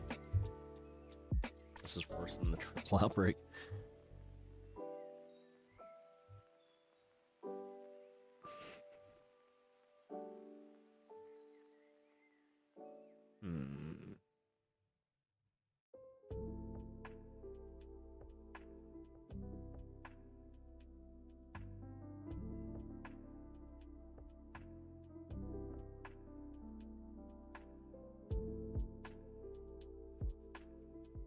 After enduring one of the most embarrassing moments in our country's history, President Zelenskyy traveled from the worst place in Washington, Donald Trump's White House, to the second worst, the studios of the Fox propaganda outlet, where he sat down for an interview with Bret Baier in which he not only left him stunned and silent multiple times because of what he said about Donald Trump, but one moment in which he was not willing to say something to Donald Trump. And we are going to get into all of that and clearly how furious it made Donald. But before we do, if I could quickly ask you to leave a like on this video. And if you haven't already and you enjoy our channel, to hit that subscribe button. It goes a long way and it really does mean a lot to me. Now, before we get into that Zelenskyy interview, we first have to start with Donald Trump's response to it himself. 20 minutes. And these two clips right here. We had a meeting today, as you know, with President Zelenskyy, and I would say it didn't work out exactly great from his standpoint. I think he very much overplayed his hand. We're looking for peace. We're not looking for somebody that's going to sign up a strong power and then not make peace because they feel emboldened, and that's what I saw happening. I'm looking for peace. We're not looking to go into a 10-year war and play games. We want peace. He doesn't want to do that, that's fine. Do a better deal. I want it to end immediately. I want a ceasefire now. He says, oh, I don't want a ceasefire. Well, all of a sudden he's a big shot because he has the U.S. on his side. Either we're going to end it or let him fight it out. And if he fights it out, it's not going to be pretty. Because without it, laughing my ass off, Trump always wearing the hat. It's because he's bald. Anytime he goes outside, he can't trust the wind. So at this point, he needs to wear the hat. Let me tell you. His deepest insecurity. It doesn't matter what I'm considering. I'm just telling you. You saw what I saw today. That was not a man that wanted to make peace. And I'm only interested if he wants to end the bloodshed. Thank you very much. So Trump clearly not happy with how horrible he was during his Oval Office meeting with President Zelenskyy. I don't know what was disrespectful. I've seen one of Elon Musk's camping videos. How smart can he be? He was pissing into the wind. About what President Zelenskyy was doing, standing up for his country, engaging in negotiations, traveling to Washington. That's hilarious. Trump still didn't make it clear how his numerous thank yous were not enough thank yous. J.D. Vance acted like a piece of... And yet they're still upset. But that's what we've come to expect from Donald Trump. That is what we have come to know. A person much more willing to stand up for Putin than any of our allies. And when Zelenskyy was asked about that, he said this. What the Democratic senator said, that Trump has become Putin's lapdog. Do you agree with that President Trump is too close to Vladimir Putin in your mind? We spoke about it, and I think today very openly President Trump, he said that I want to be in the middle, otherwise I will not put these guys at the table. And is he right? I want to be very honest, I want really him to be more at our side. I will explain why. Because it's not just that the war began somewhere between our countries. The war began when Russia brought this war to our country, and they are not right. And they are not right. They didn't respect our territorial integrity. They brought the war on our territory to our families. Sorry for repeating, to our houses. And they're not right. And of course, all the Ukrainians want to hear strong position of the United States on our side. From one side, it's understandable. From another side, he wants to find some way of dialogue with Putin. But he always said, as I remember, he always said that peace through strength. And that's why I think that he's strong, United States strong, two parties together in this question, two parties always together against Russia. You're very strong to do strong steps against Putin. Americans are worried about where the money... It is clear that Zelenskyy is still trying to come to some terms of a deal. He still wants to negotiate. He actually does care about peace. He actually does care about his people, something Donald Trump could never understand. And so he is still working. But there is one thing that he will not do. That's debase himself for Donald Trump. Sure, he'll play the game, he'll work around the edges, but there is only so far he will go. And in the best moment of the interview, we can see that right here. Fire during all these years, 10 years. So I'm not hearing from you, Mr. President, a thought that you owe the president an apology. No, I respect President and I respect American people. And if, I don't know, if I think that we have to be very open and very honest. And I'm not sure that we did something bad. I think maybe sometimes some things we have to discuss out of media, with all respect to democracy and to a free media. But there are things that where we have to understand the position of Ukraine and Ukrainians. And I think that is the most important thing. Yes. Good on President Zelensky. Don't apologize. Why would you? Why should you have to? What did you do wrong? Yeah. The biggest complaint from MAGA today was that President Zelensky wasn't wearing a suit. Really? That's what matters? These people are so obsessed with aesthetics and labels. They say it's liberals, but it couldn't be anything further from the truth. Also, Elon Musk is parading around in a MAGA hat and a t-shirt all the time, and y'all don't seem to care about that. That is the billions of dollars. Yeah, wait a minute. No. Stop him right there. Actually, that's a great catch by Jack. Those billions of dollars. Crypto Scam doesn't talk to Putin in front of cameras. Yeah, what's up with that? I was going to Elon.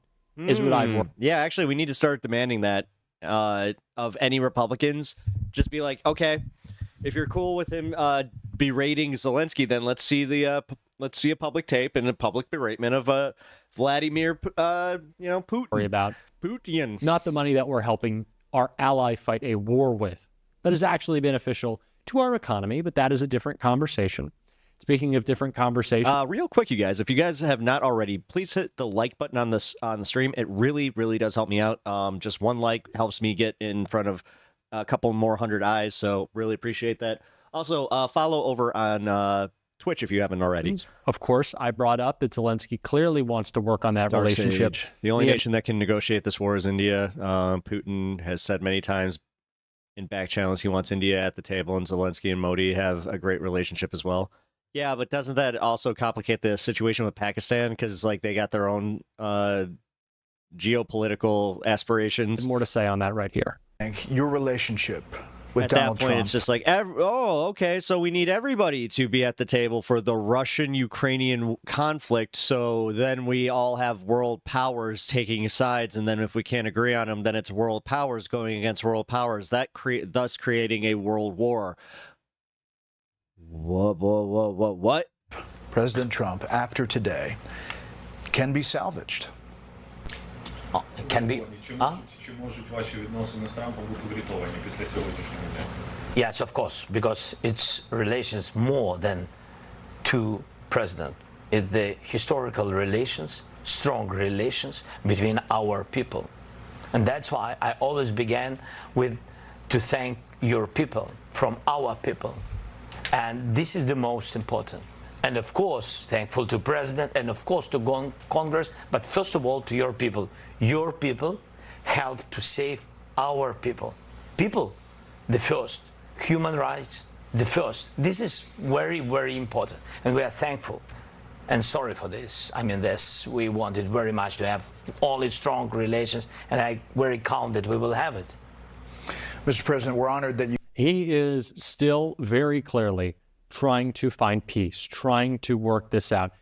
I think what Donald Trump was trying to do, and it's clear from a couple of bits and pieces, some evidence here and there, I think he's just trying to present himself as strong, which he knows he's not.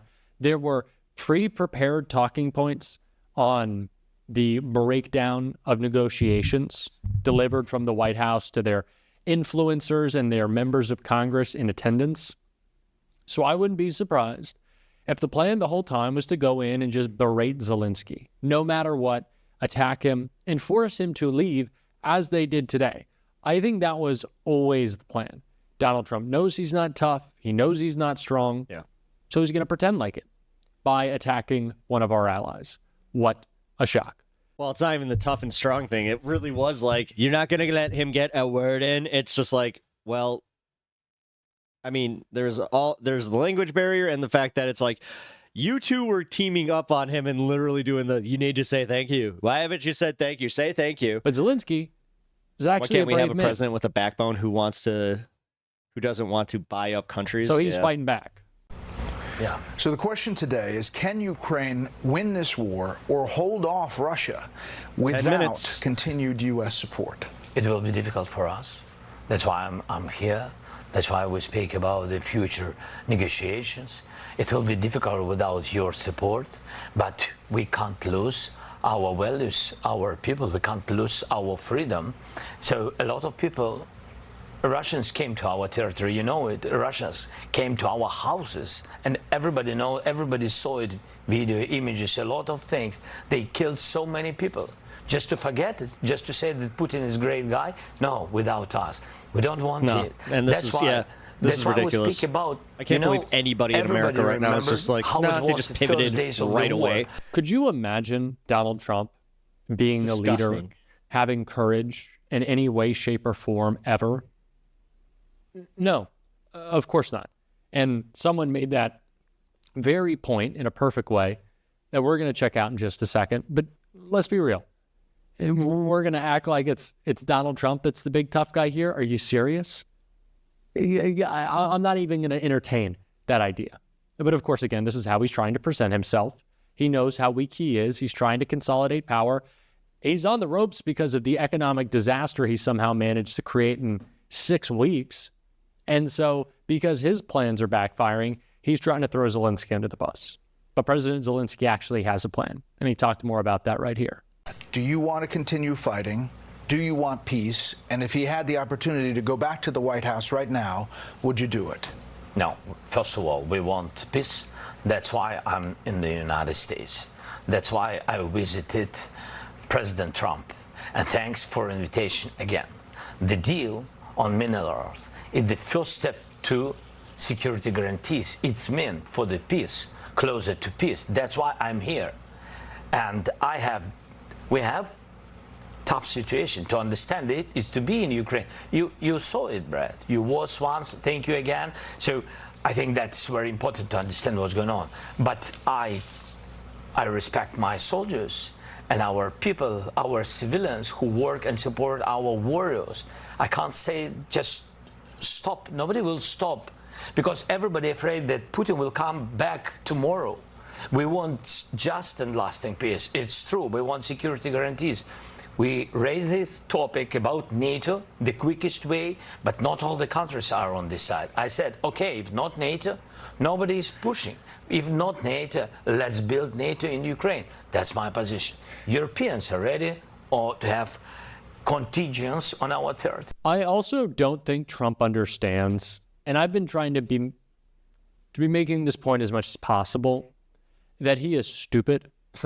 Elon is stupid. I mean, the Doge bags are stupid. They don't understand government. They don't understand foreign policy.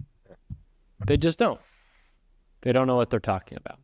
And I don't think Trump understands that Europe, as we've already seen leaders across the world do today, will happily unite around President Zelensky, will happily unite around Ukraine, not only because it's the right thing to do, but because those leaders opposing Putin and Trump, who is incredibly unpopular abroad, will see a boost in their own political standing. I don't think Trump understands that. That Trudeau's happy to keep taking shots at him. So is Keir Starmer. So is Emmanuel Macron. They're going to keep doing it. And we're going to keep losing power because of him. Because he's a weak, weak man. And Adam Kinzinger, I teased this up a little bit, had that exactly to say. I mean, this was shameful. This was really, I've never been embarrassed to be an American, and today was embarrassing, and it was awful. I mean, let's keep in mind, Vladimir Zelensky had an opportunity to flee Ukraine when Russia attacked, and he stayed. Is there anybody that has any doubt whether or not Donald Trump would flee the country if we were attacked? This is a guy who will hide away, who will run, who refuses to accept responsibility. He's a child, and he's not a leader. President Zelensky is. And although today was atrocious and embarrassing, and it was hard to be proud to be an American today, it has been for a long time, I am proud of our ally in Ukraine. We're going to keep talking about that. Be a little positive on this show every single day. And if you want to support that, as always, you can hit that subscribe button. Yep. Actually, here. for Jack, I will do this because Mr. Jack is he's a good dude. Good content, good dude. Check him out. Check out the original video in the link. All right, and now let's we're gonna be going into the 420 fun half here in a little bit. It's 5 minutes, so let's chill and then let's do it. Load up, get prepared. Man, that's my favorite part of the show. Hope everybody's having fun. All right. Man, today is... It really does kind of feel wild. Like, the fact that this all happened on a Friday. It's just like, Good haircut. I used to have that haircut. When I first started playing hockey, it was my helmet flow. So it would just kind of poof out. And then I got lazy and just continued to keep growing my hair. So here we are. I do need to cut my hair though. Look at all that. Got a bunch of extra shit. Anyway. Got the binger packed and ready to go. Yeah, me too. Actually, I can show you guys this one. Yeah, check it out. Got my little chamber ready to go. I'm not a big percolator fan. I have a buddy that has a perk that has like 6 different percolators on it, and I hate it. It dilutes, like, seriously. Any day I would just take one that's like, no, that has no perk at all. I will definitely take that over that any day. But one's fine. It gives it that nice little clearing hit. So, it's nice they gave us the weekend to prepare for what Trump does next week. Yeah, no shit. God. Well, and then next, was it tomorrow? Yeah, you guys already unlocked the stream tomorrow. So, speaking of, I'm gonna be on a little bit earlier. I'll probably be on around 2. I'm kind of debating if I get up and I have enough time, I might just start at 1. I'm kind of toying with that. But yeah, I got some stuff planned and ready to go. No video games, nothing like that. It's gonna be a chill stream, but at the same time, we got some funny stuff to watch, so it's gonna be a good time. You can get a down stem with a little perk. I have one. I got one upstairs. Actually, it's for this one. It does some like the same stuff. Next time on Trump Tards. Natasha. Next Trump Tards. Oh my god. I love it. I really do. That's too funny. Anyway, guys, also, if you haven't already liked the stream, please do. Really, it's helping out the channel a lot. Like, this stream specifically, I'm looking at, like, some of what the likes have done, and I really appreciate it, guys. Thank you. Also, let's see. Have we hit that 70? Nope. Still, we're 1 subscriber away from the 1170, so if you want to be the 1170th subscriber to the channel, hit that subscribe button. Also, really helps me out. It's free.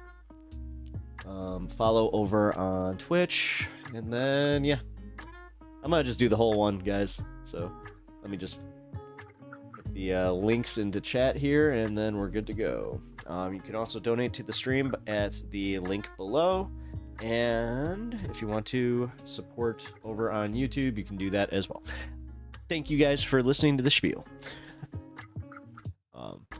No, for real, guys, it does help. It helps out the stream a lot, and I really do appreciate every bit of support. So,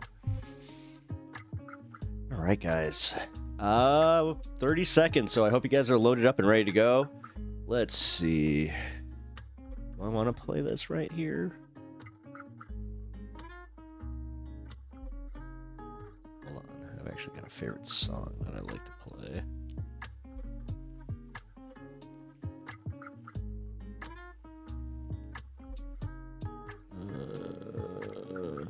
fuck? Where did it go? There it is.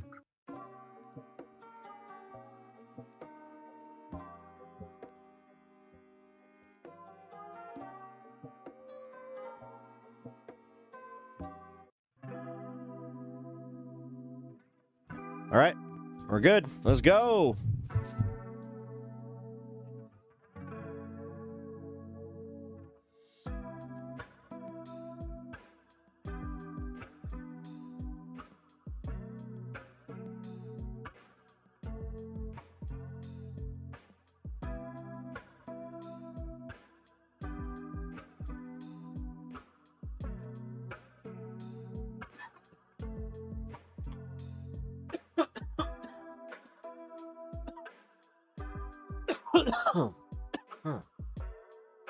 Woohoo!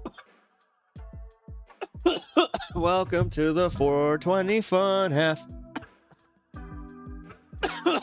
Kendrick and Zelensky are the same height.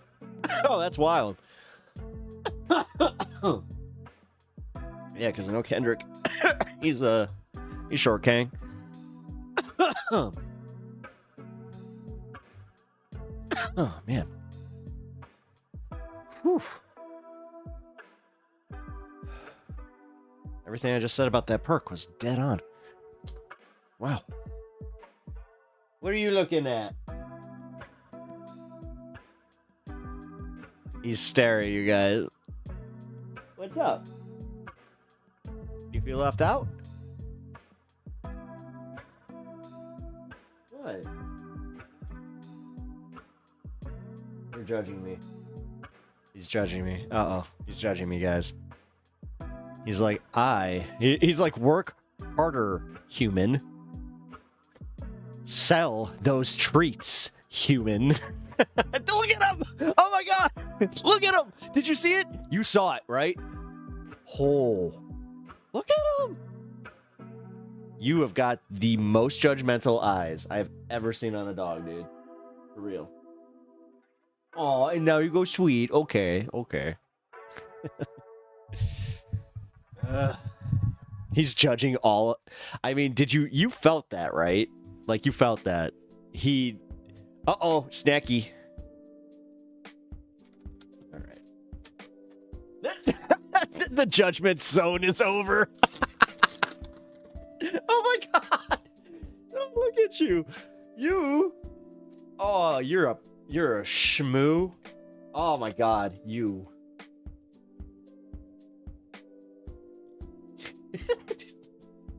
Here you go.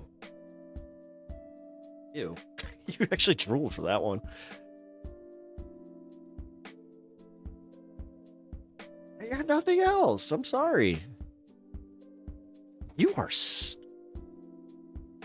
You drooled all over my pants, dude.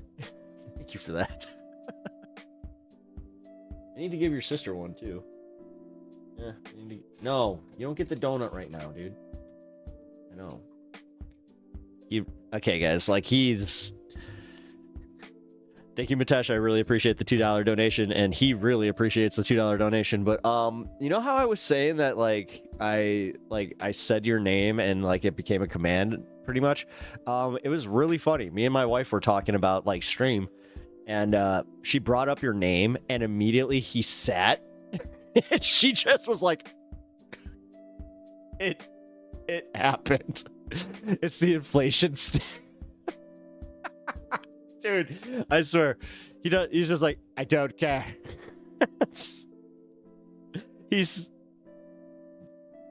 a good boy. As I said, I mean, delayed gratification, you teaching him how to edge. No, what? First time chat, no. Let's see. A bit fantastic. Or fanatic. Oh, a bit fanatic. How's it going, man? Or don't know your pros, so how are you? But yes, no, he's this is what we do on the stream here. He's got his little he's got his little $2 treats, also $2 treats. He only gets one, and then he's got his $5 treats, which are the they're like these big like puppy donuts. Yeah, I figure it's a good way to keep him entertained. Because he is such a good dog, guys, for real. Like, I got really lucky with having a dog that I can have while, like, down here while streaming, and he barely ever has to even go upstairs to, like, do anything, so... Who's hotter, Meg Ryan 95, Jack Nicholson 74? Meg Ryan all day. What? I mean, Jack Nicholson, in 74, he was a looker, but I'm gonna just say Meg Ryan. Like, I actually had like a minute, like even as a kid, I was kind of like, ooh, she pretty, you know? His ear twitches when you say treats. Yeah. Yeah. Also, I just actually was telling the story here. We are the tipper, Mr. Mitesh over on YouTube, it's become a running gag a little bit where we have said his name, and my dog is just like, he now associates it with treat time, and so whenever we say Mitesh, he's just like it's very funny though. He's a very, very good dog. Also, here, guys, let me link the new Discord link. We lost 2 people on Discord today? Huh. That's interesting. I wonder who... Now I'm curious. Give me a second. Here.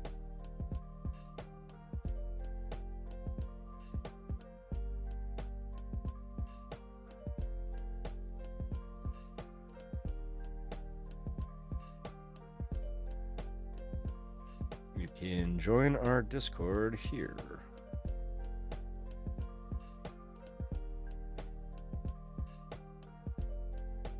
And over on Twitch, here you go.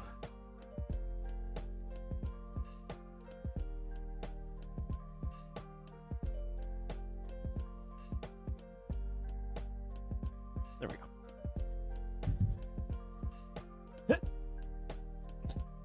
Big stretch. Oh. Which bar? Yeah.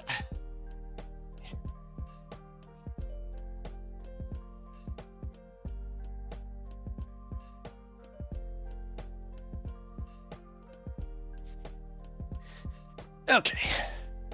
Sorry, guys. I wanted to give my pup a little bit of attention because, as I said, he's been really good, and yeah. Wait, what sparked the who's hotter, Meg Ryan 95 or Jack Nicholson 74? That's a very, very specific subsect of like the timing with the actors and like those actors specifically. Interesting, because Meg Ryan, that's a very interesting poll. I haven't thought of Meg Ryan in a long time.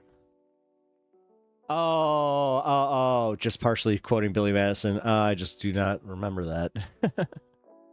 Good movie. Yeah. Well, is it? I don't remember.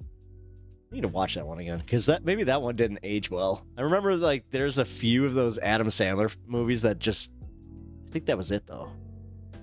Because I love Wedding Singer. That's still one of my favorite, like, most underrated Adam Sandler movies is Wedding Singer.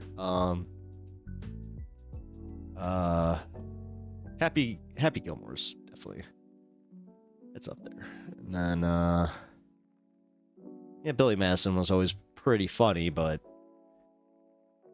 Nah, what am I talking about? Yeah, no, it's got some... Yeah, Billy Madison, Happy Gilmore, still all good. Yeah.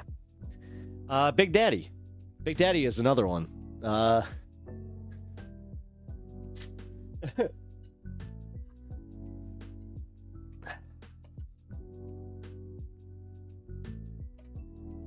Alrighty.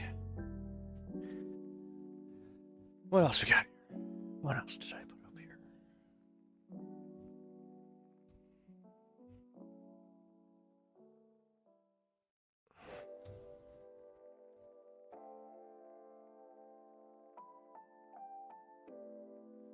He gives the dumb answer at the end, and the teacher told him we are all going to be dumber for listening to it. Yeah. May God have mercy on your soul. It's really funny. Yeah, Jon Stewart. Yeah, Jon Stewart was in Big Daddy. He's actually, he was pretty good in that movie. God, I remember that was probably my first exposure to him, was in the Adam Sandler movies. Yeah. Yeah, because he was in most of them. Like most of the early ones. I think that he cameoed alongside with the other crew there for a while. I'm back and I'm amazing. Well, that's good. You're feeling good? All right. Feeling good. All right. Punch Drunk Love. Punch Drunk Love was a good one. You know what? I liked Punch Drunk Love. Spanglish was the first time that I was like, oh, that was a bit more serious than I was expecting. Actually, that new one, God, what was it called? It was on Netflix. I checked it out, where he's like, I don't want to ruin it. He sees a spider, like a giant like spider that turns out to be an alien. Precious Gems. Or, no, Uncut Gems. It's called Uncut Gems. But yeah, that one's pretty good. That one gave me anxiety, though. I didn't like that movie because, yeah, Adam Sandler. Yeah, we're talking... Sloppy Joe, sloppy Joe, yeah. Sloppy Joe. The lunch lady. It's one of my favorite Saturday Night Live bits. O.J. Simpson, still not a Jew. But you know who is? The guy who does the voice of Scooby-Dooby-Doo. I always loved that line. Oh, fuck. Have you not seen The Spider? That's the one I was talking about. No. I watched that one on a whim, and I was like, that was a really good movie. Don't mess with the Zohan. I need to give that one a shot. Like, maybe... I don't know. That came out too close to Zoolander, and Zoolander is just so good at what it does that it just kind of felt like a cheap ripoff. You know what I mean?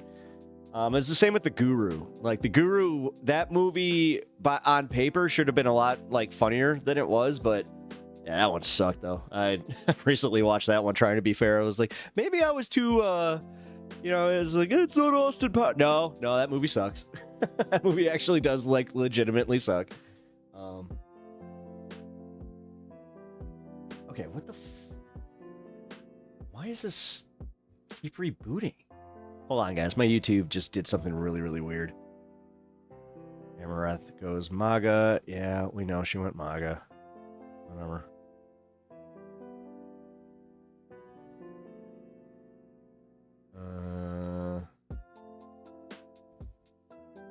Why does everybody want me to cover that? I don't understand. I don't. No, I'm good. Thank you. Ethan Klein.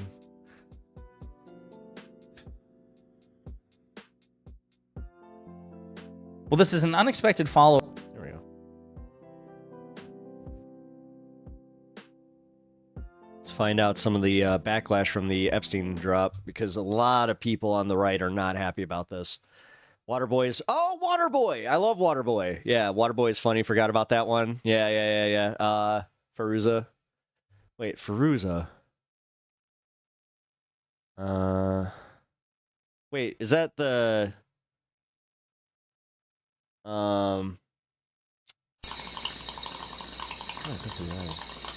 Wee Nesty, hey, thank you for the follow. I appreciate that, man. Follow up to a video we did yesterday about the Trump administration potentially pulling a very shady I had a crush on her back in The Craft, and then that movie did it. Stunt with the alleged release of the so-called Epstein files. And spoiler alert, they did, and they fumbled it in a big way. And now many prominent MAGA Republicans are publicly lashing out at the Trump administration for what they've done. This is stunning. But before... Oh, Longest Yard! That's another good... Damn, he has been in a lot of good movies. Before we unpack all that, shit. If you end up liking this video and you want to support... I did that thing that a lot of millennials did where I'm like, yeah, Adam Sandler really fell off. And then I'm just like, no, he was in a lot of good shit. The channel. Please be sure to hit The Longest Yard, even being a remake. Actually, I dare say like, subscribe, Tracy Morgan in that fucking movie. And alert bells before you go. I will make everyone in here pregnant. All right, friends. Yeah, so the Epstein files have been at the heart of basically so much of the MAGA thought movement. Epstein was a billionaire sex. Have you seen There Will Be Blood? That's a proper American classic. Yes, I fell asleep during it, though. Traffic. Anything with Daniel Day-Lewis, I have not been able to really watch outside of Gangs of New York. He died while in federal custody. And sorry if that affects your opinion of me, but I'm being for real with you guys. It's a kind of like, I don't know, Abraham Lincoln.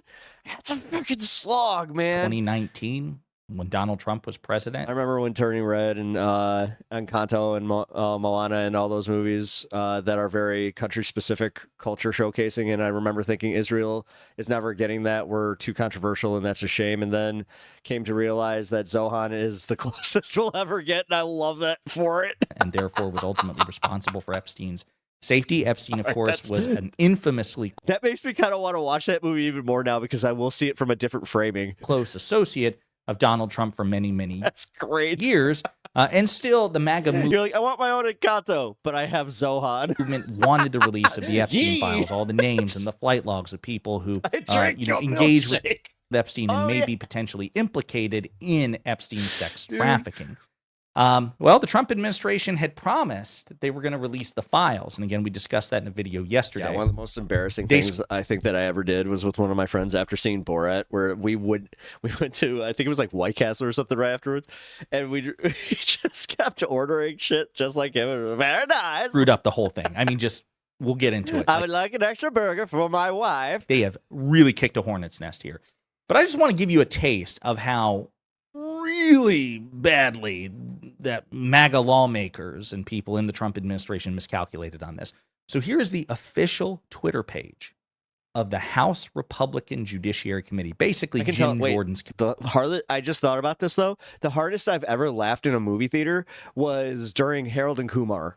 I was high with my roommate at the time, and I do not think I have laughed as hard in a movie theater at a movie than this that. This is Jim Jordan. Like it was consistent, man. That movie was. So we're gonna play this. Breaking. Epstein files released. Click the link. The link redirects to the Epstein files. Maybe. Yep. Maybe the Epstein files. Oh no, it's Rick Astley. Yeah. Come on. So literally, the Jim Jordan-led House Judiciary Committee rickrolled the public. That meme for those Gen Zers who's not familiar with 80s superstar Rick Astley or this meme, it was basically a prank that people pulled 15, 20 years ago on the internet. And MAGA wasn't happy. MAGA wasn't happy about any of this. And so Mediaite has done us a good solid by collating and collecting a lot of the MAGA backlash about this, but it's intense. Meltdown among the MAGA faithful over this week's Jeffrey Epstein document dump Nothing Burger has left many disenfranchised right-wing figures demanding Attorney General Pam Bondi's resignation. Conservative influencers were pictured jubilantly showing off the Epstein files, Phase 1 binders, as they left the White House Thursday. We covered that in a video yesterday with Pisco, attorney, friend of the show, co-host of Live and Learn. These influencers included Mike Cernovich, Libs of TikTok, Jack Posobiec, and I think Liz Wheeler. It came just hours after Bondi vowed that the full information surrounding the late billionaire would be released from the Department of Justice. Epstein, a convicted sex predator, was found dead in his prison cell in 2019 after he was charged with sex trafficking. Again, that was on Donald Trump's watch. Trump was the president. Bill Barr, the Trump attorney general, was in charge of the Justice Department. The Bureau of Federal Prisons is under the Justice Department. So it was ultimately up to Donald Trump to keep him safe, and he failed. Epstein's close association with celebrities and politicians, including Trump, has led to demands for the so-called Epstein files, showing the names of people who flew with Epstein to his so-called pedophile island, where he reportedly committed many of his crimes against women and minors. And there's a part here about a letter to Pam Bondi to the FBI. We're going to cover that in a separate video because it merits its own video. There's actually infighting within the Trump administration. But I really want to focus on the backlash that the Trump administration collectively is receiving from the outside, from the greatest of the MAGA faithful. So Mediaite gives us some tweets. Laura Loomer, there are a few from her. Again, she's a far-right, close Trump associate. She's a bigot. She is a nativist. She's a terrible person, but she is lashing out. Good night, world. Can't wait to be gaslit for Phase 2 today. Maybe we'll find out today that a man named Jeffrey Epstein didn't kill himself, and the big bad deep state in New York and former Trump AG Bill Barr lied about it all. It's breaking and exclusive news. She goes on to say, there really is a lack of independent thinking on our side. And that is true, Laura. There is a lack because you're part of a cult. She said, if the Biden administration did this, people would be losing their minds. That's true.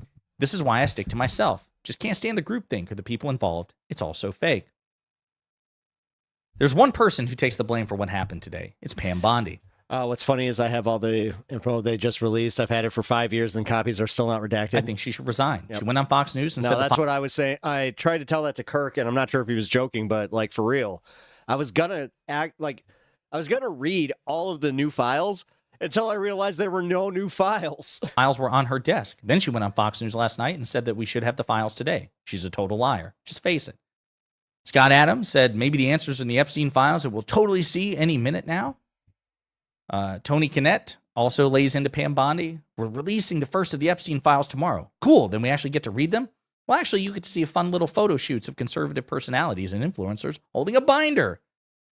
Sopranos World is making fun of this by lampooning what happened with the Sopranos final cut to black in the final episode of that show.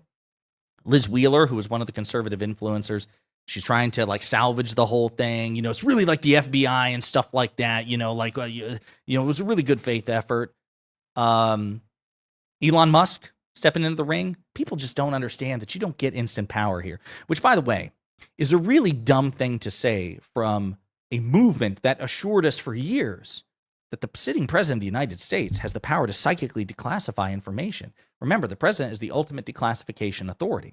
And so the president can snap his fingers or send telepathic signals, and things that were previously declassified have then become unclassified or declassified and then available for public. Why are they making such a big deal out of releasing this to the public? Because if this is kind of the shit or get off the pot moment for Donald Trump, because even his most sycophantic people, they are conspiracy brained first.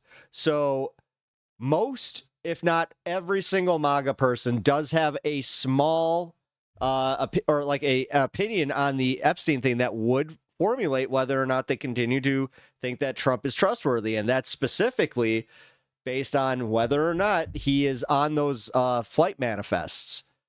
The consumption. So remember, that's what we get instant power if you are the richest guy in the world. As much as I disagree with it, it's true. Oh. I mean, or you do get instant power. Well, yeah, I mean, there's instant power, but then there's the way that he's literally trying to buy everything. Like, Bill Burr said it best, though. Like, he's going to ruin the world, like, with all his money, and he's going to leave it in a much worse state, and it's never going to make him actually fill that void that he's trying to fill. The sort of powers available to Donald Trump when the Biden administration's Justice Department rightly investigated and then ultimately charged Donald Trump with the willful retention of national defense information, right? The so-called classified documents case. The cope we got from these lying, unprincipled right-wingers is that, well, the president can just like think things and like they magically happen. Then it begs a question, Elon, why doesn't Donald Trump, the ultimate declassification authority, just step in, psychically declassify the files, and they're all available for public consumption? You guys said the power is that instant. What's changed? It's kind of shady. Really interesting. Mm-hmm. Glenn Beck also weighed in, former Fox News host, who is subverting POTUS. The Epstein files are a total joke. I know Cash, Pam B, and the president. This is not the file. The White House tells I like how he pivots. I mean, they believe the usual suspect, the FBI. Fucking, all right, Glenn Beck, at least he has I'm going to Plan B. FBI in the Southern District of New York has the actual Epstein client list and are refusing to turn it over. Cat Turd also weighed in, attacking the FBI. He's still around, I guess. Send these scumbag traitor agents to prison and throw away the key. The quartering, and this is one of those things where, like, that meme of the world's worst person. Duty has bought it all already. He is standing in the Oval Office speaking for Trump, not with him. He's controlling the president. He bought this position. Yep. Makes a point you agree with. Like, influencers we're not trying shouldn't to be sycophantically call him President Musk. We do it to piss off the Trump sycophants. In the Epstein files. This is absurd. They should be. That's a word of the day, by the way. Released to the public all at once and not used to make money for insiders. And word of the day. That sycophantic would be true if you're actually interested in delivering transparent results for the people. Dave Portnoy says, if I'm going to be fair, these questions need to be asked today. Why is the release of the Epstein list always a shit show? What's the point of booting out illegals and criminals while somehow becoming a safe haven for the Tate brothers? Why is crypto in the toilet if Trump is the crypto king? And how much, he goes on to say, how much does Tesla need to lose in order for Elon to go back to work? And then it ends with Anna Paulina Luna, who is a MAGA Republican congresswoman. We're going to discuss her reaction and, again, the infighting within the government. Just when you say money can't buy power, it has. I'm on your side, by the way. Oh, no, I got you. Separate video.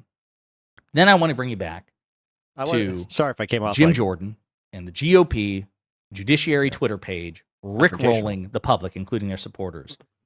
Because, again, there was backlash about that specifically as well. The House Judiciary Committee run by Jim Jordan sent out a tweet pranking followers over the Jeffrey Epstein files. That post has now been deleted. And again, I played you the clip or whatever. Christina Pushaw, who is I believe a Ron DeSantis, she was on the Ron DeSantis campaign. She might have been his communications person. She says, there's still time to delete this. OSINT defender says, are you really making a joke out of the extremely serious case which ruined the lives of hundreds of children and their families? This is no better than the clown show earlier today at the White House with these idiots. Delete this garbage. Andrew Beck, read the room, ladies. Kristen Ruby, sending the American people to a tiny URL that redirects to an unknown destination is a great way to ensure trust in the cybersecurity domain. Help me understand what the thought process could possibly be doing a rickroll about the Epstein files. Rickrolling on a post related to child sex trafficking ring? Yeah, my finger. That's a bold move.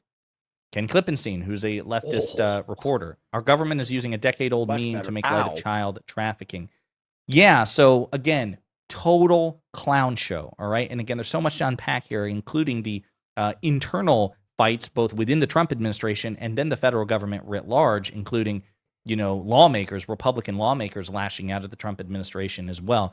But suffice it to say, the Trump administration handled this in the very worst possible way, which is only arousing the wrath of their own base and calling into question.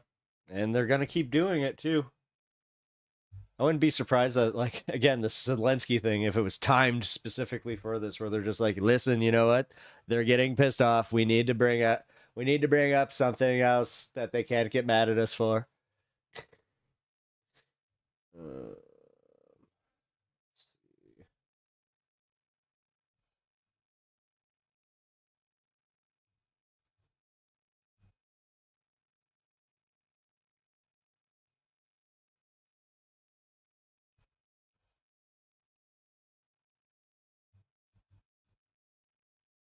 Something funny lined up for us today. Give me 1 second.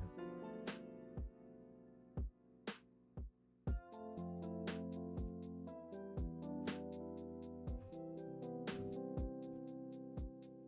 don't want to cover drama, but I think we might have to.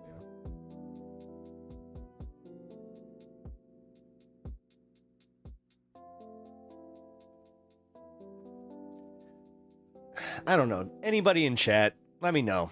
Do you guys care about this Amaranth thing? Apparently she's turning, she's going MAGA and she's blaming LGBT for, everything that's wrong in her life, so... I just don't know if I care enough. About what? Exactly. Thank you. I'm kind of glad that you don't know. It's a Twitch. She was one of the most popular Twitch streamers for a while. She does the booby streams and all that. And she's she had a bunch of stuff where I guess she was being abused by her boyfriend, and she went super viral for that. But man, I don't know. I feel like she's falling off in relevancy. So her relevance and now they her and Asmongold, they just have to essentially be female Asmongold. That's what she is. Yeah, she's female Asmongold. And the thing is, she's doing literally the same thing. She's making the same pivot. You're the only politics guy I watch? Oh, no shit. Well, that's cool. I'm blushing. I actually feel, wow. Thank you. That's kind of cool.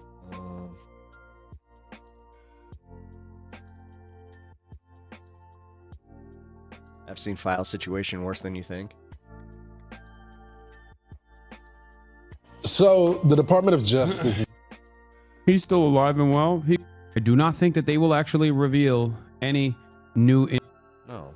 Okay. So, no.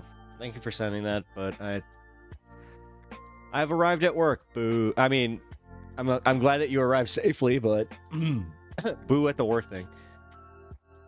One day, we will get our socialist utopia.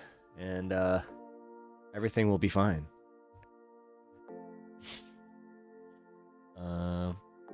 Fuck it. We gotta go for this.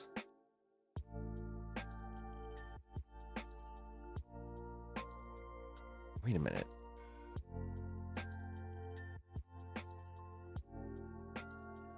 Oh, hold on. There's a... Thank you for sending me this debate. Give me 1 second. I gotta make sure everything's cool with it.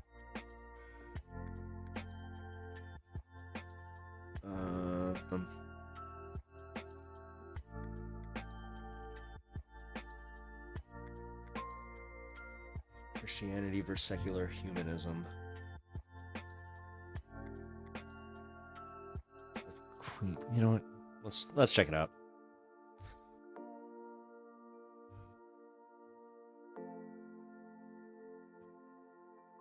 You should be flattered. Good vibes here. Oh, cool. Thank you. I don't know who Amaranth is yet. I don't care about it, honestly. All right, good. All right. No, I'm glad. I'm glad that not a single person in my chat was just like, I want this, because that would have almost justified doing it, but no, I'm glad.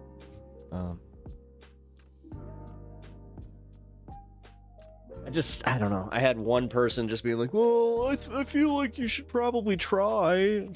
Oh, that's what it was. Neil deGrasse Tyson on,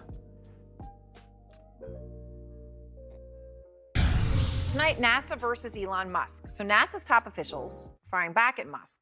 One former senior NASA official, just moments ago, told CNN that they never received an offer from Musk's SpaceX to bring home the 2 U.S. astronauts stuck in space. They never got that offer.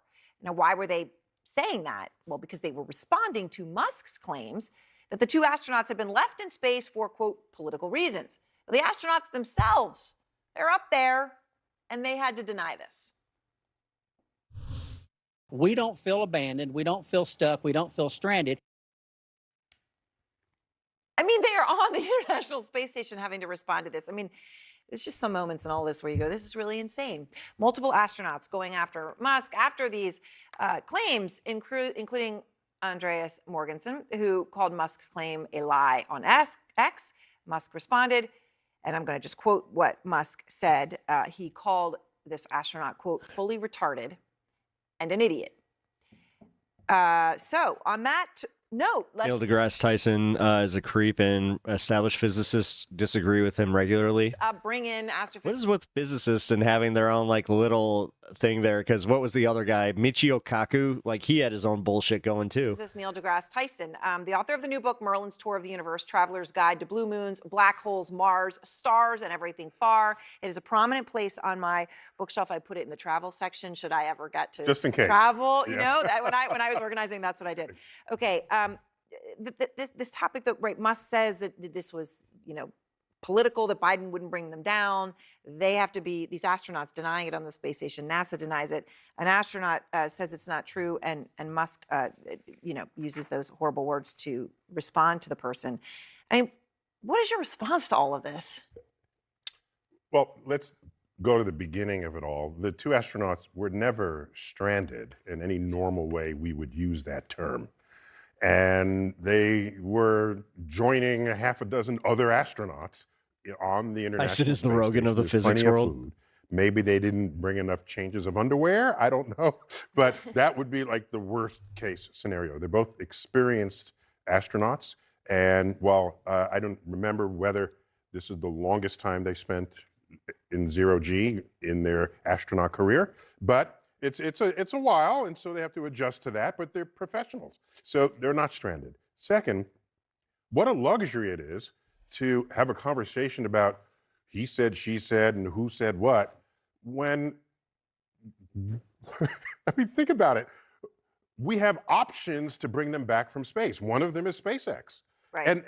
And that's evidence to me that we are living in the future. Elephant that graveyard. No one is worried about whether there exists a ship to bring them back. On stream yet, so Let's find one. The Starliner for Boeing, that had some risk factors. NASA was not going to take that risk. So you push that aside. Who's up next? There's SpaceX. I'm good with that. And the rest of this is just distraction. Yeah, it is. I mean, it is unfortunate. I say, you read it and you think about people reading it and people using such words, especially people who have achieved so much and you run SpaceX, you have all of the things that someone has to speak like that. At best, it's deeply unfortunate. Let me ask you, Neil, also, the other context here is screw it. I know exactly which one I'm right? playing. So then the city killer asteroid, I guess it's called. Well, yeah, meanwhile, there's like asteroids bearing down on Earth. So, maybe so somebody in should case pay we don't attention destroy to it ourselves, there's something else to do it for us. Okay, so it was kind of up and it was down, it was vacillating all over the place, and now they're downplaying that particular asteroid that they say now is more unlikely to hit a city. It's not so much downplaying. There's better evidence available to tighten the uncertainty circle such that Earth is basically no longer at risk. All right, so by the way, that circle still encloses the moon. So the moon's risk. The moon so Seven Eves becomes a reality. The Neil Stephenson book I enjoyed. Right. Did you know that when an asteroid comes within the atmosphere or near the atmosphere of the Earth, that it starts releasing gases, so it starts pivoting off course, thus also making it easier to break up, so it's not exactly going to damage the Earth at all? This has been Did You Know with Jesse Ventura. If you break up the moon and the pieces start coming down. Yeah. But I know. Sorry, I'm late. I'm back. Do not apologize. Asteroids are we are serious happy to have you. Thing, and there's only so much. It's funny how ability, quickly people have forgotten brought to bear and brush to aside see them the vile allegations within the of time Tyson. Same that with one Russell could do anything Brand, about. Trump, the Tate brothers, Paul brothers, stated concern. Paul brothers, and oh yeah, so those guys. we have some Vance, telescopes coming Diddy, online Epstein. very shortly. I looked into Tyson's. Wasn't it just? I mean, specialize in I'm the not discovery trying to of very downplay it dim at all, but like and these are the kind of ones remember, that can wasn't sneak it up on like us kind of and not give us litigated? much I don't time to know. react. I don't know enough Either about to it. deflect it, which NASA has been building that kind I'm not of going to try and stand up for that him. mission, the DART. Are we still talking about the asteroid? Yeah. Mission, double asteroid redirect test, just a couple of years ago, successfully altered the path of an asteroid. This was not known. Yeah, I wasn't kidding about that, by the way. Like, I know I was doing my my Jesse Ventura impression with it, but for real, there's this, like, it's really cool when the asteroid, like, the closer it gets to, like, a planetary body, it starts releasing more gases. So think of it like the way that, like, they got those little, those jets on the spacewalks, that just release, like, pressurized air. It's essentially like a larger scale version of that, and it just kind of, like, pushes the trajectory of the asteroid in such a way where astronomers cannot get a good idea of where it's going to go outside of the fact that it's just going to go all over the place. And then because it is doing that, like I said, it's essentially Swiss cheese. So once it starts, even if it hit our atmosphere, it would just break up. Whether that would work, because the structural integrity of asteroids is not well understood. You can push on one piece. Can you guys explain it? I really don't know. Like, break off and leave the rest assault, in place. you guys don't creep. know this. So the more of these kinds of missions that we launch, the safer we might feel going forward when one of these gets discovered that could be headed towards Earth. Yeah. All right. So now let me ask you also about these executive orders, the DEI orders that are now, at first I think people felt maybe in some of the government agencies, okay, it's just rhetoric. Call it whatever you want to call it, continue with it. It now appears that that's not the case, right? This is not rhetoric, this is reality. Look at NASA, for example, the web pages that would talk about the diversity of the space program. Just to say, look at how diverse our program is. This is something that we are proud of. Look at the 404 warning you get now. It's gone. Programs promoting diversity and inclusion, even, Black History Month, or Black astronauts, women astronauts, minority astronauts, just things, again, that the space program that NASA was proud of appear at this point to have been shut down. How long before Trump claims they saved us from the asteroid? You sit here. Wait, the asteroid's projected to miss the planet, but it could hit the moon? Yeah, I did. Yeah, I did see that. What's your, how are you processing this? Yeah, so when I grew up, people said, "Oh, I'm a dork." See, the only reason, I'm just even, I would like to know more about the SUL allegations. It's not like I seek out his stuff, to be completely honest, outside of just, I saw that he was commenting on the asteroid and the DEI stuff, so I was interested in it. Did you want to be an astronaut when you were a kid? I'm old enough to have lived through the 60s, Yep. the moon landing and the rest. And I said no, because it was clear they were not interested in me by who they were sending into space. You saw the lack of color. As a child, I knew this. And but it was more than that. Everyone was wearing like crew cuts, at a time when the Broadway musical Hair was number one. Right. So there was some mismatches between who we were sending in space and what culture was doing. I still valued that we were going into space, but I didn't feel like I was a part of that. And with DEI, had he ever addressed these? So I always viewed that as a way to encourage agencies to look in places you hadn't looked before for talent that you've been missing. Yeah. And so if we're going to stop that, and you think every person who's who's correct for a job is white male, that's I don't know what that means. Yeah.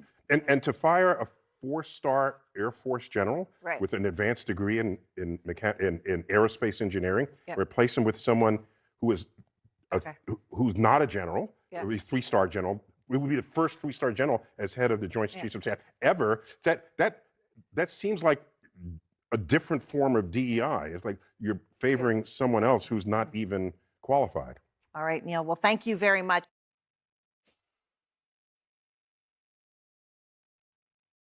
Whew. Okay. What's up, Wayne's brain? I think he has, but not in a respectful or satisfactory way. I'm gonna look into that a little bit more. The show. Very cheeky, by the way, for you guys.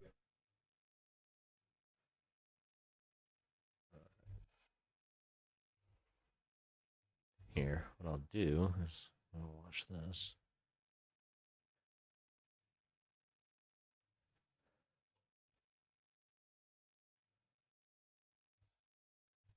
All right, guys, so I don't know about you guys, but one mystery that's always interested me is, and I often think about this as I go about my daily tasks, but it's picturing the guys who listen to a certain guy. What I mean is, there are so many shows out there these days, and some of them are actually baffling. Or something. Let me see. Hi, I'm Brad. Just some of these shows, man, all I can wonder is, who the hell listens to this? What do they look like? Try and picture their heads, their shapes. What strain of human are they? Not sure if you guys are familiar with the strains of human theory, but there are only around 84 strains of human. No, this is not a race thing. This is just categorizing of strains of human via basic observation. I believe science will one day tell us that these two are, in fact, of the same strain of human. I know another guy that is also of this strain, but he's someone I know in real life, and you guys wouldn't have heard of him. But trust me, guys, he's also of this strain. Maybe you know someone of this strain as well. Think about it. And look, if you disagree about my categorization, I don't care, because that's fine. If you've been blessed with a triple-digit IQ as I have, then I'd love to hear about your organization of people into strains in the comments below. But anyways, guys, I wish I could see the audiences of some of these shows, like this guy. They just watched him do a bunch of miracles, but they're still doubting him. That's us. We know yeah, we're with God, us. but we still Right doubt on. him. Jesus looks at the waves and he goes, "Oh my God, it is." Or this guy. Thinking about selling your business? Do you know Maybe. what is the difference between selling your business at a good time and a bad time? It could be the difference between 5 times multiple. Or this guy. No Jumper, the coolest podcast in the world, man. Wow. You already know what it is with the... And you look at the views these things get, and all I can think about is, well, first of all, I think that's not enough views for something like this. No, no, no. What is happening out here, man? Everything Not sucks. enough views for something like this. No. That's just kind of what pops into my head. I'm just trying too damn hard. That's all. But then I think it's still actually a lot of guys, and who actually are these guys? And then I'm back into that endless rumination, wondering about the strains, and then sidebarring into strain theory again. It's exhausting, guys. I gotta find a way out of this mind loop. Well, good news, guys. The Lord has answered my prayers and gifted me with the most wonderful surprise today. I have just discovered that this guy here, Tim Cast, well, he hosted some kind of live in-person summit somewhere for his wonderful broadcast. And like I said, this guy's show is high up on my priority list when it comes to joyously imagining what the audience looks like. So I kind of clicked on this thing, not really expecting anything at all, when much to my surprise, only 3 minutes into the show. Very cheeky, by the way, for you guys to save this. No, this is not an AI voice. This is actually him. I have had a conversation with this guy. He's a really nice dude. Big reveal. He's one of the first creators that ever reached out to me. That's great directing. But suddenly, without warning, the director of this wonderful stream cuts to a brand new surprise Canadian camera angle revealing the audience. I made a video before I even started streaming about this. There they are, guys. I mean, we don't deserve this, guys. I don't know. The guy in the pink shirt. The guy in the pink shirt. This is Tim Pool's audience. This is it right here. This is it. I feel unworthy. Guys, I mean, the guy in the yellow hat, like... of this gift, this insight. This gift, this insight. I love this. Look at them. Yes! I forgot he said that. Thank you for giving us this gift. They're even better than I imagined.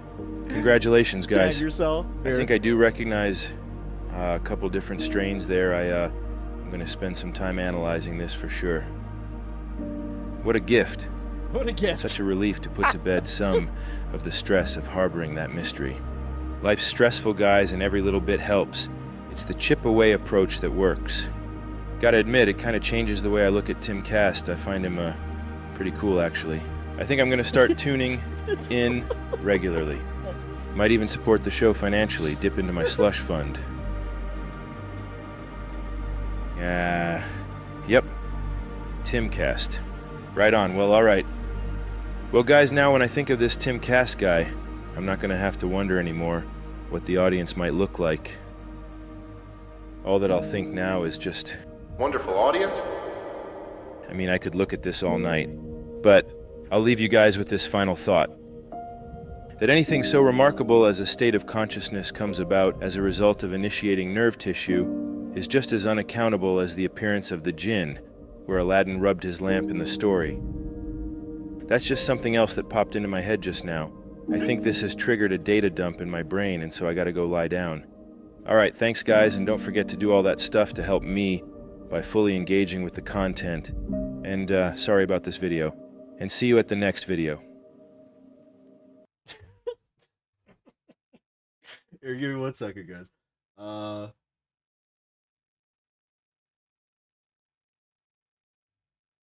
Here we go. Here's the link to my video on it, my original one. Yeah, let me know what you guys think. It's some of my earlier content, you know. God, if you guys haven't journeyed back to my older stuff, you might want to. There's some interesting things in there. Here specifically, this one. All right, cool. He really made an entire video saying, "Look at these fucking guys." Yes, he did, and it was incredible. Bad camera angle, cringe. Oh man. Making plans for a manic repression. Hi, Brain. Can we come in? Sure, guys. I can always use an audience. What are you doing, Brain? Well, now that things have changed, I need to be It's young Steven Crowder right there. practical and train myself for a new career in comedy. You're going to be a comedian? Comedy seemed like something that wouldn't require great Trump is severely mentally ill. Yes, he is. intelligence. What do you mean things have changed? Space Plum, welcome to the program. And also, follow. You seem to be in a friendly place. Everything comes to an end. See, there is hope in the world after all. Okay. Are you like, oh my god, I found a leftist on Twitch? What? All I need are some That's good not jokes. Hassan? If I can What? make the crowd laugh, maybe it won't matter that I don't know anything. Yeah, drop that follow, and I hope you have fun. We're also 420 friendly here, so if you like to smoke, you're in a good place. If you don't, we welcome you anyway. Something fast before he humiliates himself. Okay, so, Oh my god, he looks just like one of my... Oh my god. Oh my god, this is creepy. He looks so much like one of my really close friends. Oh my god. I'm Steven Crowder, and I'm gonna do a video for you. I've been seeing a lot of impression videos. Hey everyone, this is Steven Crowder. Happy New Year. No, I'm angry Trump is a POS, and I just want to say it. Oh, okay. Well, I mean, as I said, well, okay.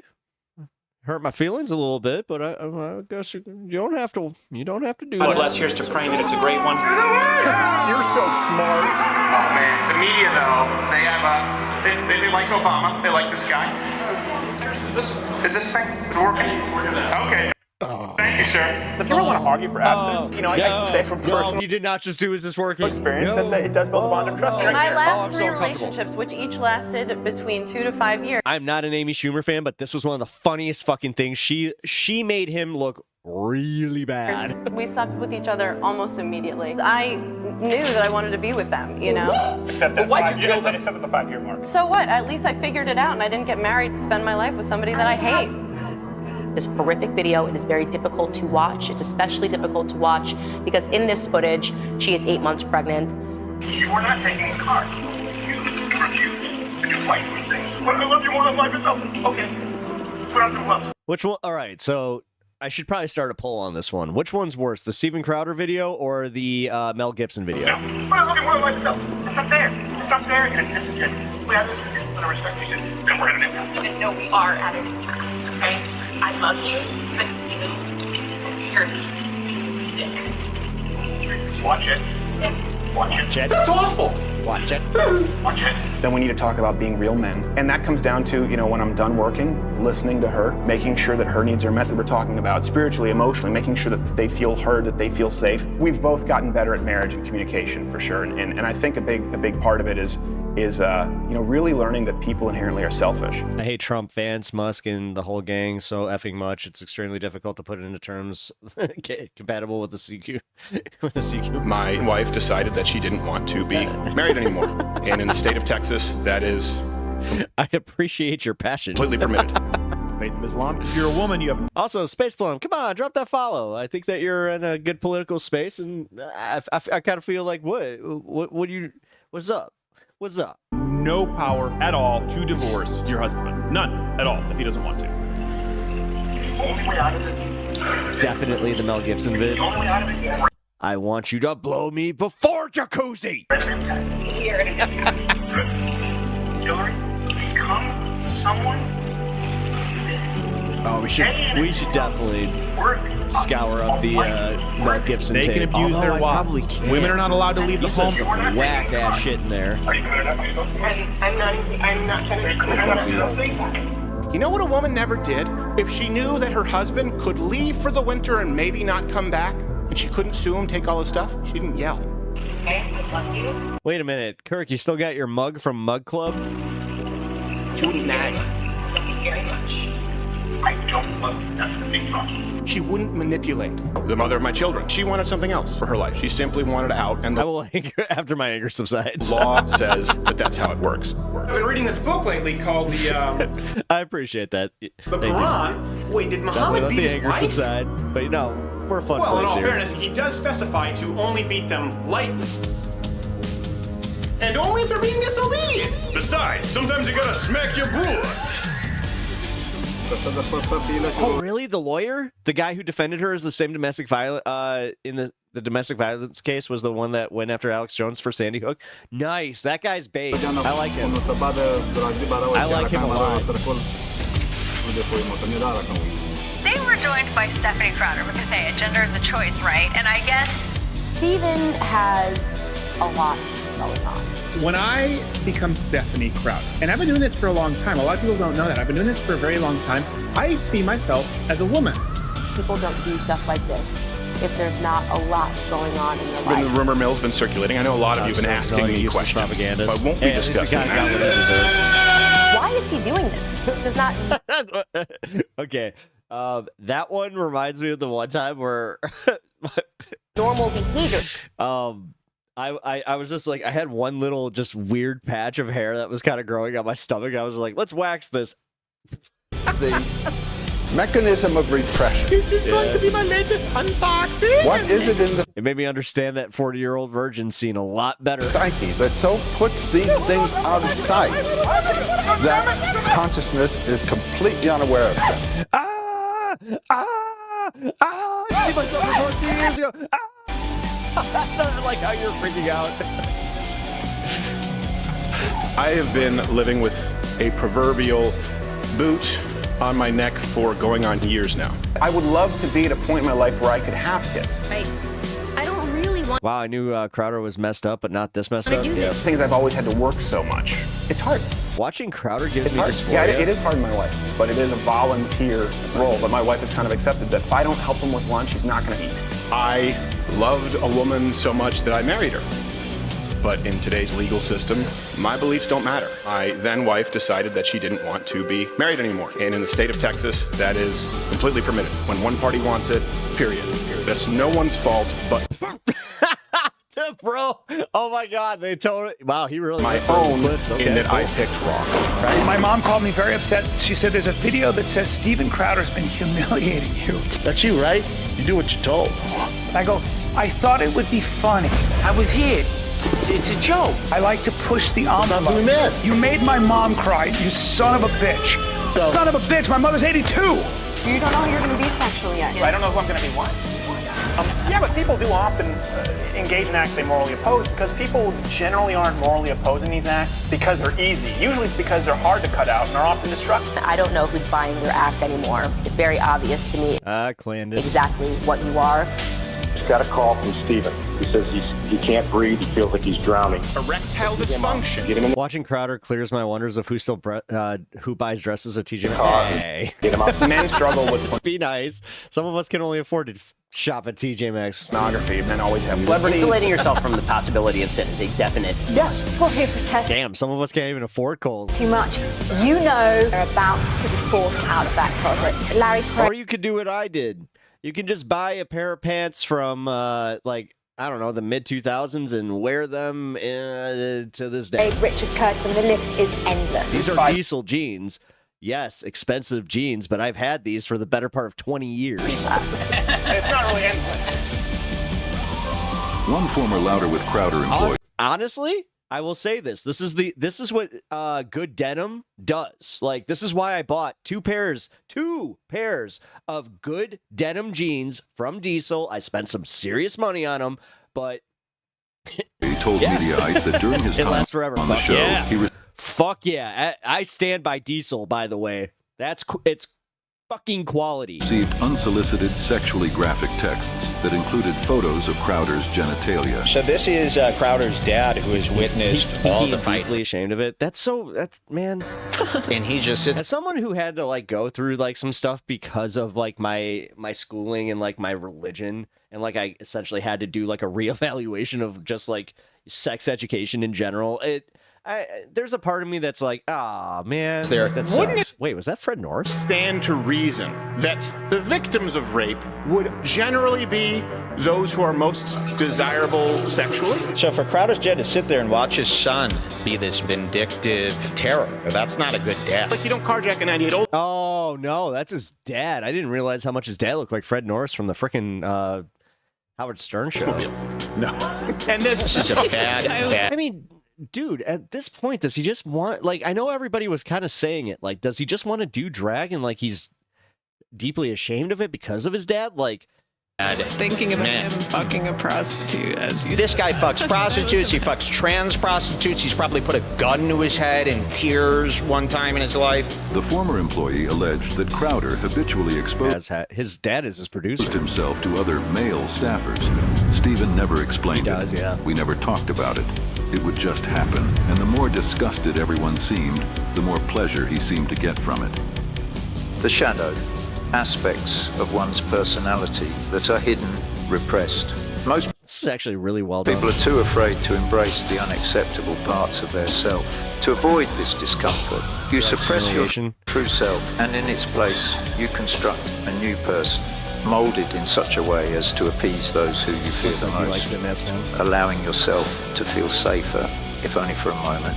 But a life of fantasy always ends in tragedy. There is almost always... Oh, that's right. He had his chest... an easy way out. Isn't it interesting how life always offers you an open door next to it? Almost invariably, an easier door. My wife decided that she didn't want to be married anymore. And in the state of Texas, that is completely permitted. This is a broken man who is on some sort of a spiral.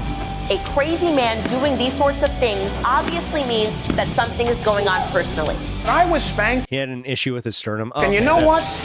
I actually, I have a friend that has that, where he has like a concaved sternum. So like I've done this. Like, you literally can do this, and you can fit your knuckles up to this point in his sternum. I deserved it. But it's also crazy because, like, of the way that it developed. It's so strong, like it actually is stronger than ours. Don't be scared.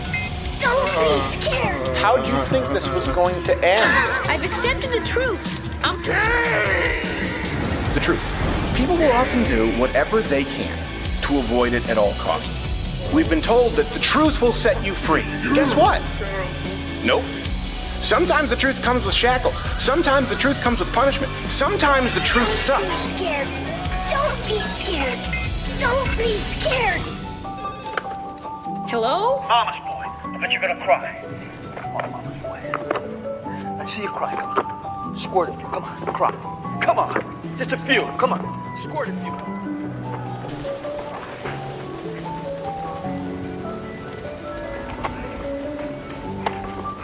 Good favorite daughter. I swear to God, you're my sweetest little girl. Now, with all that being said, thank you, Pops Creditor. I may never get married again. What do you do with people like me?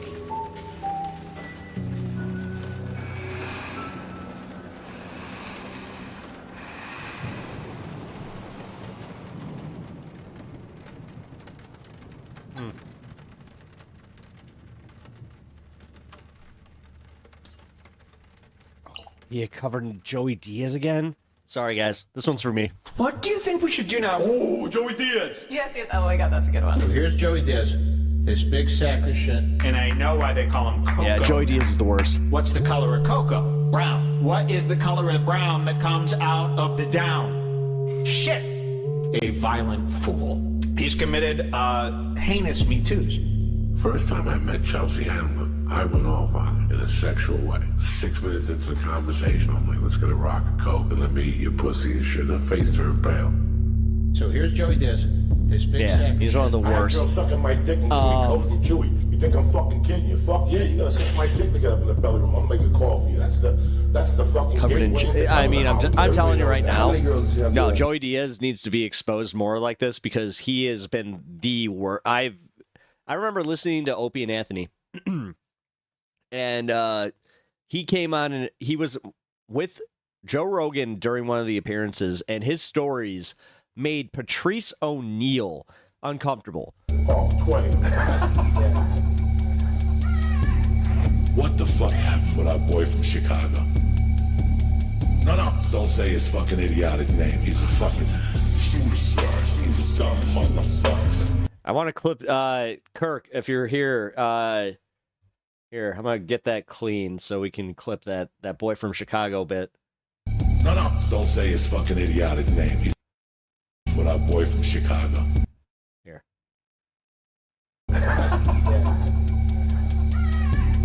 What the fuck happened with our boy from Chicago? No, don't say his fucking idiotic name. He's a fucking suicide. He's a dumb motherfucker. Suicide. We're fucking living on a lamb. Rogan, Tyson, and Diaz are all cut from the same cloth. He said some shit about me. It bothered me for like a day. Is he talking about Obama? He was attacking Rogan. No, he was talking about something else. I don't even want to bring it up. It's actually like... It's a story that, yeah, would get me very much demonetized. Chris D'Elia, that's another one we should go through and expose him. With his white privilege and his little bottle of fucking white privilege. White word pussy. Look at this pile of shit. Freaking Red Bar, dude. What the hell? Made an entire career of like making fun of Joe Rogan. Gets people shot. Come and kill me then. You know, you don't know who you're dealing with. Yeah, well, You've done nothing with your life. You really haven't done anything with your life. You sit behind your little fucking computer and you think you're cute. Kill yourself. I don't give a fuck what people think of me for saying that to you. I really don't. You're a waste of life anyway. You're a failure as a comic. Oh my god, I just realized I brought up a movie that he's in, Longest Yard. He's in Longest Yard. The only thing you can basically do is get on the fucking computer and say lies about people and talk shit about people. Really, bro? Slit your wrist, buddy. I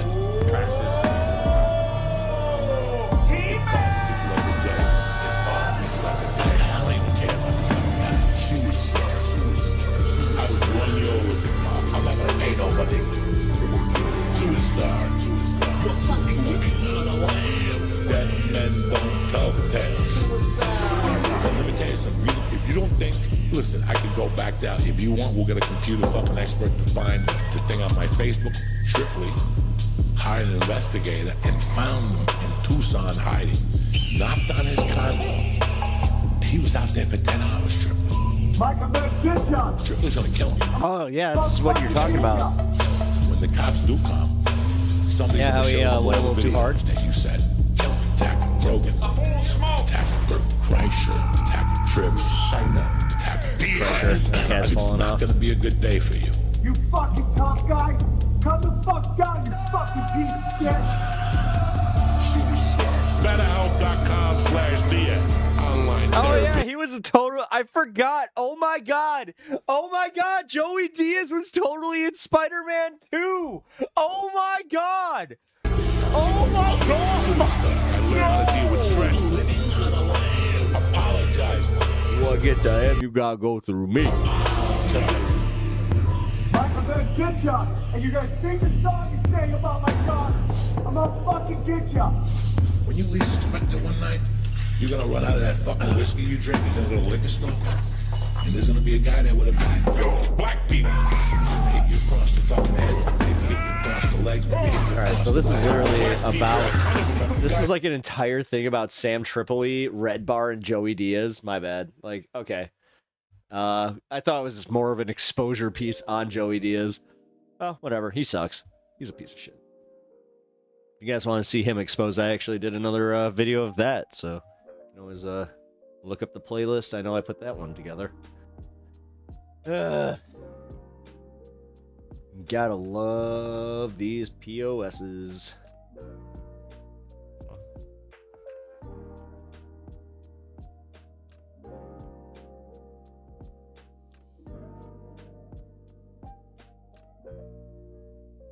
We got the front looking good. I love this. What's going on, gang? Good? Huh? Nice. What are you guys up to today? My friend with the hat? Huh? Waiting for me all day. You've been here like it's a Star Wars movie. He was lined up last night with a sleeping bag. Waiting. Nice. That's a pretty empty life, man. I'm sorry to hear that. No, what'd you do? Come on, you got a job probably? Huh? Okay.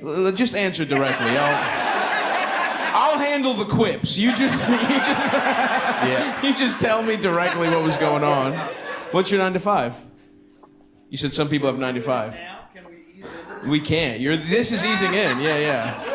I'm sorry, dude. What's going? First of all, don't talk to me like we're a divorced couple. Marker, we're gonna do it right during the graduation ceremony.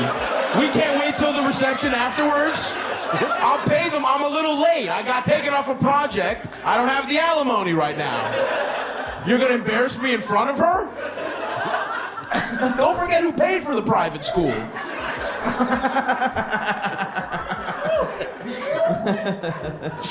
I'm just asking, man. Relax. I'm not gonna fucking. This is me easing into the show. I don't want to do my jokes. You know what I mean? One man's, nerve-wracking 3 minutes is another man's easing in. Here, I'm gonna be going through a debate with a person about contemporary feminism. Specifically, my big take on this is I need to be prepared because I know that they're going to pivot to trans rights and how modern feminism blanket covers pretty much any marginalized person, and they are going to bring up how that's a broader problem. Well, I got so it. I'm kind of thinking of how I'm dealing with like a small dog. You're very yippy. You're very nervous. Defend but it's gonna be all right. Trust me, dude. So what's your job? He's like, I work for the Mossad. He's like,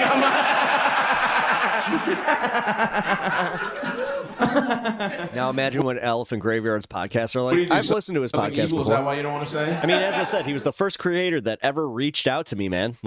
He was a really nice guy. Huh? It is. Well, it's bad. Outside of me, talking to Xander Hall, but I reached out to him. Yeah. Monday, if I take it. Come on, tell your pal. You work in the salt mines? No, you don't. What do you do? Tell me.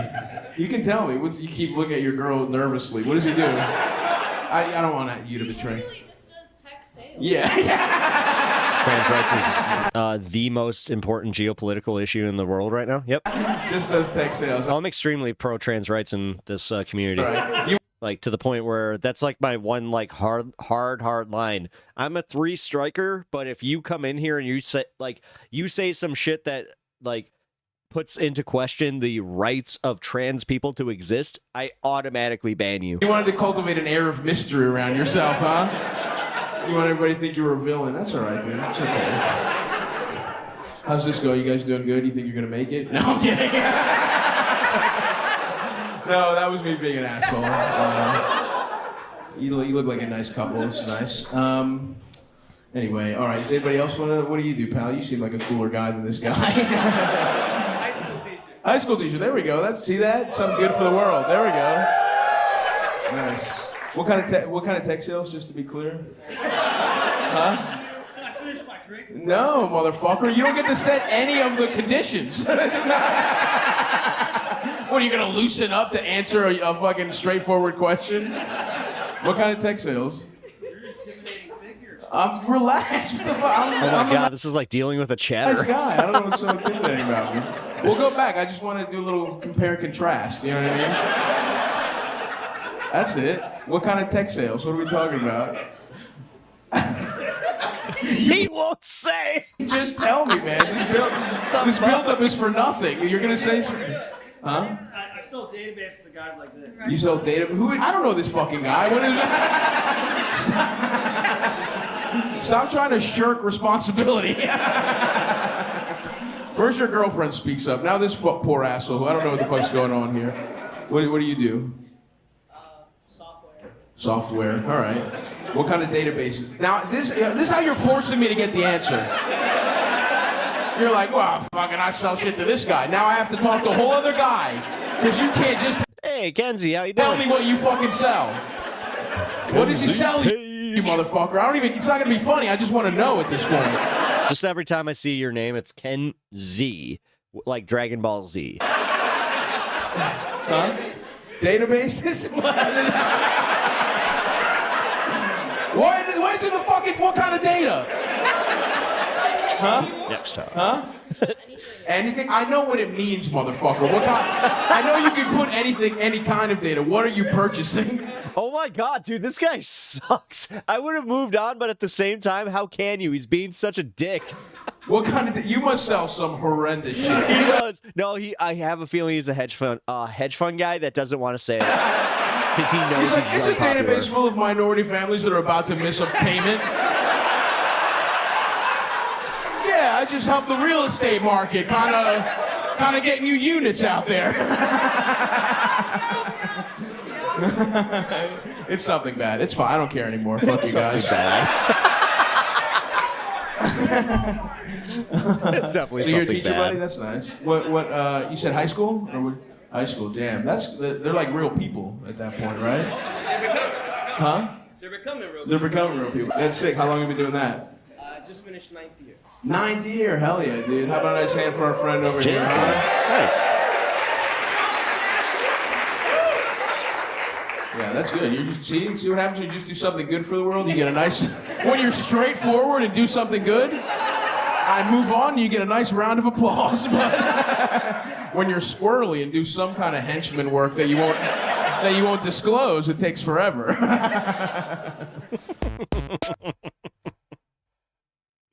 I love Stabby, dude.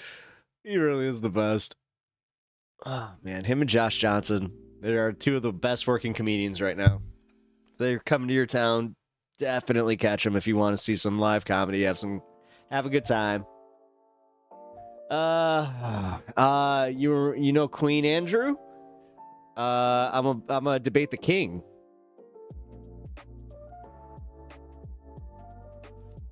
If this goes through. Well, if it goes through, if I decide to get back to him by the end of tonight.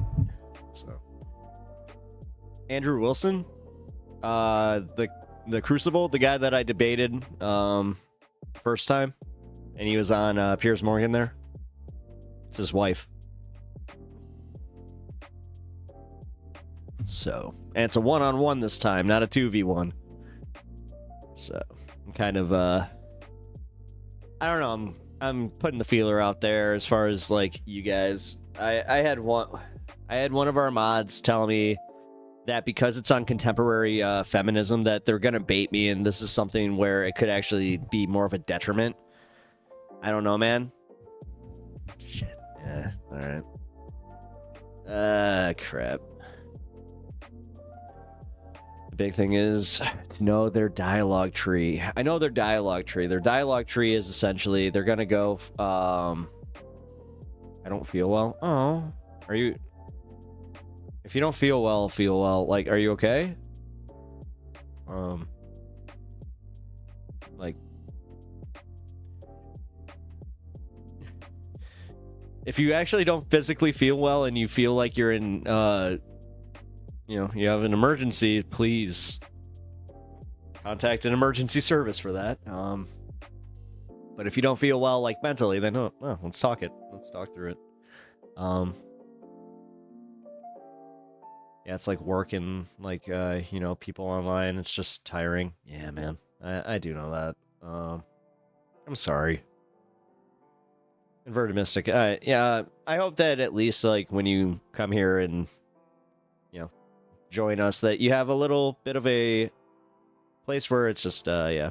I honestly don't think debate with these people is useful. Unfortunately, for my channel, it is. For my channel, even if I don't get, like, subs or anything from it, it helps me with my bona fides, so I don't know.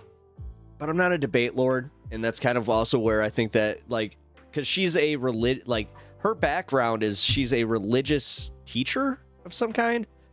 So I have a feeling that she's going to come from, like, a super religious perspective where I can debate that.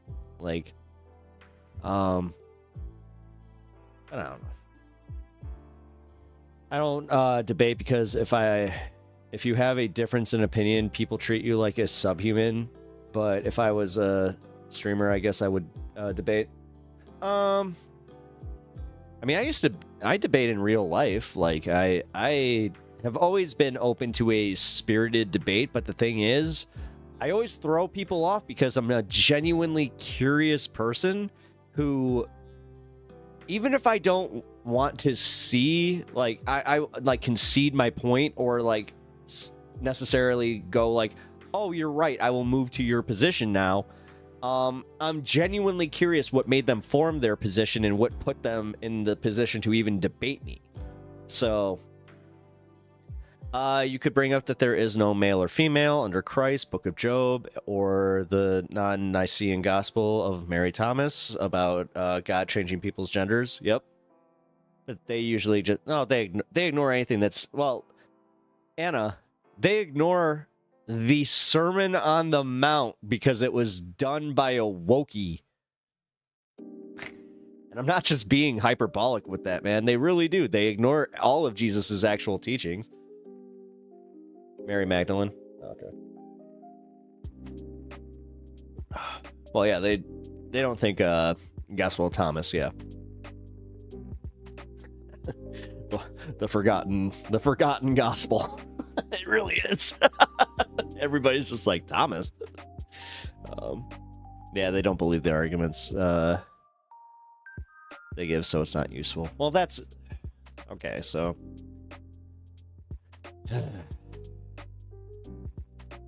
so you genuinely think that'd just be a waste of my time?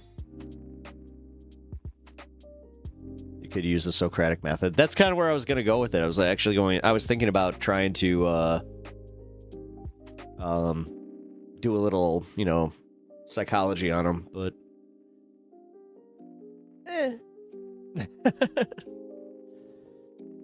hey, I appreciate you, but come on. What's about not asking a lady their age? Nah, as long as you guys are okay with it, ask away. But maybe, I I don't think you're going to convince the other person. It's not about... See, now that's where I understand this. I'm not going to convince her outside of her, like, out of her positions necessarily, but I feel like I could convince them to not see every leftist as being irrational in their in the way that they debate these things. But I don't know. Maybe that is just a pipe dream. Maybe. I'm good. Hope you feel better soon. Maybe. Maybe. Yeah,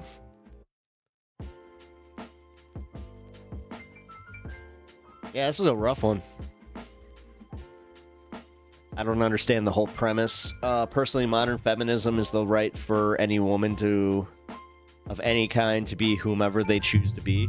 Well, the whole premise that they're trying to put on this one is that they, like, it's all civil rights that are included, like, as like a blanket thing for. So it's not just for women. It's literally a turf argument. I understand where they're going with this. It's going to turn into a trans argument. I already know this. So it's so hard for me now. I don't have that dog in me to go and argue with people like that. Oh, I know. My org really changed how I convince people. Like this level of debate I deal with. Oh, because you can... What's your ass? What? People in modern times are more free economically than people in previous eras. Then they laugh in your face and use them being communist or as like a... Wait. Oh, as a dunk. Yeah, okay. Sorry. The last part didn't even pop up. Read that on the fucking screen there. Well, think of it this way. Because, like, I always reframe debate into discussion. It's a little less hostile. Yeah, that's kind of where I was thinking maybe I can do that, but I have a feeling that if that happened, the moderator would not be happy with me, number one, which... This is where I'm kind of stuck between a rock and a hard place. The fact that I was invited back on.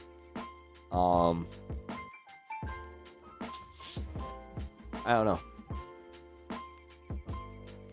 Because as a streamer, modern day debate is pretty good. I don't know, man. They do this on purpose. Oh, trust me, I know. Oh, you think I did see that. Like, Anna, I'm glad that you saw that too. Because I'm a smaller streamer. They do this because they think that I am willing to embarrass myself to put myself out there for more exposure. Trust me, I kind of get the game. What also scares me is it's James doing the moderation from Modern Day Debate, which James is the conservative moderator, so... All of his videos from the past month have been feminism videos. I'd watch them. Who?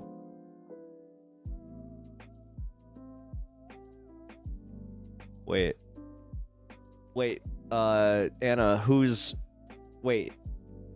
Andrew's has? Because Andrew... The lady's husband? Oh, shit. Really? So are they... Like, why am I going against the wife, though? That's why I'm confused. I've already kind of gone against Andrew before. At Pep Talks TV. Have they called you soy yet?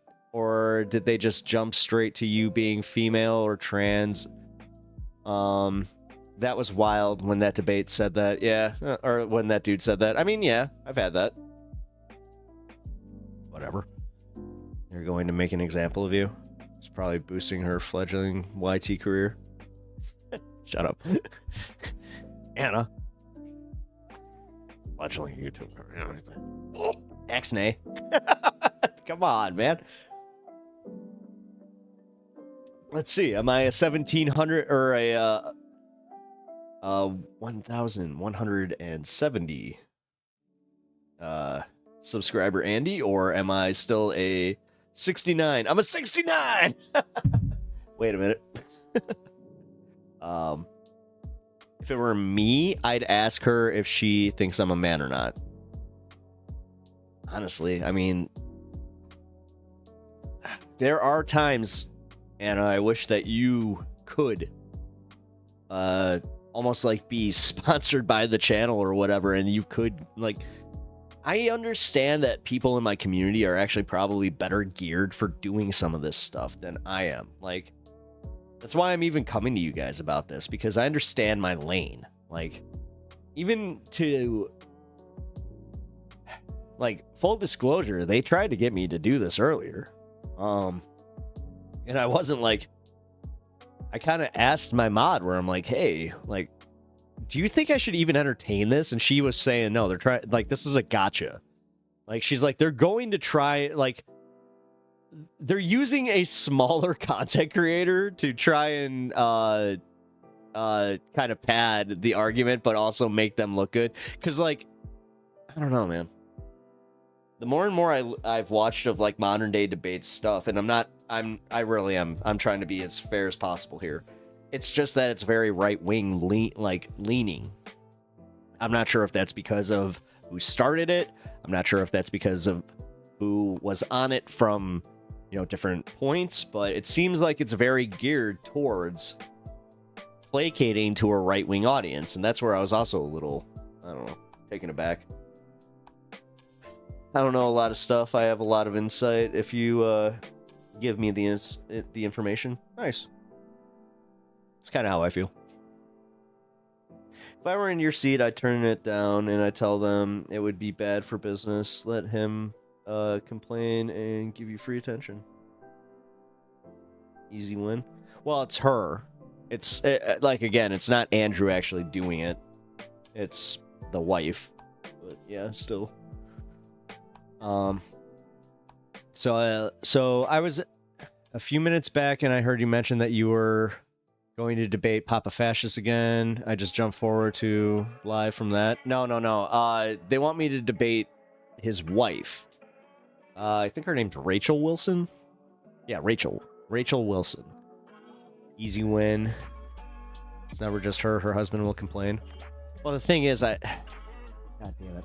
This is where I'm a little, like, transactional minded, where I'm just like, well, if I don't do this, then will I not get invited, you know, to do more? Like, you said it. This is the reason they do this, but at the same time, I'm an up and coming, you know, creator, so I have to kind of put myself out there, and even if it's situations like this, I don't know. It's about modern feminism. It's about they called it contemporary feminism. Yeah.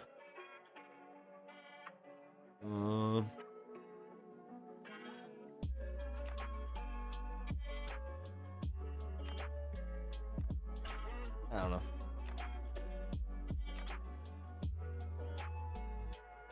I'm more so making sure that I don't put myself into a position where, yeah, like you just said, it would hurt me more than it would help me. Her husband.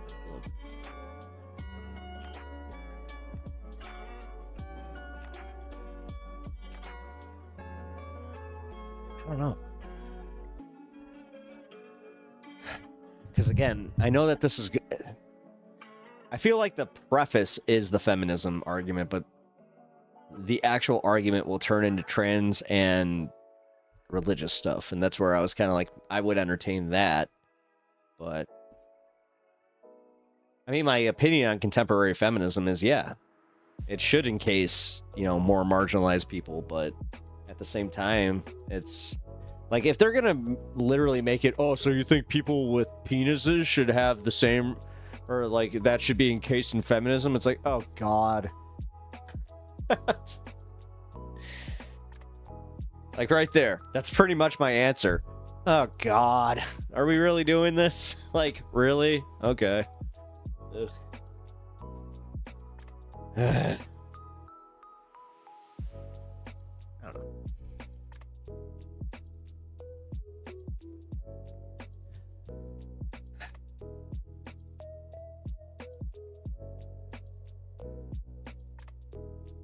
trying to look for something that she did. Give me 1 second. Weed, cannabis, whoa, whoa, not that.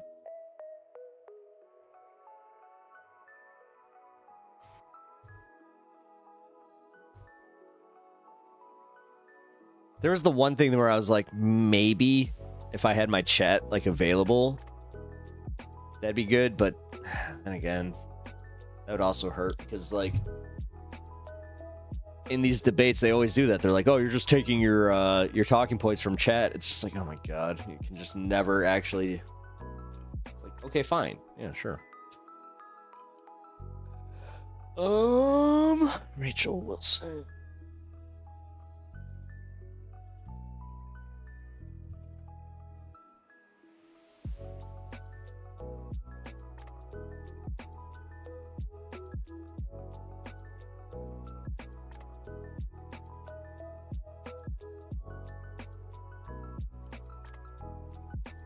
Well, here's a really good example of programming. When you guys hear the word submit, your brain doesn't hear the word submit. It hears the word slave. And I totally get that. I'm a woman too, and that's what I used to associate it with when I was younger as well. But if you actually stop to think about it, so do you guys think, because this is why everybody always wants to drag me down here, right? They're like, I can't believe that his wife would go along with him saying this awful stuff. And then I come down and say, okay, look, if Andrew says, honey, I know I've got this really good, secure job where I'm making $200K a year, but I have a business idea, I've got a great plan. It's way like over your head of like, I've got things to do with stuff you have no idea about.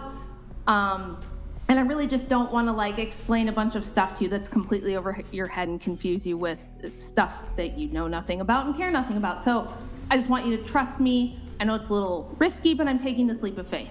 And that's what I'm gonna do. Now the wife is gonna immediately go to like, oh, but what if we don't have health insurance? And what if we don't have this? And what if it doesn't work out? And do you have a backup plan? And how do I know this is gonna work? And what if it means what that the fuck is this our ultra income goes wide down angle for and her in the the middle? woman's I like, am natural thing is going to be to come up with 3000% every in the objection like, possible. what and the fuck? sometimes in order for men to get things done, they have to be like, look, all right. I don't understand how trans became a political issue. A lot of these issues don't need to be federal level laws. Like, trust me, they did it as a wedge issue, and they saw it as something where a bunch of like chasers and guys who just started recently like jerking off to trans porn, they can convince them that they're gay for jerking off to trans porn and making them uncomfortable with it, and then making them hate trans people. I know it's reductive, guys, but for fucking real, that's what it is. And the more you call it out, the more that, and like also teach them, or it's just like, no, guys, like whoever taught you that, like that's what you're getting out of it. Chasers are so weird. Yeah, no shit. you just got to trust me on this. I don't have like days to convince you and months Joe Rogan? to calm all your Anna? fears and your Joe worries Rogan? and like. Can we just you know, agree? I really Like, dude, can't his go through all obsession that. is This is insane. what I'm going to do. I have a really great opportunity. I'm going to go ahead and do it. Sometimes men have to do that because otherwise life becomes nothing but nonstop. Like the husband feels like he has to sell the wife on every single decision and she's got to be convinced of every angle. I'll be and right back. If she's not sure, she's going to constantly pester him and go, I don't know about it. It really makes me nervous. And I've been thinking, you know, sometimes men just have to be, look, this is what we're doing. Just trust me. I'll handle it. And if you really are worried that you married a guy who you can't trust, at least to that degree, you shouldn't marry him. But what you'll find if you've been married a long time like I have is the trust grows. So in the beginning, it'll be small things. And then your husband, and husbands make mistakes and they have to grow as people too. They don't get everything right in the beginning. They have to figure out through making mistakes what works and what doesn't too. So you have to have a lot of grace in the beginning, first 5-10 years of your marriage. If your husband makes decisions, he has a great plan and it doesn't work out, you can't forever hold that over his head and be like, remember the last time that you told me and it didn't work out? Blah, blah, blah, blah, blah. The voice is the same. Our voice is not the same. No, when he does that mocking voice, you guys do the same mocking voice. Yes. I think he learned it from me. There's some similarities. There are some creepy similarities. But I'm just saying, like, this is why I was just trying to briefly kind of explain from the man's perspective why they don't want to endlessly litigate every decision. They can't get shit done. and they need to be efficient and on top of things, and they have to get good at making decisions and not second guessing themselves. And so you have to back them up on that shit. Oh, Rachel, your audio cut out there. Audio cut out. Rachel, I have one question for you before. I don't know if, can't hear you. What happened? The mic unplugged? She unplugged her mic. She was too based for the microphone. The microphone was just like, oh man, we can't handle any more of these based. We could read her lips. She's laughing. She's laughing. Based patriarchy. Ortho takes anymore. Oh Fuck no! does he have on his Andrew, neck? Through tech support. I think we need some Calling Mr. English dub or something like that. Yes. Calling Mr. All right, this is creepy. Wait, I can't stand like these people. What is this at whatever fucking podcast? I've seen this like pop up a few times. I don't know what it is, but it seems like it's that chauvinisty fucking like fresh and fit like kind of format. My fellow Americans, can you tell me that LGBT rights currently under attack, and can they go worse than this? Or laws? Yeah. Unfortunately, I really don't know what to... Yes. The state legislation going after gay rights or going after gay marriage is a big deal. And I don't want to mince words on that one. Sorry. I didn't know how to put that because it is deadly serious. Because the federal government going and overturning the federal mandate could very, very well happen in this presidency. So I don't know, guys. I'm not trying to be alarmist, but in this case right now, there's a fine line between alarmism and preparedness. You want to be prepared. So, or preparedness.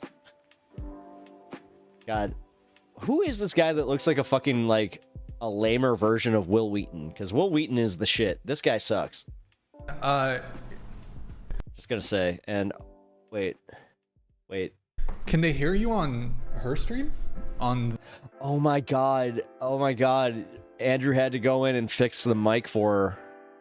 Which, to be fair, I've had the same thing because Andrew had to help me reset my OBS. So, yeah. Google the Institute of Sexology to see an example of what is likely to come. Institute of Sexology.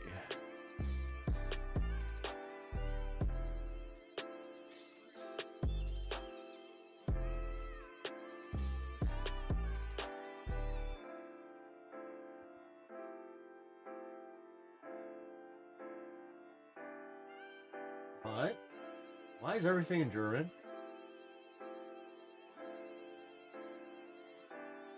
The Institute for Sexology Wissenschaft.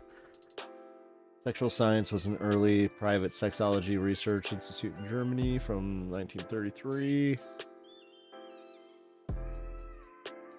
Oh. It's just the modern equivalent. Oh, shit!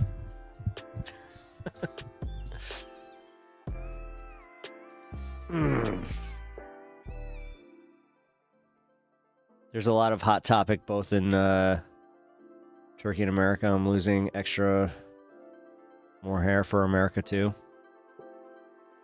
Wait, what? You're losing extra hair for America? Oh, where the first transgender surgery occurred? And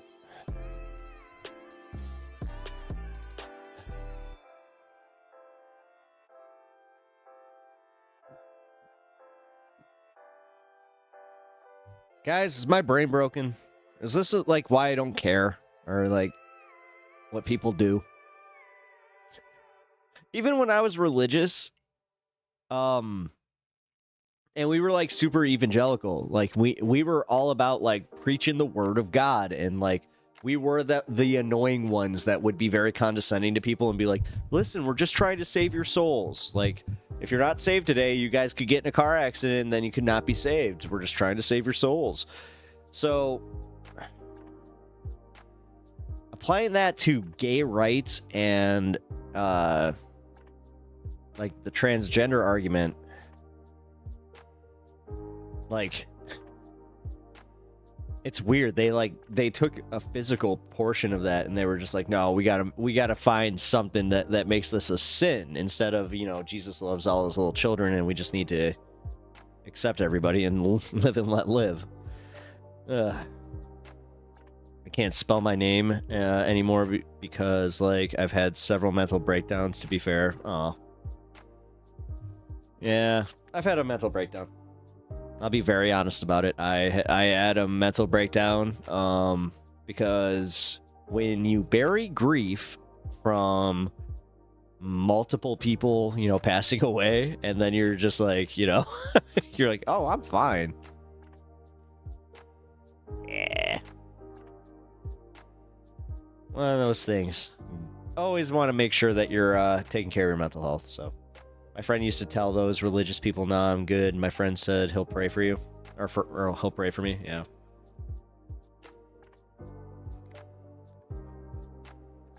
I mean, it's so weird to, like, be on both ends of that. Because, like, I used to actually say, like, I'll pray for you. And I meant it. And then I would actually go home and pray for those people. Because I was one of those weirdos, too, where I didn't want to be a hypocrite. So, like, I would totally remember to do it.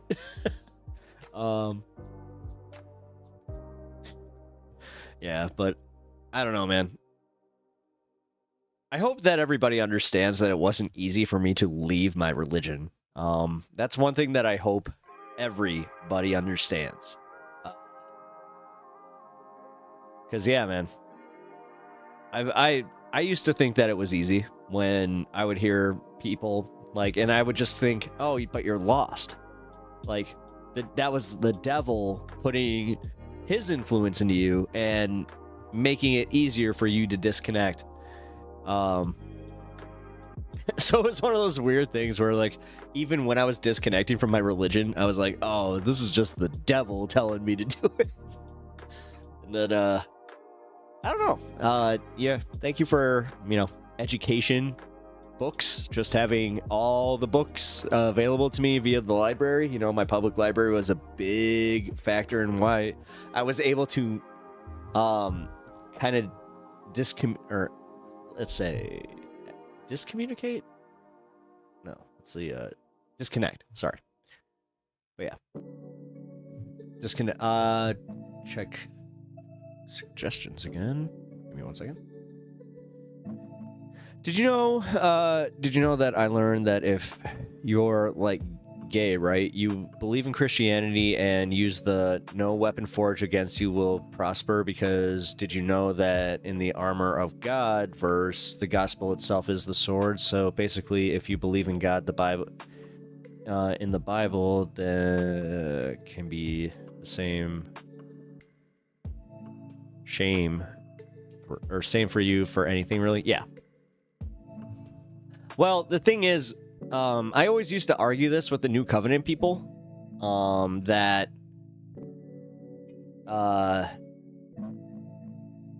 like, these were the people I used to call Christians of convenience, because they would always kind of say I'm hedging my bets kind of shit.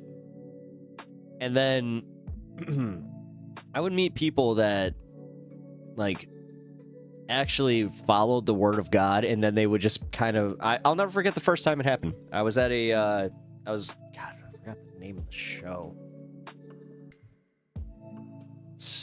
CR something. It was a punk show, but I had found out that one of the youth pastors was gay, and, like, it was wild to me, because I was just like, wait, that's even a thing? And that was kind of like my first, like, hint that, oh, well, you know, Jesus did kind of just say, like, no, you're all forgiven kind of thing. And even if it was a sin through the eyes of Christianity, that Jesus wouldn't judge him based on that merit. But, it's hard to argue that one with modern Christians, I can tell you that right now. Yeah, politics make my hair fall off, and I'm very worried about the U.S. too, yeah. Yeah, my hair's thinning a little bit from just the last, like, 2 weeks. I can't spell anymore because I've had a mental breakdown, to be fair. Oh, yeah, got that. Did you know...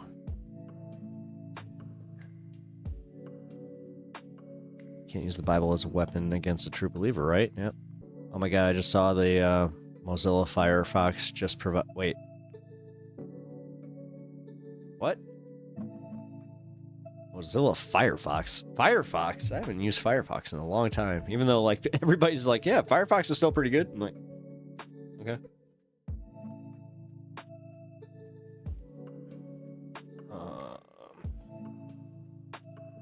Which, by the way, did everybody, like, actually succeed in not spending money today? I did. I didn't spend any money. Woohoo! My protest worked. I'm using it right now. Oh, cool.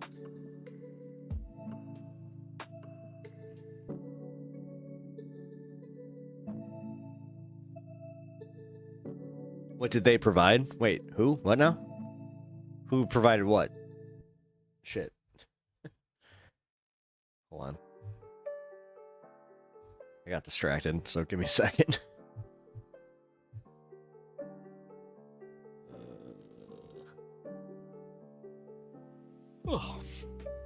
There's another clip of Trump in his Oval Office, and he is talking about Hunter Biden and Hillary stuff to to President Zelensky. Zelensky is like, what the hell? Really?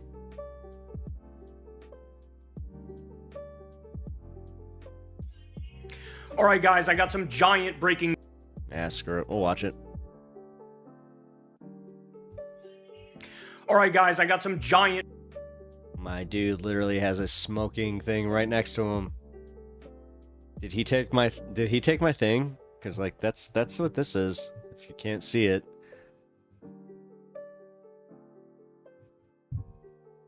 Like, man, I feel like these guys are watching my stuff and they're just, like, taking my ideas. What's going on here? Breaking news here for you. So President Zelensky and the Ukrainian delegation were in town. They were at the White House in the Oval Office. I'm not anti-religion. Wait. I'm not anti-religion, but I just don't believe in the Bible because even in the Bible it says the Bible is bullshit. Well, yeah, but outside of that, I'm just not religion because it's used to do much more harm than it is good. I mean, yes, there is good that's done in the name of religion, but I think that you can do that same good without using religion to do it. There, and it devolved into J.D. Vance and Donald Trump effectively ambushing and berating and yelling at President Zelensky to his face. So, of course, this is huge, huge news. Let me go ahead and pull up the screen here so we can go through the video together. So here we go. We're going to take it from the top. As we go, perhaps we'll pause and break it down. But I got many updates to give you as well about the fallout. Godless Monkey. Yo. Out here from what happened. Here we go. Hello.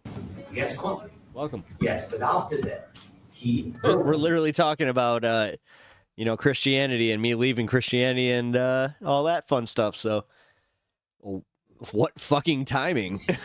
He killed our people, and he didn't exchange. How are you, Godless Monkey? Thank you for joining the stream. He signed the exchange of prisoners, but he didn't do it.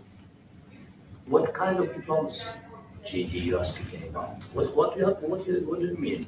I'm talking about. So what Zelensky is talking about here is how in the past it was Vladimir Putin. Why? Can we just bring up why does Trump sit so fucking weird?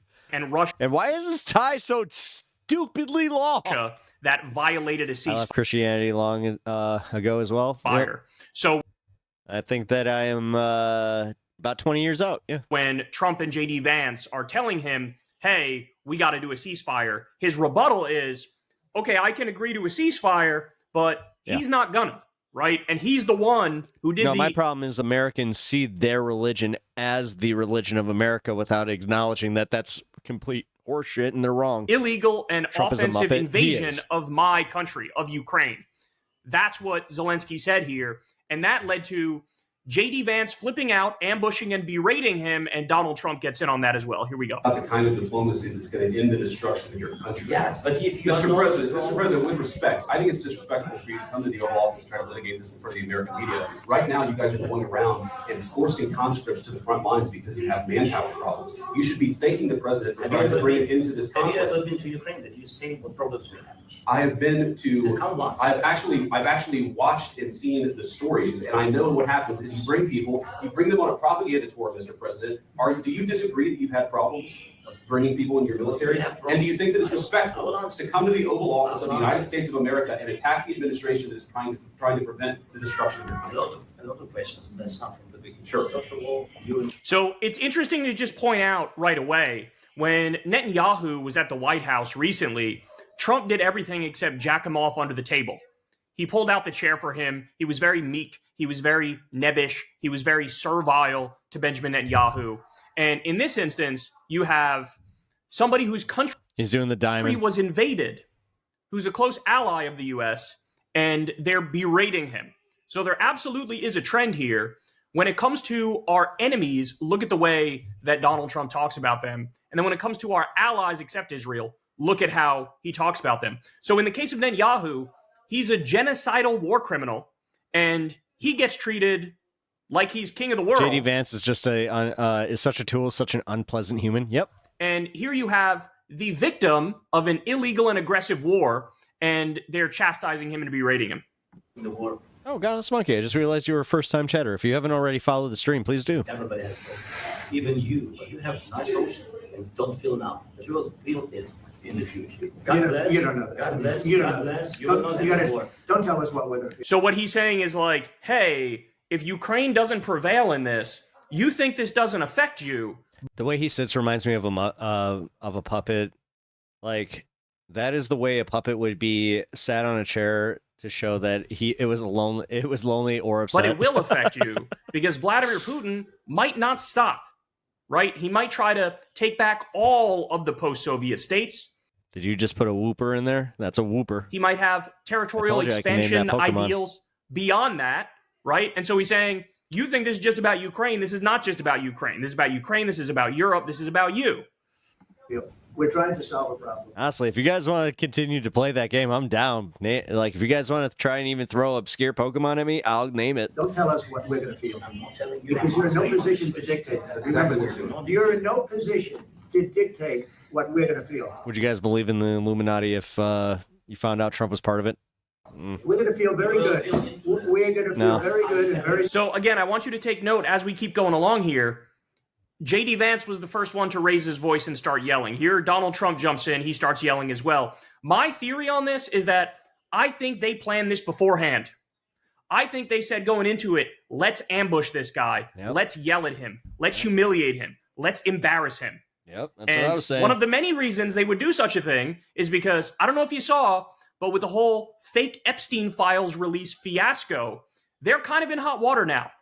Even many MAGA supporters and MAGA media folks have turned on... Guys, it just happened. Apparently, the EU is looking to back Ukraine after this because it just showed that the U.S. is fundamentally unserious about actually keeping its contracts. So, good times. The Trump administration over the fact that they released fake Epstein files. Gee, I wonder... Zelensky never fails in Sigma chat energy. Why? Nice. Basically, what they did is took a list which came out... Rubio was looking like a small boy watching his parents argue throughout the whole thing. Gawker about a decade ago, right? Epstein's black book or address book or whatever you want to call it. That was released like a decade ago. They took that, redacted more parts of it, and then released it and pretended like they were giving everybody the straight dope on Epstein. Like they were giving everybody the real truth on Epstein, and everybody's onto it. Guys, the reason why they're not releasing the Epstein files, we've been through this a million times. Donald Trump was best friends with Jeffrey Epstein for a decade. That's according to Jeffrey Epstein, right out of his own mouth. We have him on audio tape talking about it. There's tremendous dirt on Trump. Also, there's tremendous evidence that Epstein was Mossad, right? So are they gonna release that? Are they gonna release the information pointing that out? that actually this is Israel and they've been spying on American politicians. How many of them were there? And powerful people for all this time, and they got a lot of dirt on us, et cetera, et cetera. Of course, they're not going to release that. Of course, he's not going to release files I read a list of all the countries that were going to back them. that How many are implicate there? him.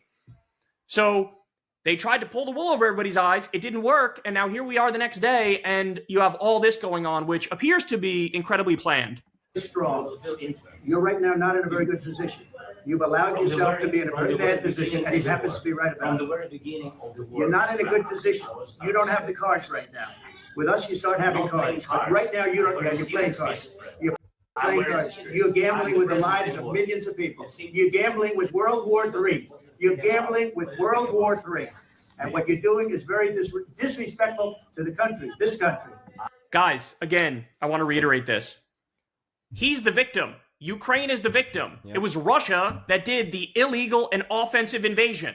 And he's berating him and chastising him like he's the aggressor. No, Putin was the aggressor, right? Dude, and by the same token, Netanyahu is the aggressor with his genocide in Gaza right now. And what does Trump do? Roll out the red carpet for all the aggressors and treats them like victims and treats the victims like aggressors. It's back to you. Far more than a lot of people said they should have. Have you said thank you once this entire meeting? No, in this entire meeting, you said thank you. You went to Pennsylvania and campaigned for the opposition in October. Offer some words of appreciation for the United States of America and the president who's trying to save your country. Oh my God. So by the way, that's a lie. He didn't campaign for the Democrats. That's total nonsense. He said something that was like mildly critical of J.D. Vance, and he visited a weapons facility in like Pennsylvania or something, and they're spinning that as if he was campaigning for Kamala Harris or supporting Joe Biden. That's just a total lie, and that's what these people do. They lie. Space Plum, I hope you're feeling better. You gotta hit that follow? Please, you think that if you will speak very loudly about the word... He's not speaking loudly. He's not speaking. I'm just playing. It's basically, he's like, bitch, stop yelling. That's what Zelensky just said. And now Trump's like, yelling? Who's yelling? Trump I don't even know what you're Vance is talking not about. Nobody's his yelling. Are you successor? kidding? We all Really? have eyes and ears. Damn. God, they're so shameless. Is in big trouble. Wait a minute. No, you've done a lot of talking. Your country is in big trouble. He said, you've done a lot of talking. Somebody should go back and actually count the amount of time J.D. Vance and Trump spent talking versus Zelensky. I guarantee you that Zelensky talked way, way less. No. You're not winning. You're not winning this. You have a damn good chance of coming out okay because of us. We are saying in our country staying strong from the very beginning of the war. We've been alone, and we are saying. Have you seen the clip of Trump-Kamala debate where she called this? You haven't been alone. You haven't been alone. We gave you through this Almost like we saw this coming. $350 billion. We gave you military equipment, and your men are brave, but they had to use our military. If you didn't have our military equipment, this war would have been over in 2 weeks. Okay. Unbelievable. Okay, guys, that's also a lie. He does the same thing. It's called lie inflation, and Trump does it all the time. That's what we saw with the $50 million to Gaza for condoms. Then it became $50 million in condoms to Hamas. Then it became $100 million to condoms in Hamas that they use to make bombs. This is lie inflation. Trump originally said it was $300 billion in support to Ukraine. Now he makes it $350 billion in support to Ukraine. You know what the real number is? It's about $170 billion, 70 of which literally goes right into the military-industrial complex. It's just flat-out weapons, right? And then a lot of the remaining money is literally a loan and for humanitarian reasons. So he can't help but just lie. That's all he does is lie. I heard it from Putin in 3 days. This is something maybe less. In 2 weeks, of course, yes. It's going to be a very hard thing to do business like this. Just say thank you. I said a lot of times. Accept that there are disagreements. And let's. All right, I'm losing it because here's J.D. Vance is chastising him and saying, why don't you say thank you? Just say thank you. What's the matter with you? Say thank you. First of all, he said thank you to America like 100 times. Yeah. If you just do a cursory search on that, you'll find it very He wants him to thank Trump and fucking kiss his fucking boots. What was in the news like a week or two ago that we covered on this show? The United States sent terms to Ukraine and said, hey, you need to do this or we're not supporting you anymore. What were the terms? You need to give us 50% of all of your natural resources from now until forever, or we're not going to help you anymore. Guys, that is economic colonization. Mm-hmm. That's what it is. Economic colonization. This is old school 1800 style shit. Hey, give us 50% of everything from now until forever is incredibly ruthless and exploitative. Even and though you've I put saw, them in an impossible position. I saw that it was going to be like a thing that they were going to be like, oh, Trump made a great move there. It's like, well, he failed. Because, of course, they don't want to agree to give away 50% of their shit from now until forever, stuff that's just going to help U.S. billionaires. Did anyone else notice who the adult in the room was? Zelensky? But it's either do that or the other warmonger imperialist who's trying to illegally take over Ukraine, Vladimir Putin, or he might end up winning. So he's stuck between two imperial powers. And here's J.D. Vance going, why don't you say thank you? Just say thank you that we're trying to rob you blind, that we're trying to make you a colony, that we're trying to make you a vassal state. Just say thank you. Go litigate those disagreements rather than trying to fight it out in the American media when you're wrong. We know that you're wrong. But you see, I think it's good for the American people to see what's going on. I think it's very important. That's why I kept this going so long. You have to be thankful. You don't have the cards. You're buried there. Your people are dying. You're running low on soldiers. Listen, you're running low on soldiers. It would be a damn good thing. And then you tell us, I don't want a ceasefire. I don't want a ceasefire. I want to go, and I want this. Look, if you could get a ceasefire right now, I tell you, you take it so the bullets stop flying and your men stop getting killed. Again, what good is a ceasefire if Vladimir Putin doesn't abide by it and Russia doesn't abide by it? Then Ukraine stops shooting and Russia keeps shooting. Then what's the point of a ceasefire? And that's his point, is that they're going to keep shooting. So you're telling me to stop shooting, but they're going to keep shooting. That's the point. Again, he's berating him like he's the aggressor. He's not the aggressor.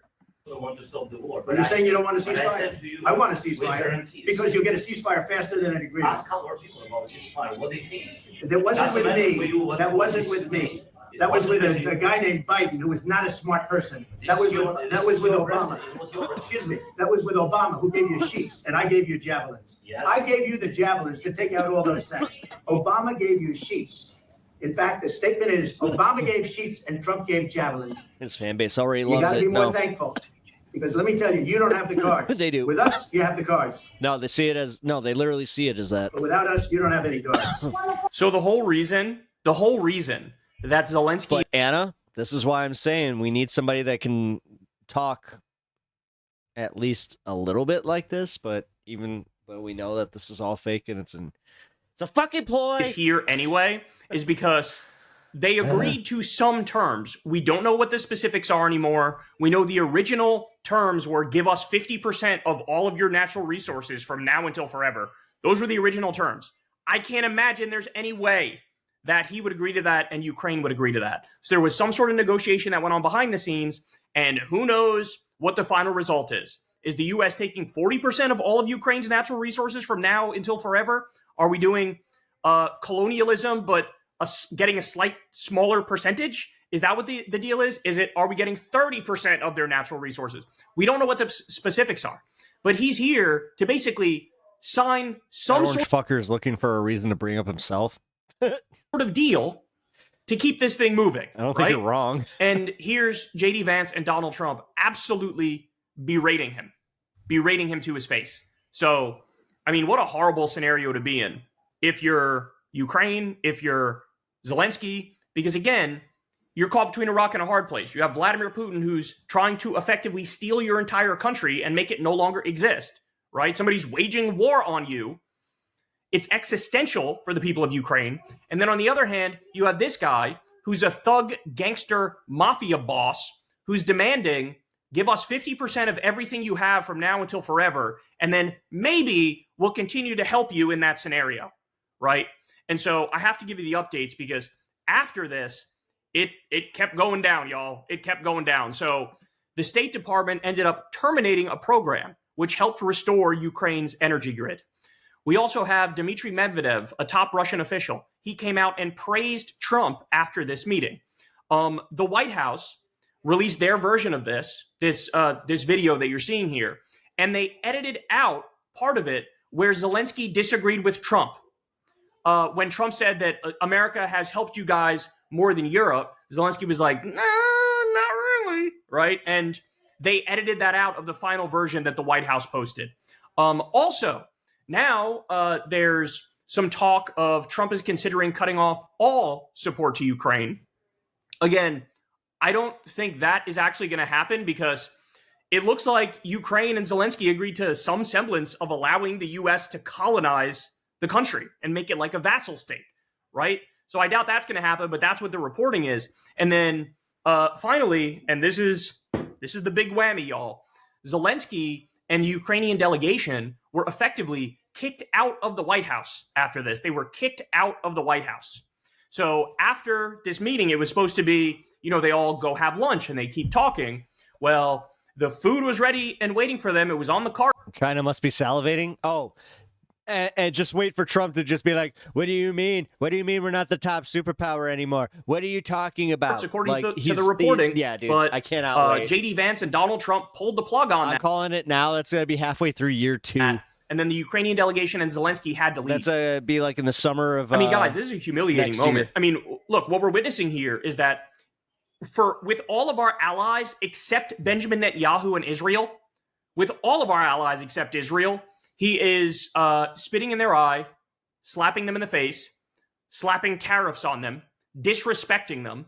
And with all of our enemies, it's quite the opposite. He always has positive things to say about our enemies. And so it is the true, utter destruction of the world order in a way we haven't witnessed in our lifetimes. There's no doubt about it. And the rise of China is inevitable. Chinese hegemony is coming, and I think it's coming relatively quickly, because what's going to happen is all of these countries are going to run into the loving and open arms of China because they see how incredibly unstable and petty and vindictive and transactional and stupid the United States of America is. And you're also going to see, Europe, for example, they're going to start acting very differently, right? They're probably going to attempt to fill the gap in world leadership that's left by the United States abdicating itself and disrespecting all of its allies. And so Europe is going to step up to one extent or another, but also China is the one that's positioned to really be the next global superpower. And it looks like Trump is making that happen faster than any of us ever thought possible, right? Because he's making everybody run into the loving arms of China. And again, this was a humiliating and an embarrassing moment. To have this world leader here, the head of a country that was illegally invaded, right? And to scream at him and yell at him and berate him and belittle him and demean him, it's disturbing, especially because, again, go roll the tape. When Netanyahu was there, he got everything but a hand job under the table, and maybe he did get a hand job under the table, right? Look at the way he talks to Netanyahu or even to Putin, right? And then compare it to how he talks to Zelensky. And in all seriousness, that says absolutely everything about this dude.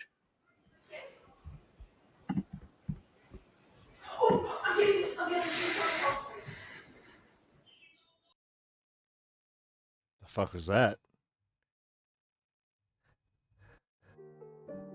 China don't,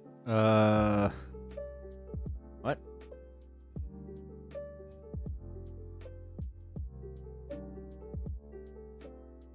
Did you mean to say gatecrasher, China don't mean anything to anyone? Because you're wrong.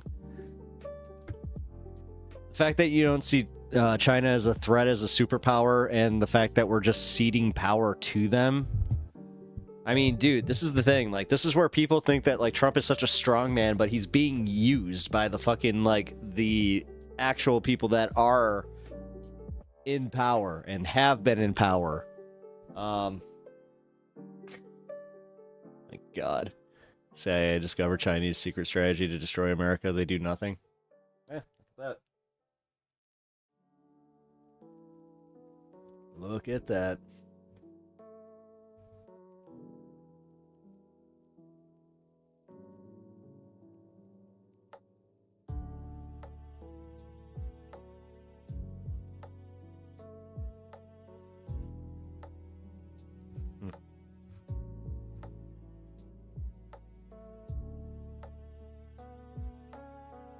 Mexico and China have been playing footsie for years. Hey, well, at this point, it's only America's fault if they, if we decide not to do anything about it, you know? So, what you gonna do? The Canadians are pretty much done with the U.S. We'll see. We'll see unless they just decide to capitulate and become the 51st state after their new, PM is fucking elected. Mitesh, I have been on Bount Hunts. Not the same as Hunter Biden's. Yuck, yuck, yuck, yuck, yuck, yuck, yuck. By the way, guys, if you didn't already know this, we hit 20 likes, so thank you. I really appreciate that. One Canadian General is for the Canada-U.S. merger. Yeah, I saw that. Yeah, I saw that.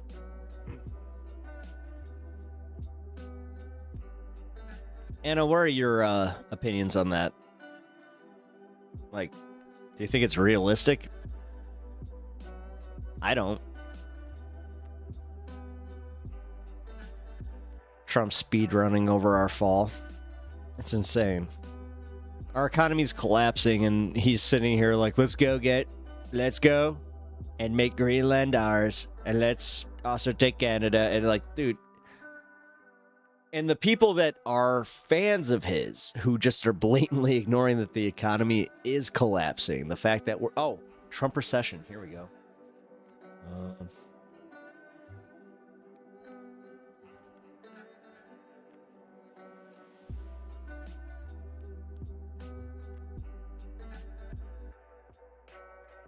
Welcome to the show. Economists are... Screw it. I'm going Pac-Man again, even though he's in his, like, fourth starting studio. to panic about a possible Trump recession if Donald Trump is able to continue his economic agenda. Now, let's not pretend that this wasn't obvious from the start. Let's not pretend that we're surprised.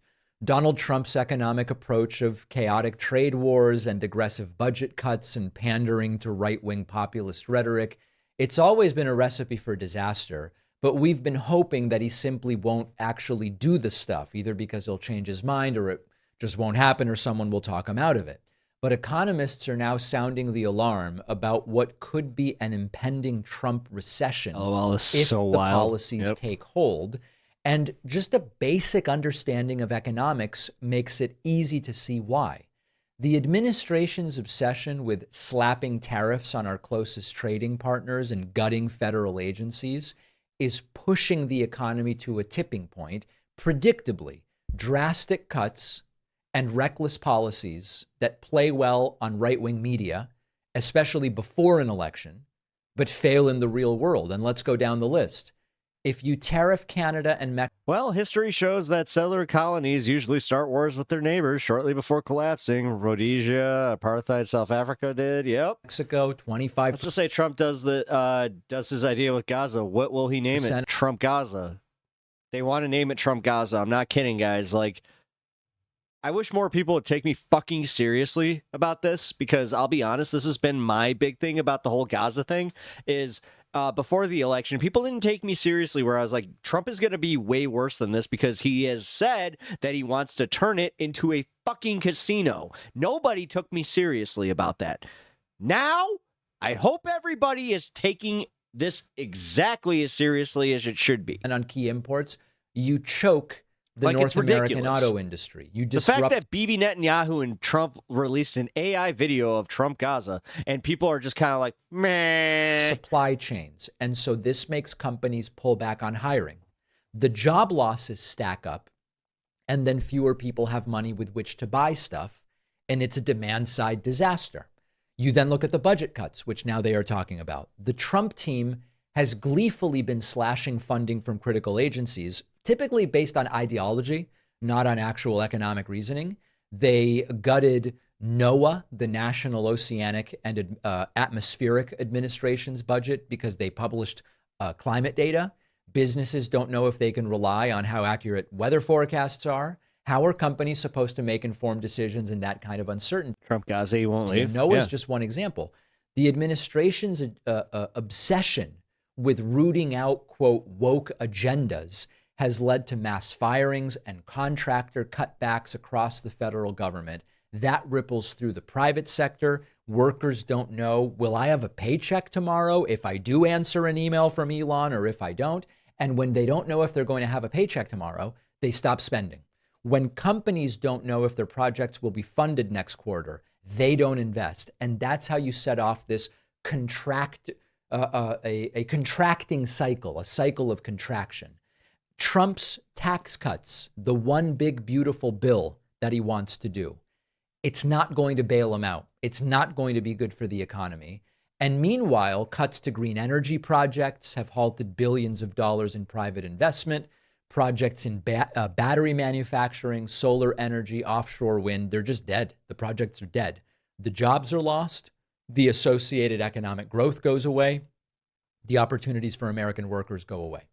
So what's happening right now, the alarm that's being sounded by economists is completely predictable because they were also sounding the alarm before the election. The Trump administration is doubling down on chaos as a governing strategy, and the economy is what is at risk.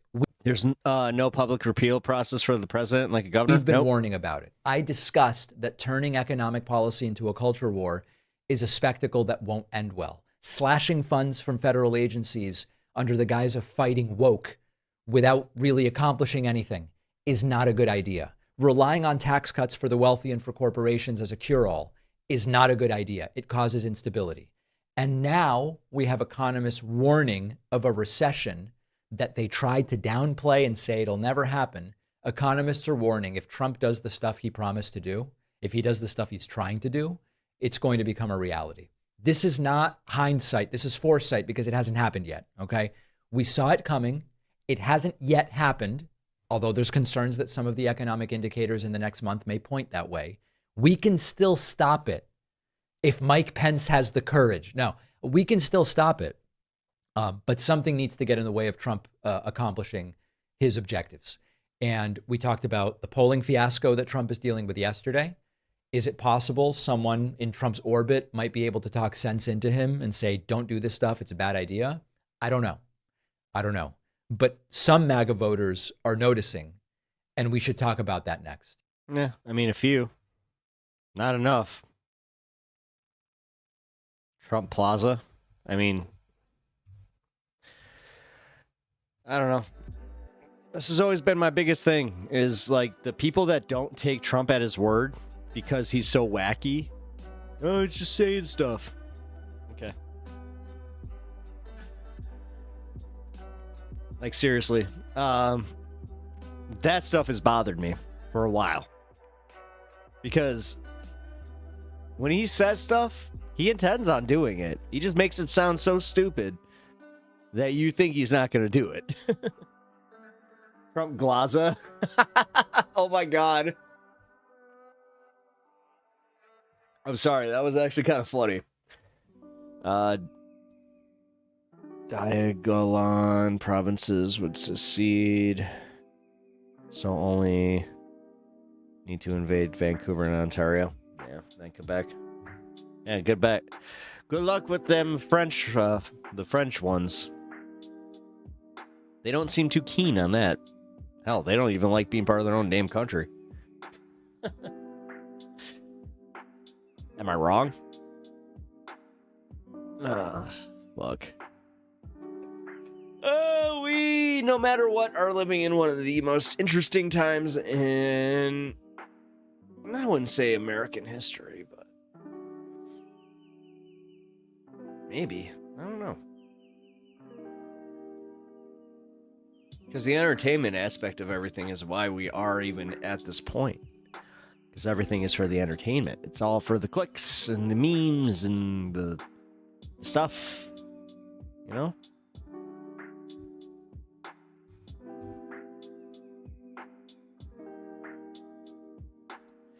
By the way, does anybody know, is Proudly Radical over on Twitch? Is he cool? Because, I don't know, man.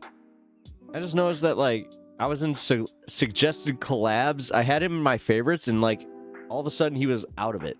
And I'm like, oh, does he, like, not like me? Like, what the fuck is that? Because I've raided his channel a few times, and if he's literally like, oh, I don't like the people you bring to my channel or whatever, like, you didn't get a hold of me, I'm gonna say, bit of a dick move if that's the case.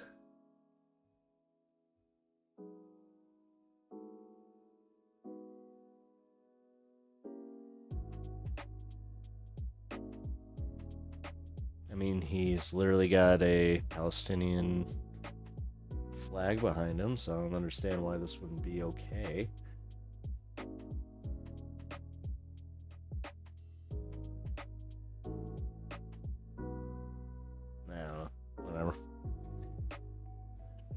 Nice hair. Thank you. Barney Rap, you're a first timer. How you doing? Cheers. I also appreciate you commenting on the hair. I thank you. Oh, excuse me. Yes, I still say excuse me. Unlike, I've noticed that Hassan doesn't say excuse me. Not cool. I like your room setup also. Thank you. Man, look at you coming in here with all the nice comments. I appreciate that. Thank you. They zip up here. Arnie Rep. Oh, and then you follow me. Oh, thank you so much, man. Much appreciated. Like, seriously, much appreciated. Now here's the thing. Do you agree with the politics? This is always the fun part where people follow me. They're like, I like your aesthetic. I like your hair. Like, I like everything. And then I'm like, yeah, but I'm a leftist that wants to just have good conversations. I mean, my big thing is like, for any Trumpers that try to troll me, I'm kind of not the target because I just diffuse them by going like, why do you think that way? And then they're like, oh, I don't like when people want to know where I'm coming from and why. That's happened to me a few times too, where I'm just like, oh, did they really just like back out of that? Oh shit. It's kind of funny. That's okay, man. I'm conservative, but I enjoy everyone's perspective. Cheers to that, man. Cheers to that. I mean, listen, I'm not going to pretend that I'm not going to try and change your mind a little bit. And trust me, I know how it is. I know how it is. I know how it is where, because I'm a leftist and because I'm the age that I am, 38 years old, so I'm a little more set in my ways than most people, and it's mostly because I've experimented with all this stuff. Like, I was a conspiracy theorist. I can say the conservative thing, kinda, like I did it through religion, but I don't know, man. I'm more of a live and let live kind of guy. I don't understand the making it, people's lives an issue and then trying to take away their rights to do, whatever the fuck because it's an issue. I hate that shit. But yeah, I'm an individualist and I just enjoy the shit show. Hey, live and let live. Cheers to that. Fuck, man. Wish more people just live like that. Like, I don't get it. You realize how freeing it is to not give a shit? It is nice. It really is. Like, even Trumpers, man. Like, my neighbors got Trump flags. I don't give a fuck. Like, I don't give a fuck. They think that they're trolling me with this shit. I don't care. I think it's kind of funny. Because now I'm looking at it from the perspective of like, no, you're a weirdo. The election's over.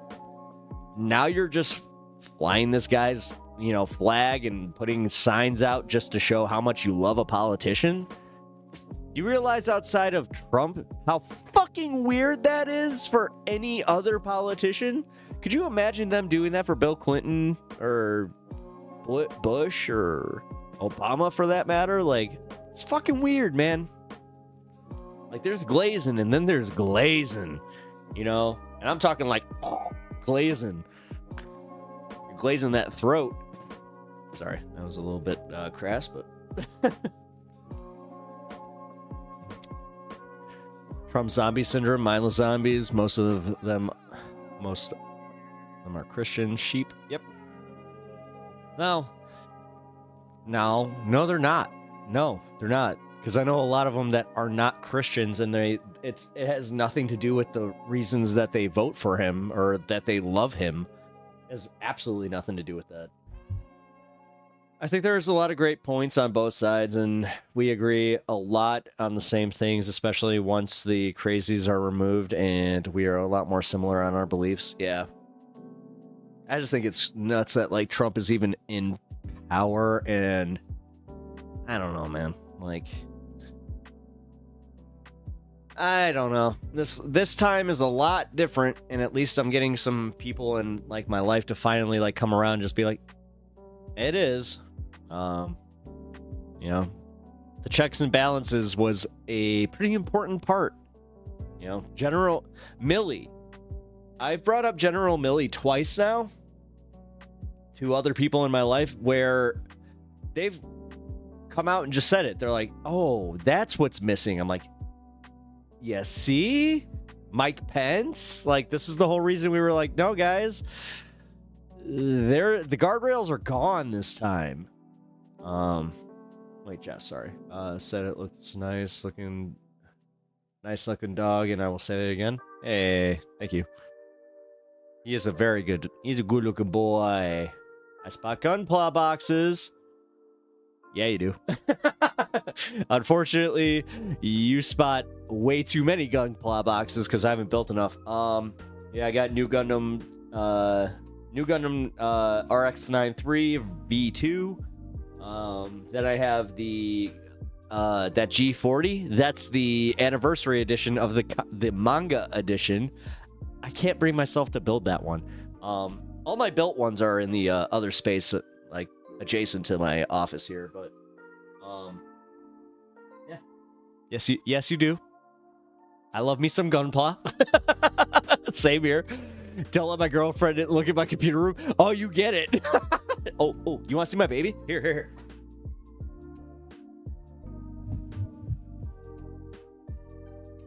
This is my baby. I haven't built it yet.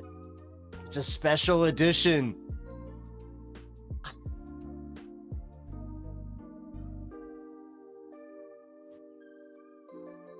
I don't care. I'm a fucking dork and I love it. Ugh. That's my death scythe, and yeah. I've had that for like 2.5 years, and I don't know when I'm going to build it. All right, now I'm jealous. I know. Dude. I know. No, that one, it's got like the clear plastic. It looks really, really good. I mean, I can't wait. It's actually the one, that's the reason it's out there. It is on my tray. I am going to be building it.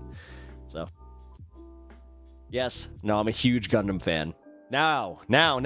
Actually, fuck all politics aside. Now that I have you here, Barney. Cool. You're a cool guy. I appreciate you. We may have different political beliefs, but you're a cool guy.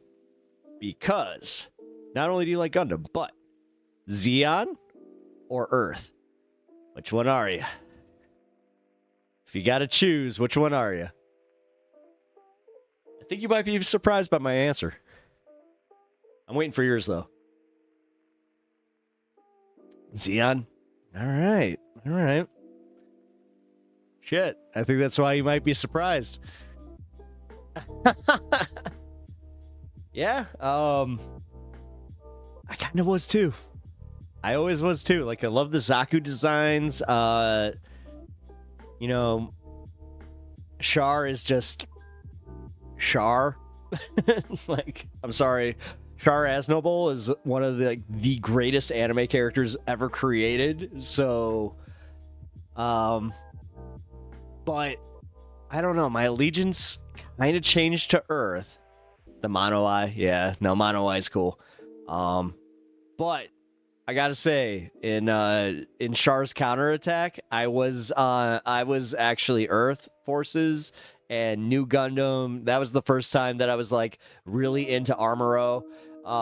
Plus, I forgot her name, but the Psycho Frame girl, she sucked. She was the worst. So, just gonna say. If you guys have no idea what I'm talking about, I'm sorry, but I'll stop there. But I appreciate the Gundam talk. I haven't had a good Gundam conversation yet. I've had Naruto and pretty much every other one. Can we just say this though? If you've seen the Netflix show, they make the Gundam so scary, like to the point where it's like a Jason movie, where like the very first episode, it is so scary when the Gundam shows up. I'm lost now. It's okay. It's giant robots and it's a giant robot war. So just sent a picture of my dog in the pets channel. Ooh, pets. Babies. Whoa. That's a fuzzy baby. And I like your dog's ears. He's got the big pointy ones. Wah. And your bearded dragon rules. More of that, guys. More of that. Like, here, if you haven't already joined the Discord, please do. And I want all the pet photos. Come on. I'm dead serious. Like, I really am that simplistic with my stuff where I'm like, oh, I love pets. And I love, like, seeing just happy pets in the eyes. Like, I love the fact that your dog that doesn't have the pointy ears is kind of looking at you in that picture just like, all right, take it. More in the pocket of, it made me love the Zaku. Yeah. C note. Oh, 00880. Shit. No, I'm sorry. That one I'm actually all Earth. Like, that one was. No, the 0080 is like one of the best squads in all of Gundam. I'm just gonna say. Oh my god, I love ferrets. I love ferrets so fucking much. Aw, he's eating a chicken wing. Look at him. He looks like my old one. I named him Bandit because he used to steal stuff. He was such a little fucker.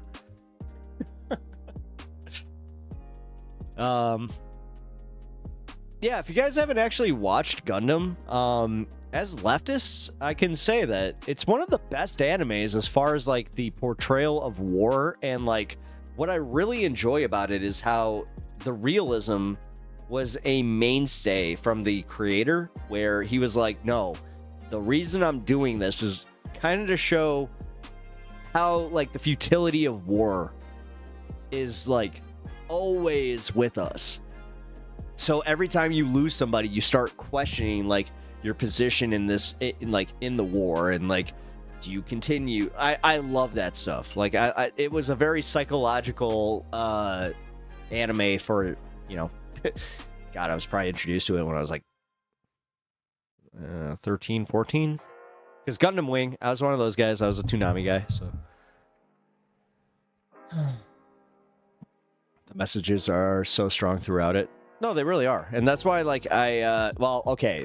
Let's just agree that Gundam Wing has one of the weirdest ones where, like, Hero just walks up and he's just like, I'll kill you. It was like, what?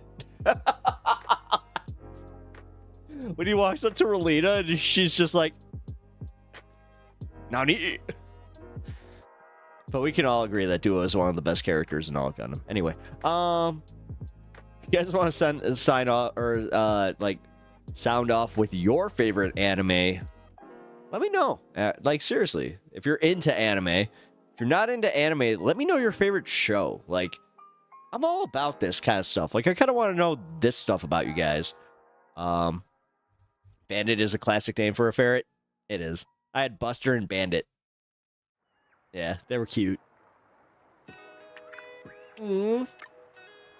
Vinland Saga. Hell yeah. I love the Gundam talk, bro, but my dog is begging to poop, so be right back. I get that.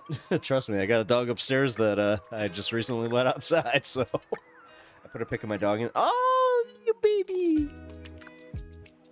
Aww. Look at him holding that pillow. It's a good looking mutt. Look at him. He demands you look at him. Damn it. Here, I wish I could show this. Here.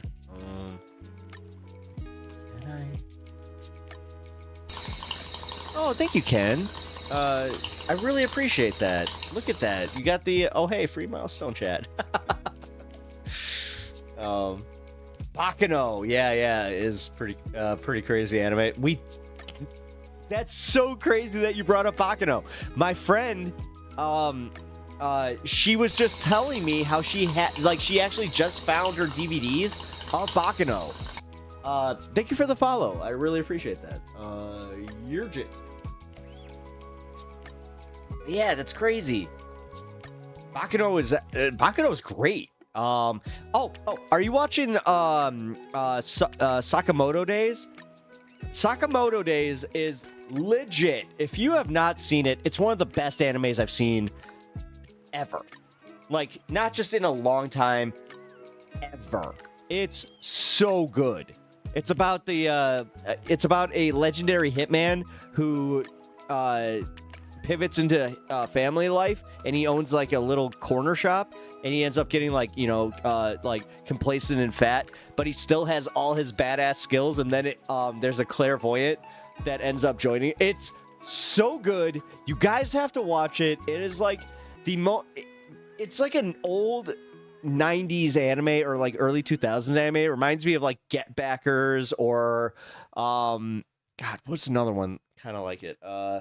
Get Backers is probably like the best one that I could compare it to. Or it's got heart, and you fall in love with the characters, and it's a good story. But I so kind of love the Kenshin vibes. I love Kenshin. It's so unfortunate that the creator did what he did. If you don't know, he got into some PDF file stuff, and it's a little hard to ignore. Because Samurai X was 3 of my favorite movies. The third one's not that great, but I will just say the animation style and the ballsiness to go and marry off Kenshin and make him peaceful and like not go through the Rioni Kenshin like universe. Gotta say that was actually kind of cool. Pitbull boxer Rottweiler. Oh, the goodest girl she is. I love her. I hope you realize, like, all of your dogs, like, if I met them, I would be their best friend immediately. I really... if there's one thing I'm proud of in my life is the fact that I do have that. Like, I have that weird thing where I've had people just be like, my dog is very aggressive and doesn't like people. What the hell? Like, I've had that a few times. Specifically with the Rottweiler, where they're like, they don't like anybody. I'm like, I don't know. You good girl. Meanwhile, the dog's just like, yeah.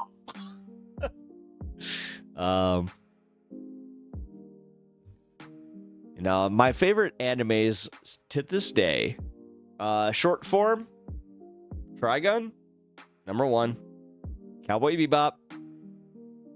I hate to say number 2, but it is. Oh man, we got Lazarus coming though. Shit. That does actually... And then Samurai Champloo. Sorry, I forgot how much there was. I meant Rurouni Kenshin, as that's the only one I've watched. Oh, okay. Yeah, Kenshin, I mean, Kenshin's a great anime. Like, hands down. I really do like Kenshin. Naruto is one of the better animes. As far as like long form, Dragon Ball Z is like it. I will just say, like, come on. I really am like the most Toonami kid. One of my favorite animes is Speed Grapher. Oh, fuck yeah, dude.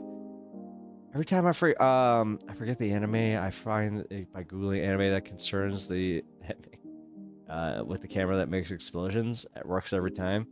Yeah, dude, that's... Here. I think I can play this. I'm not sure if I can play the trailer.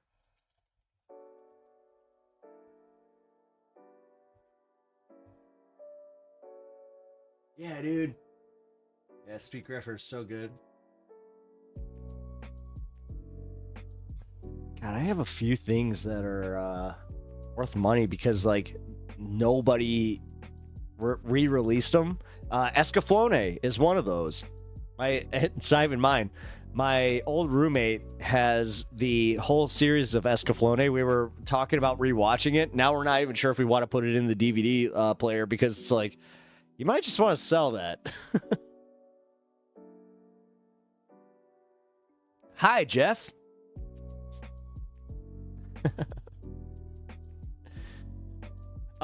Jeff.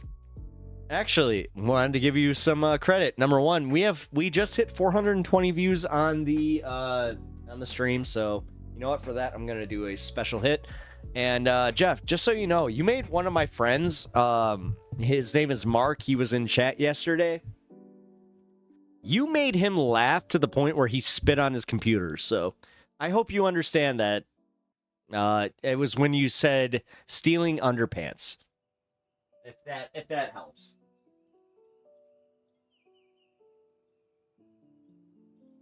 Because apparently that made my friend, like, do a spit take.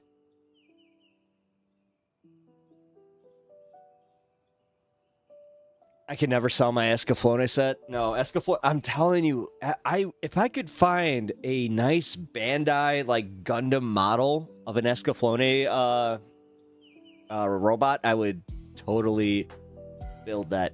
Big O. That's another one I'm actually openly looking for, is if you guys ever find a Big O statue, let me know. I'll give you my P.O. box, and I will also, like, pay you back for it. Yeah. It's one of my favorite animes that nobody likes, that has very limited merch that you can find randomly. So that's why I'm like, ooh, wouldn't mind me a Big O. Big O. I just realized his name is Big O. Get it? Ha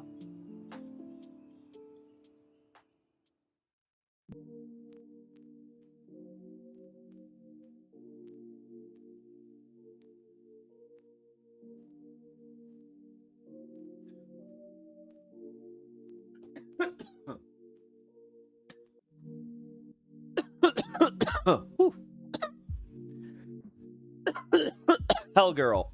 Ooh, Hell Girl. That's a good one.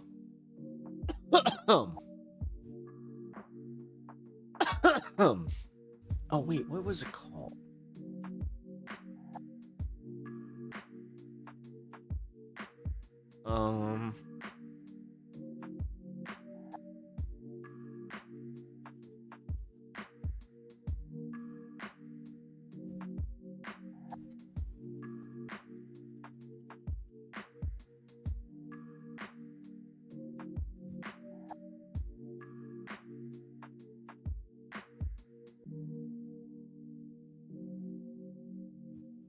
What was it called?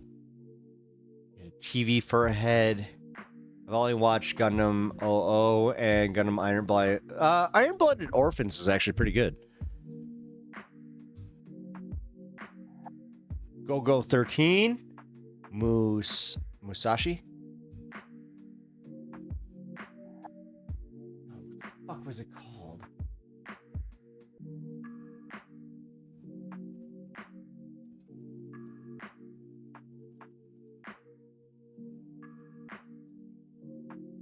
Wait, I got this.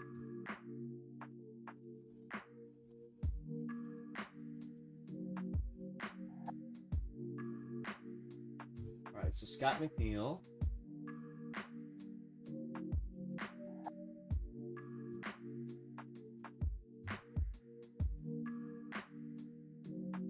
So Scott McNeil voice drafts. Let's see.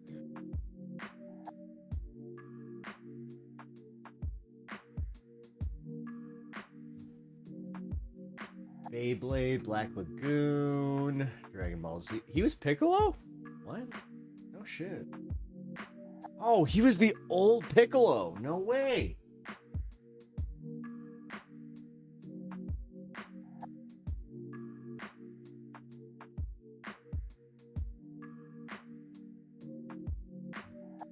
Oh, look at that. He was in Vision of Escaflowne. Hey.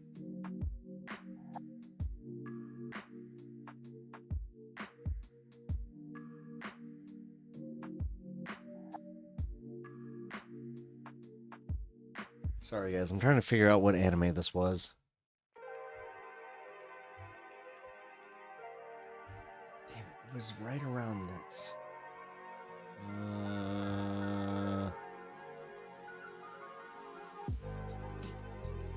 It's right around 2003, 2004.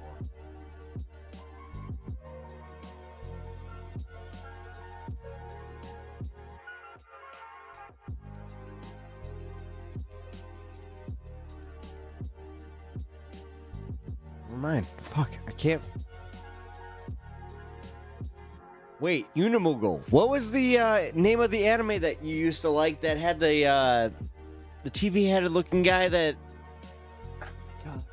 He traveled through all the different universes and there was that... there was the Pokemon episode. where they made fun of Pokemon. Oh my god, what the fuck was it called? Fuck.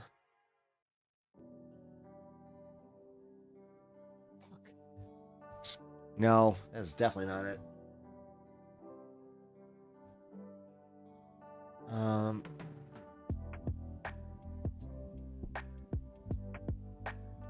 my god, it's not Fooly Cooly. No. It's not Fooly Cooly.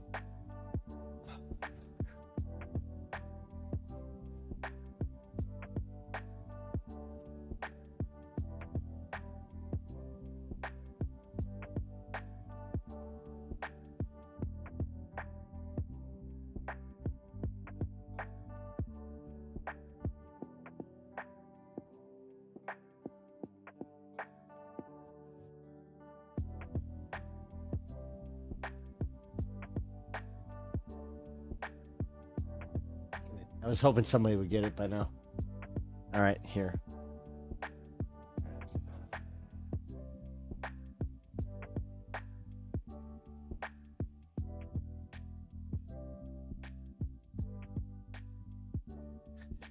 That's it. Yeah, magical. No, it's called Magical Shopping Arcade Aminabashi. Thank you.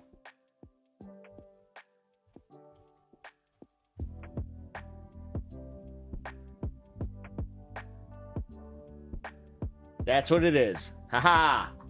It's totally what it is. Okay, here. Maybe I can find the trailer for it.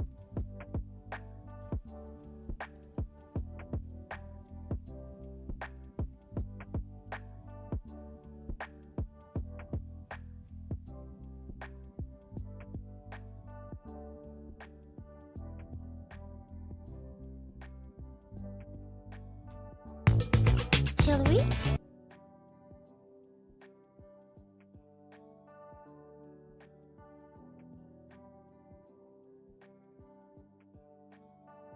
Yeah. What? Come on.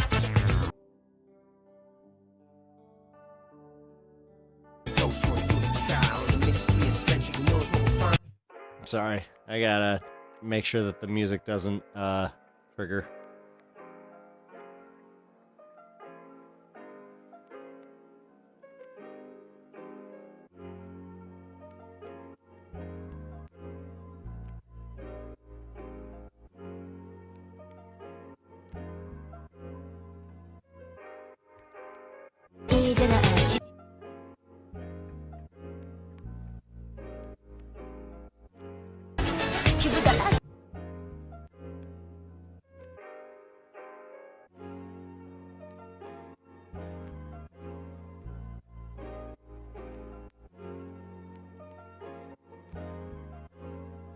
Yeah, so it essentially makes fun of all anime tropes and sends their protagonists through every single one. So,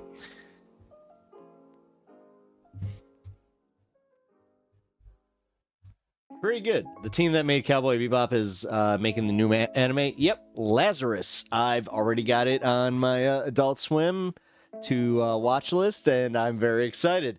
As Samurai Champloo is my number 3 as far as my favorite anime. So.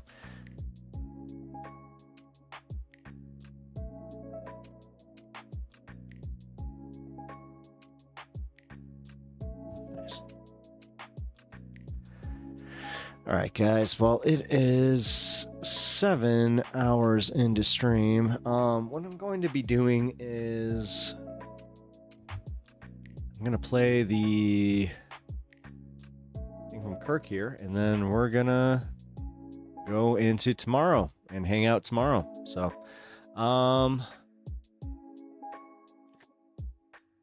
let's see.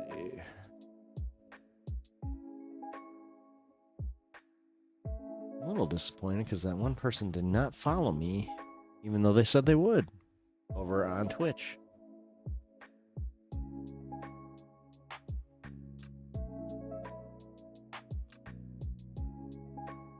It wasn't Gatecrasher. The fuck was it? I don't know. But even Barney Rap followed me. Yet somebody who agrees with my politics was like, I'm too depressed. I don't want to follow your politics. All right, well, fine. That's fine. Cool by me. All right, guys. But as I said, I'm going to raid. We're gonna raid Skid because Skid is awesome.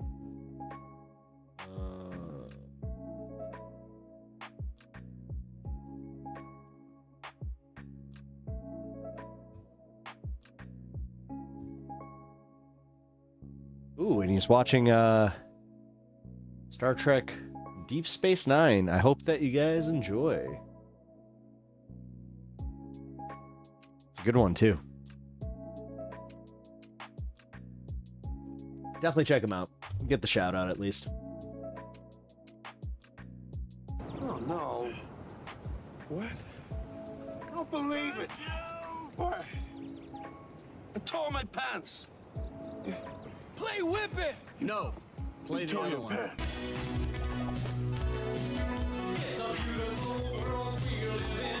Seven stowaways. Welcome in. Thank you for the raid. Skid's awesome, guys. Like, seriously, check out his content. Like, I hope you guys have fun.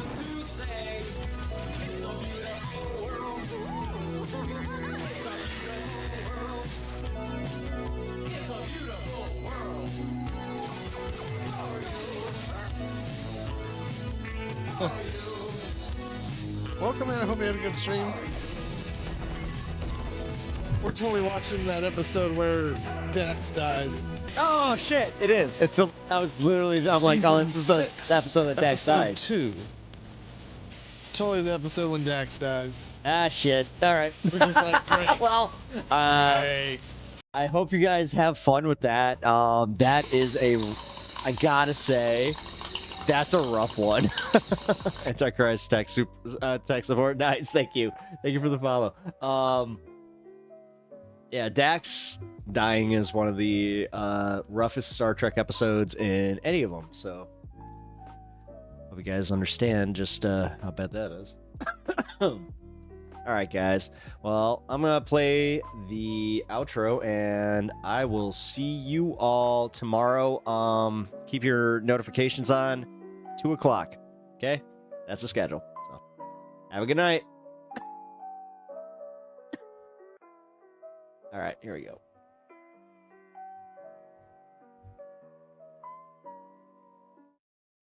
Love you guys. See you tomorrow.